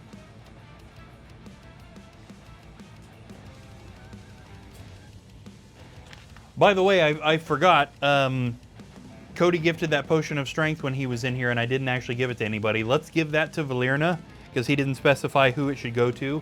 The elf, since she's standing in that doorway with a bunch of difficult monsters. So it'll give her a good extra attack for whichever one comes up to her. Particularly the Chaos Warrior would be good to have that for. And it is indeed the monster's turn, so let's take care of that. Rana. We got a goblin attacking Rana, swinging a dagger, and hitting her with a critical hit of 2. Look at that, she only blocked 1. Taking that other hit, knocking her down to 7 body points. Thankfully, she had that potion of rejuvenation earlier that brought her back up to a manageable body point level, because she was down to nothing. Dr. Funna says it would be real move to ignore your fellow heroes and run for the exit. Oh well, I'd do it. I love it. That would be pretty funny. She just zooms in between all the monsters, goes right to the stairs, exits the quest. Oh, that would be classic. Okay, down here, we got this amazing duo here of Rana and Thraken kind of holding the line. Thraken is really about to see exactly what line he's holding. This goblin swings its sword and hits him with a 1. And oh, he doesn't block it. That is surprising. Also dropping him to 7. Dr. Funna says, I've seen enough monsters today. Yeah, that would be me for sure. I'd open that door, see all those monsters, and be like, nah, nope, I'm sick of it now. I'm out. I'm out of here. And then we need to move the army of monsters into the room. 1, 2, 3, 4, 5. 1, 2, 3, 4, 5, 6, 7, 8, 9. 1, 2, 3, 4, 5, 6, 7, 8. 1, 2, 3, 4, 5, 6, 7, 8, 9, 10. 1, 2, 3, 4, 5, 6, 7, 8. 2, 3, 4, 5, 6, 7, 8, 9, 10. 1, 2, 3, 4, 5, 6, 7, 8. Just in case any of you were worried that I can't count. 1, 2, 3, 4, 5, 6, 7, 8. 1, 2, 3, 4, 5, 6, 7, 8, 9, 10. That goblin can't quite complete its movement. 1, 2, 3, 4, 5, 6, 7, 8. It's on a pre-recorded track, by the way. I totally can't count. 1, 2, 3, 4, 5, 6, 7, 8. That audio you're hearing is just repeated clip over and over.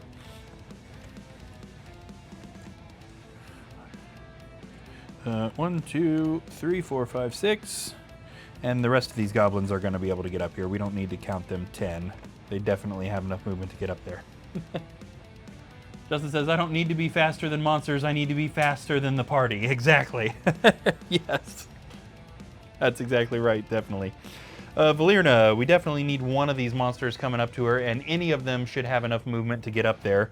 Wasteland Abominations are slow, but he would only need to move 1 square. So which monster is it going to be? We're going to say low card, medium card, high card. Well, king doesn't count. We're dividing by 3s here. 7 is a medium card, so I guess it's the Ocean Abomination running up from the back of the room, butting his way right in front of the Wasteland Abomination and attacking. Let me review some stats there real quick just to make sure.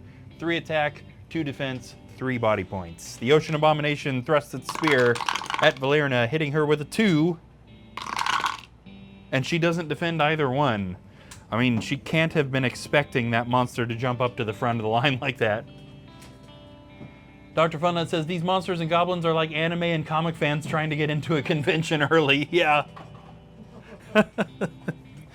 Oh, are these even monsters, or are these just like people cosplaying? Have we been murdering regular cosplaying people that think they're at a convention?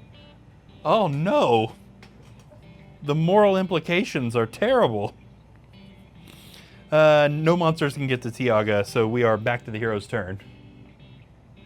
Okay, I think Rana can afford to try and do a hit and run here. So as long as we can get both Rana and Thraken into that blue room, then I think it'll be okay to move out of the doorway. But we're going to have to get lucky with some dice rolls, because if one of them makes it in there and the other one doesn't, the other one's going to be swarmed, and it's going to be really difficult to get them out of that situation. So let's see if Rana can at least get rid of that goblin she's looking at. Well... she only hit it with 1. Okay, but it was damaged from her previous attack, so she did manage to kind of like knock it out of there little by little. Yeah, oh no. All right, let's move her. Unclogging the doorway, 1, 2, 3, and we'll stop her movement there in the blue room. She does have the highest defense of any of the heroes in the quest, so it makes sense for her to be the doorstop. So we'll just let her stand right there. It is now, excuse me, Thraken's turn, and we'll just do the exact same thing. We'll have him hit this goblin, and then regardless of whether or not he kills it, he runs. Swinging his battle axe, he hits that goblin with a 3, which is a skilled strike. That goblin is super dead. Dr. Funna says, I think you're right. I see a finger on the ground. Oh no. Oh no. Okay, good. 1, 2, 3, 4, 5, 6. Thraken has successfully made it into that blue room. So now we finally have the 2 streams of monsters converging into one huge army. And that's going to be interesting for sure. Okay, Tiaga. Yeah, she doesn't have any kind of tips or tricks. She's only got 1 of her spells left, and it's Swift Wind, which isn't going to help her right at the moment. So let's go ahead and have her drink the Potion of Strength that Cody gifted her, giving her 2 extra attack dice just for this 1 attack. She swings her longsword, boosted by the Potion of Strength, hitting that abomination with a 4. It's probably dead. It only has 2 defense dice. Right, it took all 4 of those hits, meaning it is out of there. Excellent. And then it would be strategically very smart for her to search that room for traps. However, we are gonna... yeah, there is a possibility of secret doors in this room, so we'll card this. Red for traps, black for secret doors. Good, I'm glad that's how that worked out. There are no traps in this room, but I'm glad she searched anyway. Back to Tiaga. Now that we know this blue and black room is kind of safe by Rana plugging that door, we're going to go ahead and have Tiaga search for treasure in this room, just so that this room is done for and they can move out of it safely. And she finds a wandering monster. This would be the quest that we're just hitting monster after monster in these cards. You'd think it's Justin Pollitt playing the quest with all the wandering monsters we keep drawing. All right. Mountain Orc pops out of somewhere and attacks Tiaga immediately, hitting her with a 1, which she blocks. Now, she does have another action this turn, because the only thing she's done is search for traps, so she immediately swings back with her wooden staff, but misses. It's a miss fest up in here. Oh boy, what a monster's turn we're about to have. Let's see what in the world happens. I guess Yeah, there's not really a way short of a level of randomization that's not necessary for this to have these two huge armies converge. Either way, it's going to be a goblin that reaches Rana, so we'll just do this. Goblin swings its axe at her, hitting her with a 1, which she blocks, but look at that, just barely. I mean, wow. And then we're just gonna kind of move monsters in here. 1, 2, 3, 4, 5, 6, 7, 8, 9, 10. 1, 2, 3, 4, 5, 6. Let's move some from the other side too. 1, 2, 3, 4. 1, 2, 3, 4, 5. 1, 2, 3, 4, 5, 6, 7. 1, 2, 3, 4, 5, 6, 7, 8. 1, 2, 3, 4, 5, 6, 7, 8. 4, 5, 6, 7, 8. One more maybe. 1, 2, 3, 4, 5, 6, 7, 8. And then let's see if there's any other ones here. 1, 2, 3, 4, 5, 6, 7, 8. Any other monsters from the other side? 1, 2, 3, 4, 5, 6, 7, 8. 2, 3, 4, 5, 6. Yeah. And then everybody else we're just kind of moving up. 6. 1, 2, 3, 4, 5, 6, 7, 8. Gosh. 5, 6, 7, 8. 8, 9, 10. This is going to end up being the longest episode that we have, even on our YouTube VODs, just because of the time it takes to move all of these monsters up here. Justin says, I'm nearly ready to just be Zargon forever since my luck as a player is non-existent. Yeah, no kidding. And then we've got this. Yeah, these monsters still have plenty enough movement to actually, you know, just continue the conga line, as it were. So goblins move 10 and orcs move 8.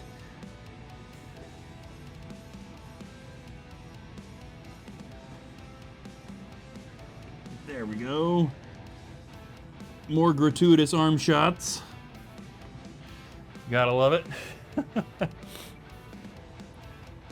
By the way, I imagine you guys have noticed I've kind of given up on the mechanic of bringing more monsters into the quest. They're not going to kill them all.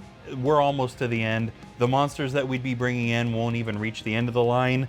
And if they even if they did, they would stay at the end of the line. They're never actually going to have an effect on the quest. So we'll stave off doing that. We'll pretend like they're still streaming in the door, but I don't think any more minis need to be on the board.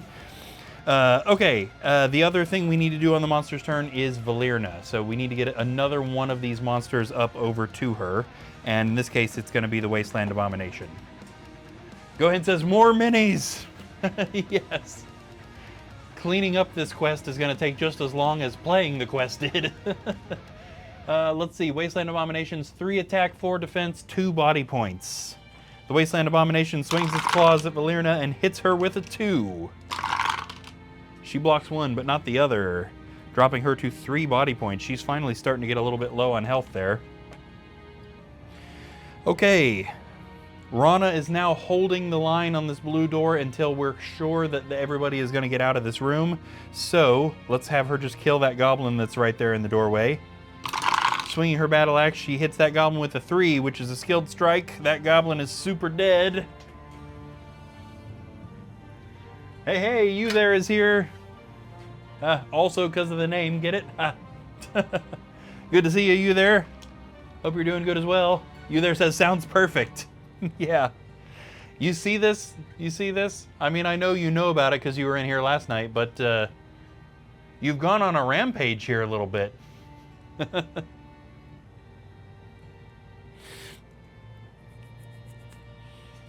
Okie dokie, what do we got going on here? Yeah, I don't think there's any other reason to move Rana, so let's get Thraken helping out with this wandering monster that appeared, 1, 2, and then we'll get them out of there. Thraken swings his battle axe, hitting Tiago with a... hitting the orc with a 2. And the orc doesn't defend. Poor handless orc is dead.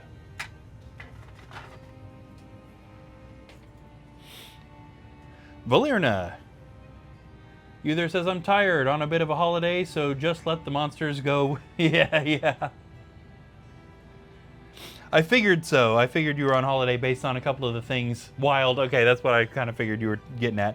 I had assumed based on a couple of things that you had said that you were off somewhere. And I always look at the stream summary, and I've noticed, usually we have a percentage from New Zealand, and recently, even though I know you've been in here, that percentage hasn't shown up. So I figured you were on a holiday somewhere. Okie dokie. Valerna over here trying to get rid of this wasteland abomination. She swings her longsword, hitting it with a 2. It blocks one, but takes the other. Damaged, but not dead.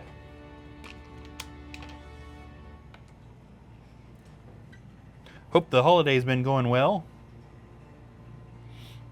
What else can she do? She can search for secret doors in that room while she's standing there. There are none. Yes, indeed. It's because I haven't been in here for the whole stream. Gotcha. That's why it's not showing up in there. It's probably got to be for a certain percentage for it to pop up. That makes sense.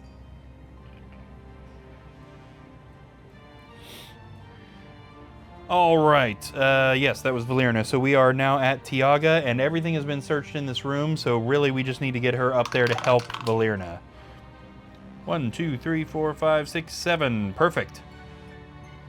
And then she can fire a blast of energy from her redwood wand at that wasteland wasteland abomination, hitting it with a 2. And it doesn't block a single one. That guy is out of here.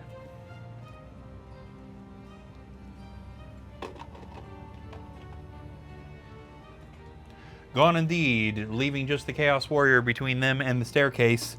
And it is indeed the monster's turn. So that Chaos Warrior is definitely headed over here to see what exactly is going on. The Chaos Warrior swings at Valerna, hitting her with a 2,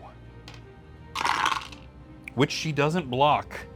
I forgot to have her drink a healing potion, so she is down to 1. She's got plenty of potions. She's not going to die, but yeah. The heroes have gotten down to almost nothing multiple times this quest for sure. These monsters have been absolutely relentless, and they're getting fairly good rolls most of the time. Okay, and then over here we just have a monster on Rana. Now, I'm hesitant to move literally everybody here because they're probably a couple of turns away from being out of the quest. Okay, Orc attacks Rana, hitting her with a 1. Well, was she super defended that one? We'll just, we'll fill in the hole there. There we go. And then, I think we can trust Thraken to roll enough to get out of there. So back to Rana here. She is going to hit and run, swinging her battle axe at that orc. Only hitting it with a 1. They've got to be getting tired at this point. Yeah, the orc defends. The heroes are probably getting pretty beat. Tired of having to fight these monsters. 1, 2, 3, 4, 5, 6. So she's still kind of blocking the door. Justin says, Cal, why they always send the poor, sorry system of a down reference. So there you go. Yeah. I never understand any reference. I know who System is of a Down is, of course. But I've never listened to any of their lyrics close enough to understand a reference. Unless you're going to say something about terracotta pie. And that's going to get Dr. Funnut blocked by the ad blockers if somebody starts talking about bananas. All right, Thraken. 1, 2, 3, 4, and 5. Getting out of the blue room just barely there. So we are pretty safe at this point, I'd say. Valerna. We just got to get rid of this Chaos Warrior here. Valerna swings her longsword at the Chaos Warrior, hitting it with a 1, which it blocks. And I think we are going to actually move Valerna over here because we now have some heroes that attack better at close range than Valerna does. Dr. Funda says, all bananas. And Cal says, bananas in pajamas come tumbling down the stairs. Yes. Oh, fantastic reference. Justin says the first few lyrics in BYOB is, you, why they always send the poor. Oh, okay.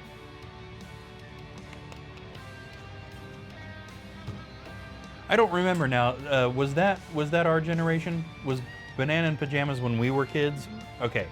I remember having watched it, but I couldn't remember if it was because it was when I was a kid watching stuff or if it was one of my younger siblings and it was just on while I was also present. True. Justin also says yes. Yeah, okay. That's a fuzzy memory there. But a lot of those shows that are like after our generation but still close enough that were on all the time, stuff like Blue's Clues and Teletubbies and I'm missing other obvious stuff that I know my younger siblings watched that I also ended up watching because they were watching it. And Cal says, my kids watched Bananas. Yes. They were classic. That was the real deal right there. Okay, I think we are also, now that we are at Tiaga, I just realized that moving Valerna actually didn't help us get a stronger attacker up there. But, oh well, done now. Tiaga is going to recast her demon form for the gazillionth time here, so that she can get a bigger hit on the Chaos Warrior there. Sending a blast of demonic energy at the Chaos Warrior. She hits it with a critical hit of 4. All right.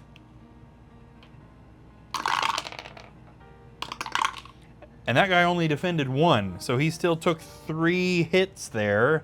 And basically, thanks to the difficulty chart, he's not dead.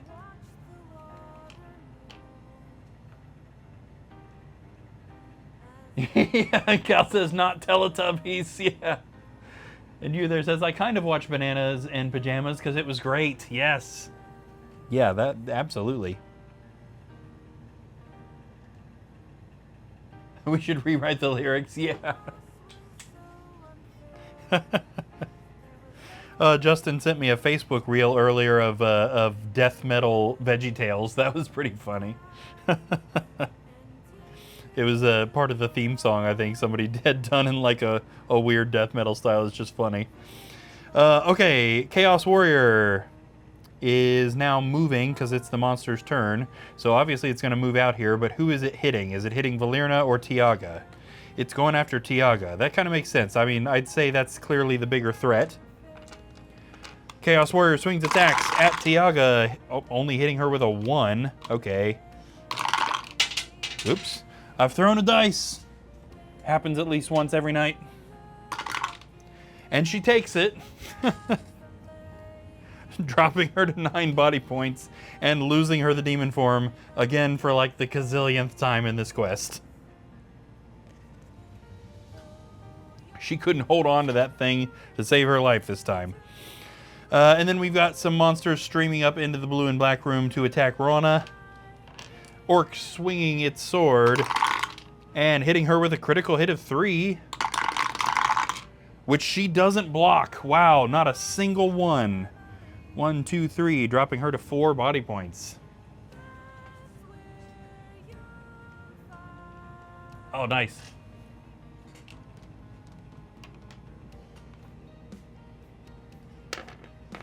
Oops. Okay, I think we're gonna move a few monsters up in this room, but I don't think it's not actually worth moving literally everybody. We're so close to the end of the quest that so few of these monsters have even a chance at affecting the quest. We'll just kind of move a significant amount up here and leave everybody else where it is, so we can speed up the process just a hair. I wouldn't do that if I thought it was going to actually have an effect on the quest. So either way, we're going to be in good shape here.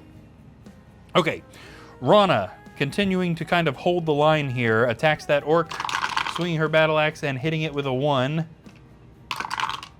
which it doesn't defend, but it's not dead. Yeah, no kidding. Justin says we might not make it to the creative part of the stream. Yeah, I bet this is going to be our longest YouTube episode. Combining last night's stream with whatever part of this stream pertains to the quest. This has been a long quest, and I did not see that coming. It's just because of that mechanic of adding monsters. If we hadn't had that, we'd have been through that quest last night easy. Or this quest.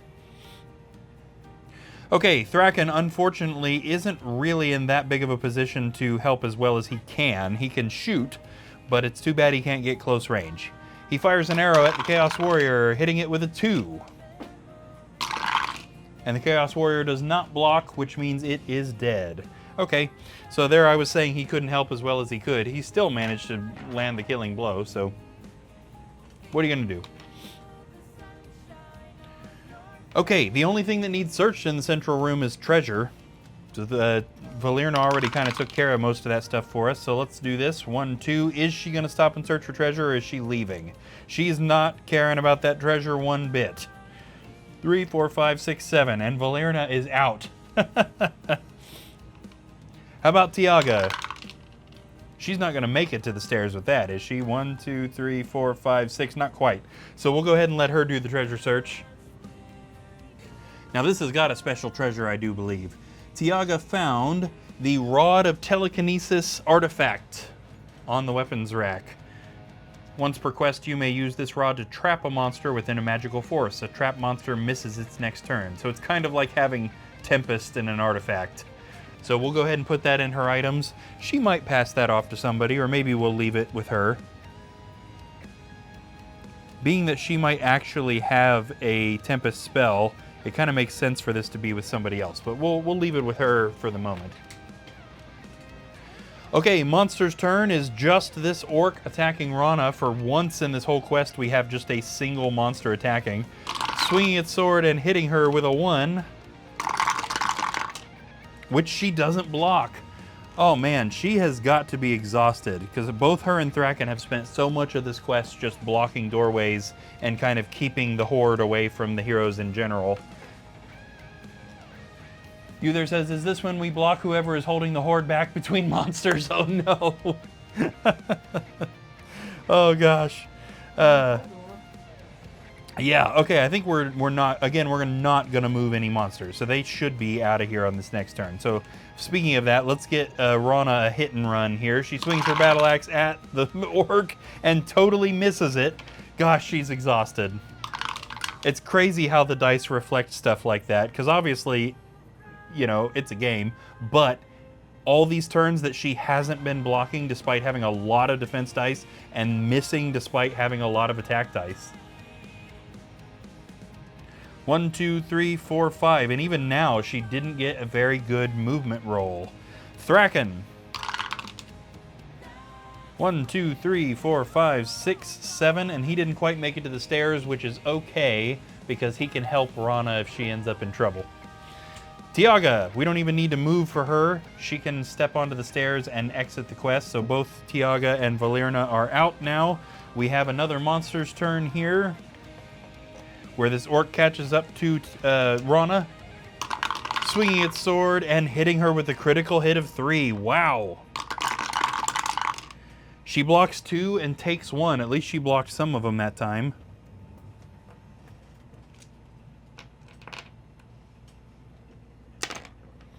And then we'll just kind of, we'll bring the stream of monsters out into the hallway here.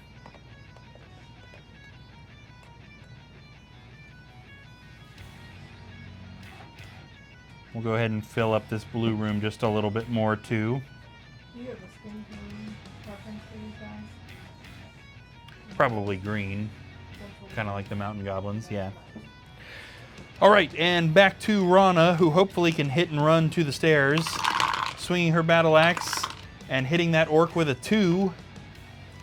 She's got one last burst of energy,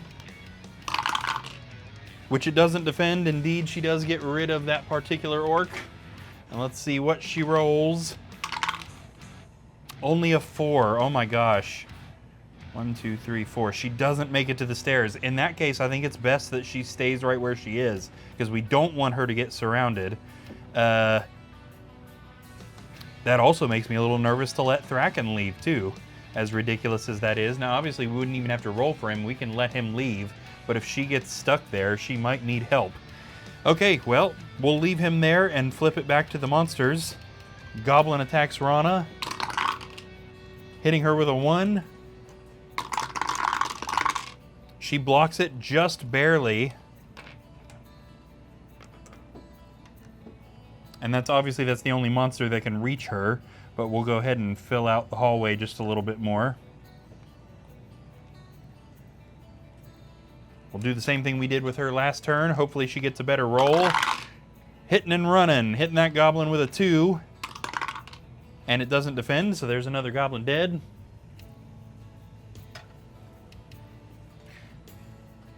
Justin says, Oh, Savannah, I meant to ask, do you also struggle with yellow paint? Me and Sarah have a problem with yellow in particular being extra runny. Might just be the brand we have.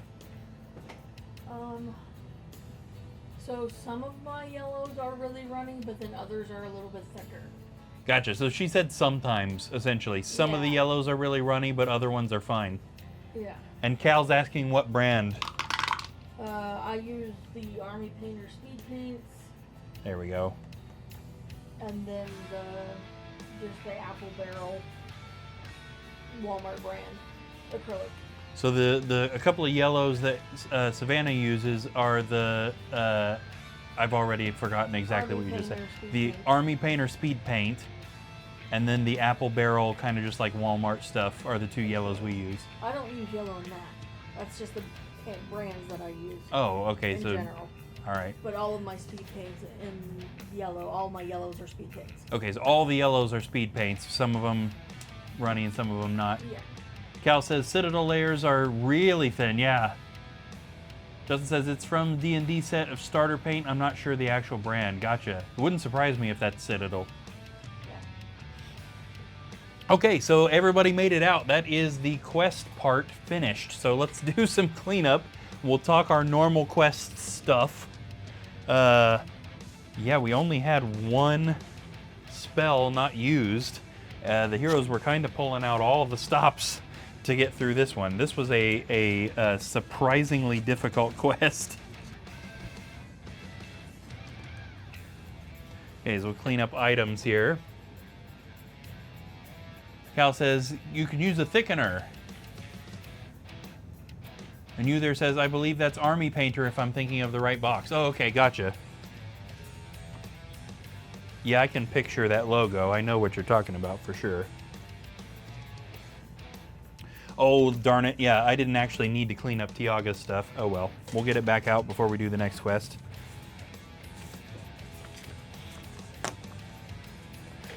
Okay, so for kind of quest ending stuff, all surviving heroes get 50 coins, so we usually end up with 200 coins as a reward for finishing a quest. That is going to pop us up just above 5,000 gold. 5,150 total gold. And then, of course, all the surviving heroes get 2 skill set points, which they must use immediately. We have 6 skill set categories, 10 levels in each category. Each of the hero classes interact with those categories differently, and there's also not a reward for every single level. So we're going to basically randomize which heroes get which levels. So starting off with Rana, I'm also going to erase all the damage and kind of clean up the character sheets while we're doing this. Man, Rana had a rough quest. For sure. Now, she wasn't getting picked on this time. She's definitely had some quests where she was getting picked on. And she wasn't getting picked on, but being that she had the highest defense, she was usually the door stopper. This was only her 3rd ever quest. She is still our newest hero. So let's see. Her first point is going to be Constitution level 1. Constitution increases body points, but there is not a reward for level 1. And her second point, okay, she's just putting them both into Constitution, which is going to up her maximum body points to 11. Yeah, I don't blame her there after this quest, seeing that she clearly needs a little bit more stamina. 11 total body points. Oh, wow. You there said Citadel doesn't do any sets that aren't for Warhammer themed stuff, so I know it's not those idiots. There you go. Cal says acrylic modeling paste or gel products like Liquitex modeling paste or golden heavy gel medium increase paint body without diluting the pigment. That's good to know. For miniatures and scale models, these maintain sharp details while adding the required volume. Nice. Did you catch all that, Savannah? Nice. Justin says, I got Age of Sigmar starter set too. I don't know anything about thickeners. Gotcha. And you there says, I let her live. If I wanted to, she'd have suffered. Yes, I don't doubt that even one little bit. You guys and our names. Thraken. Now, Thraken actually didn't have a terrible quest. He also, I mean, everybody in this quest got down to basically nothing, and healing potions saved them. This was his 14th overall quest. So Thraken is one of our longest running heroes. He was even in episode 1 of this show. So he's been around for a while, but he was kind of the alternate doorstop. If it wasn't Rana, it was him. So let's see, his first point tonight is going to be Education level 7. Education increases their mind points, and barbarians are always good to have some extra mind points. That is actually an extra one, so that's going to pop him up to 5 mind points. Makes him a little bit harder to take control of or put to sleep or all of that stuff. And his other point is going to be Constitution level 7, and that is an extra body point as well. So that's going to pop him up to a maximum of 13 body points. He's getting near the total cap. We don't ever go above 15 for sure. I also got rid of the Ring of Fortitude, so that they can't go beyond that. Uther says, I'm totally just waiting for there to be a multiple R's in a quest. Yeah, if we have Rana, Ragnar, and Robert all in a single quest, it will be carnage. Valerna. Oh man, Valerna was down to 1 body point. She held on to most of her body points for most of the quest. I think she was the only one that never did a healing potion, I think. But I might be remembering that wrong. But right there at the end, she was kind of spearheading the escape route and taking a lot of damage from the monsters on the way. She is also a very long-standing hero. This was her 14th quest. She was in episode 1 as well.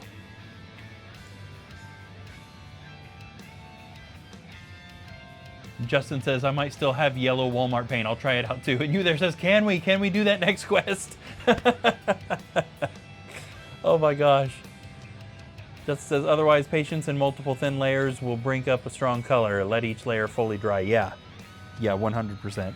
That would be interesting.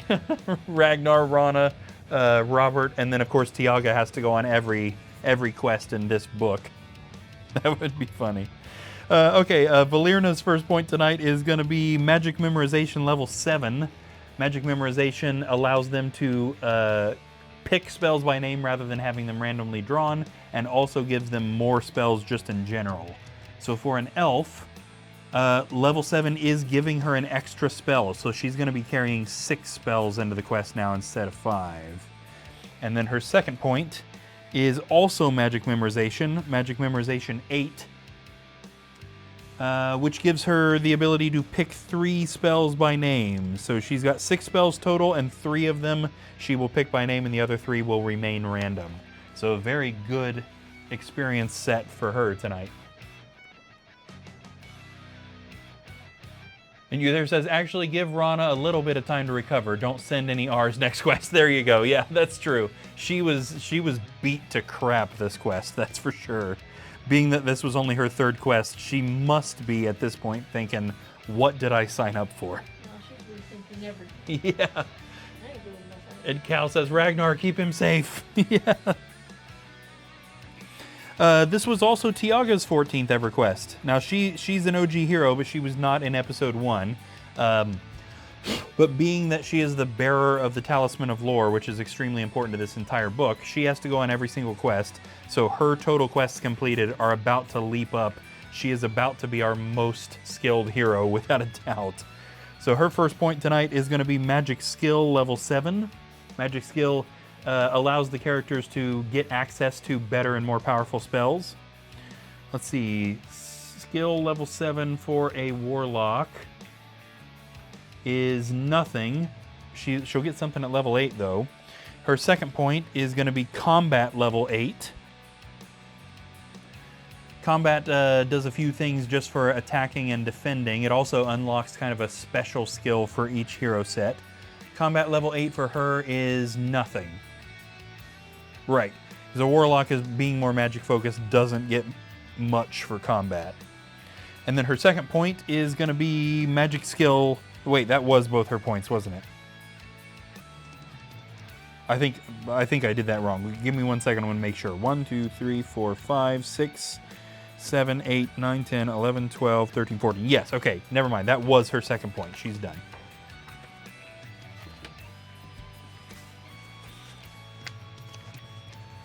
Justin says, speaking of Ragnar, screw that guy. I was reading First Light, and it begins after he gets rescued in Gathering Storm, and he does barely anything for the heroes who saved him, but is heavily involved with the First Light guys. Thanks for saving me, guys. I'm gonna ghost you now. Yeah. Yeah, in the actual Hero Quest canon, he's garbage. He's total garbage, which is a big part of the reason that I cut that entire storyline of him being a traitor.